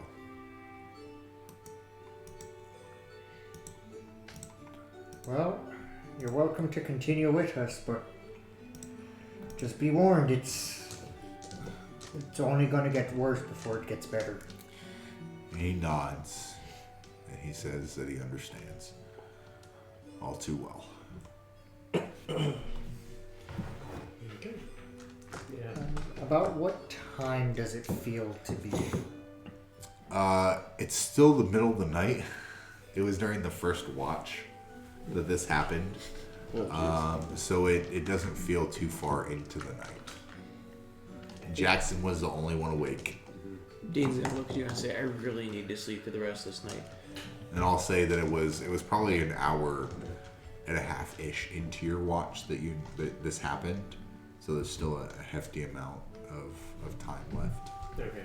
So, I 6, 9 hours. think I'm gonna light the lantern and make sure there's nothing else in this cave, so we can at least get some sleep. Well, Okay. I'm going to do one better here. And, I'm going to use that tiny hood again. And I'm going to cast it here and invite the family in with us. Assuming that they're regular, medium-sized. Yeah, just humans. Okay. Yeah, and so I'm going to cast... They graciously tiny- accept. Yeah. And they go inside with you all. So you said 3x4 foot? What? Of belt? The belt. Yeah, 3x4 foot. You cast Firebolt. Yeah. It lights up the carcass. Now that it is dead, it starts to catch fire a bit and warms up the area around it. It smells like burnt ass. Yeah, it smells great in this tiny little cramped cave. Smells great in the tiny hut. Yeah, that's true. And then you were going out to the wagons. Oh, I was gonna inspect the merchant's wagon to see what we can find out of it that's usable. Yeah, and then you Right now, in the middle of the night? Before I lay back down, yeah. Okay. Unless it's too cold. If it's too cold, I'll do it in the morning. I mean, it is pretty cold, but if you still want to look out for them, or go look, give me an investigation check. Can I go with him and look? That's fine. You can either roll yourself or give him an advantage on it. I'll give you advantage. Pull any supplies you can. 11. Okay.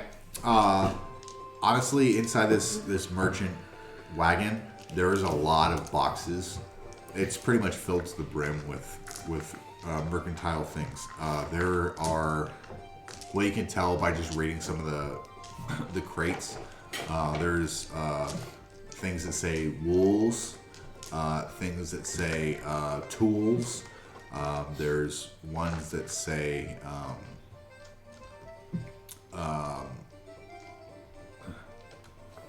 harvest on them, but they just look like supplies for things. Nothing's too outlandish or anything like that.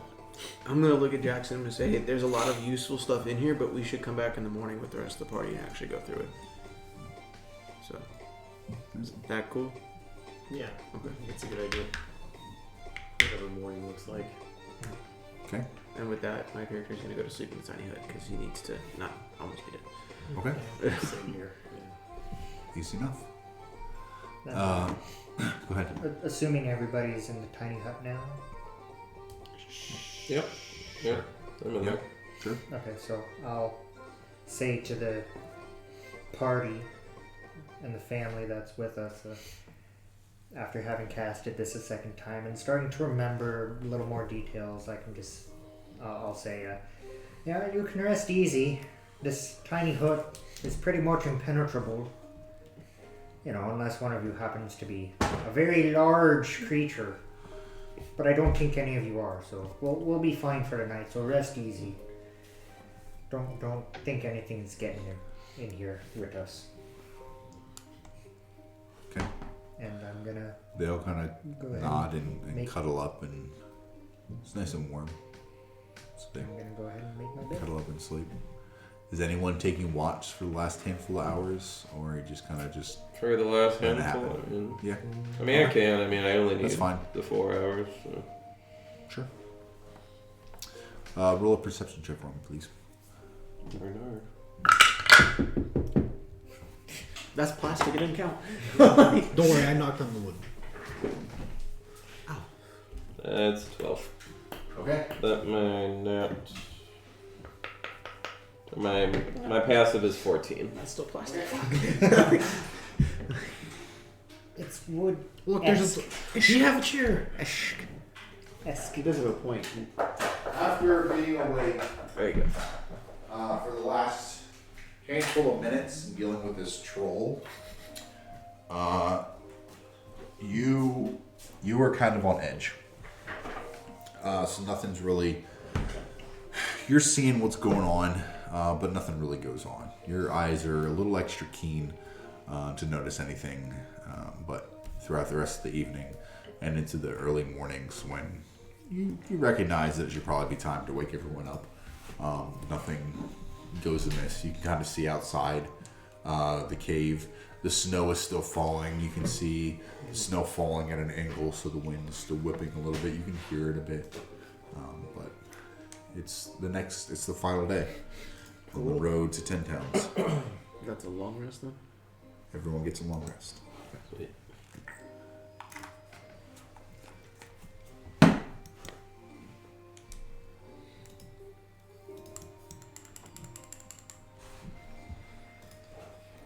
Not leading anywhere.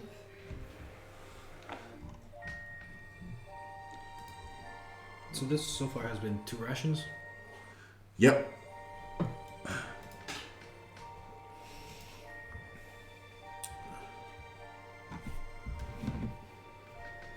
Alright. Honestly, I wasn't gonna say. So what would you all like to do in the morning? Everyone starts to pack up. The family -1 starts to get in their wagon, pulling it out in front, and hitches the horses up and begins to wait on all of y'all to head north to Icewind Dale and Bryn Shander. As our cart's getting ready, I'm gonna suggest to the family that they let us go in front in case of anything happening. They gladly accept. Let you pull up your wagon and their wagon. The family, the father, the mother, don't pay any mind to the merchant wagon that is still There. Are we able to hook up this merchant wagon The to two the back merchant of ours? wagons. Almost like if we can put the horses on the wagon and then tie the horses to the back of our wagon to make our own little train. That Maybe just one. Put the horses on the wagon. Yeah, so hook them up and then use the actual Like a lead. the lead to the back of our wagon, so it's one long train. Or even. You said you wanted to put the horses on the wagon? So each of the merchant wagons Okay. put their horses on the wagons and then put the leads for those horses attached to the back of each wagon, so they're just following behind ours. So you're going to put the horses on the wagon. Mm-hmm. He's hitching. hitching. Hitch the horses and then tie off the horses to the back of our So the wagon. horses aren't on the wagon. No. They're just following they'd behind. be Okay. following. They're following behind. Yeah, it'd be essentially leading with with a wagon. Roll me an animal handling check. Okay. Yep. I mean, I could also always drive. Did he one of the tell wagons. us That's what I what was was in thinking. He the just wagons? Take turns driving. The other I don't think he told anybody. 10. Can I help Trying to unhitch them or rehitch them or change their configuration, they don't seem to like it. They're not really following along with what you're putting down. Can I help him? Well, I explained to you guys what my idea was, and then see what you guys recommend, or if you'd like to just leave them behind. I mean, I'm just gonna hop in and drive one of the wagons. I was gonna say we could Okay. just hop in. That was. Yeah. Can I help him? Help them drive? Yeah. No, help him with his idea. You may not need to if they just drive to the wagons. Yeah, we have one 'cause- person I mean, driving they- each wagon. Yeah. The horses recognize that there's a musher, Someone will lead. so y'all should be fine. Okay. Yep, so I'm just as long as gonna 3 of us are. drive one of the merchant wagons. You're gonna drive one. Who's driving the other one? I'll drive the other one. And who's driving your guys' wagon? I can drive it. Okay. So what's the configuration? Your wagon is in front, and then Merchant. I'll, like kids. I'll be next. you'll be next, And then the family. and then the family, then the last Right. merchant one. Yeah. Okay. Easy enough. Who is in front? Matthias. Okay. I need you to roll a d20 for me, please. Makeshift wagon train. Barely made it. I like the That's a chair. 16. Here's the last one. Okay. No, damn it, you got it. As all of you begin to push forward along the tent trail, the blizzard is beginning to kick up more in the morning. It slows your wagon slightly.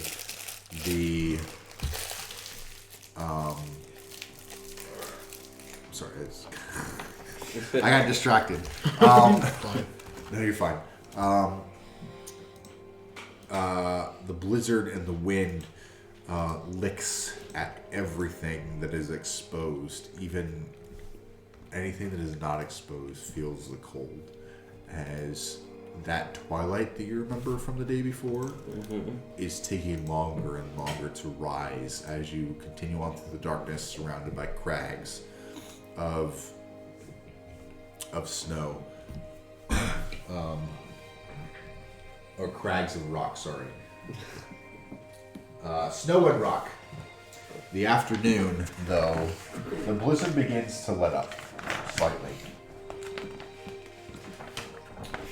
You might want to lift that. You just finished setting that up and Right. it's all done. Yeah, it's fine. The blizzard begins to let up slightly, and you can see slightly in front of you. You guys are coming up the 10 trails. I think we should just use 1d4 to represent what we're That's fine, whatever. I don't care. Just the wagon. It's fine. You just got a big The wagon. wagon for the wagon train. And you see the spine of the world begin to crest on your left and your right as you enter into a vast open tundra filled with snow, ice cap in the distance, sporadic bits of snow-covered trees, cold. It has intensified as you set upon this open-aired abyss of snow in the darkness. You can just make out the ice caps in the distance. You follow the road in front of you for the rest of the evening until you're just about a few hundred yards and you see torches lit up in the air.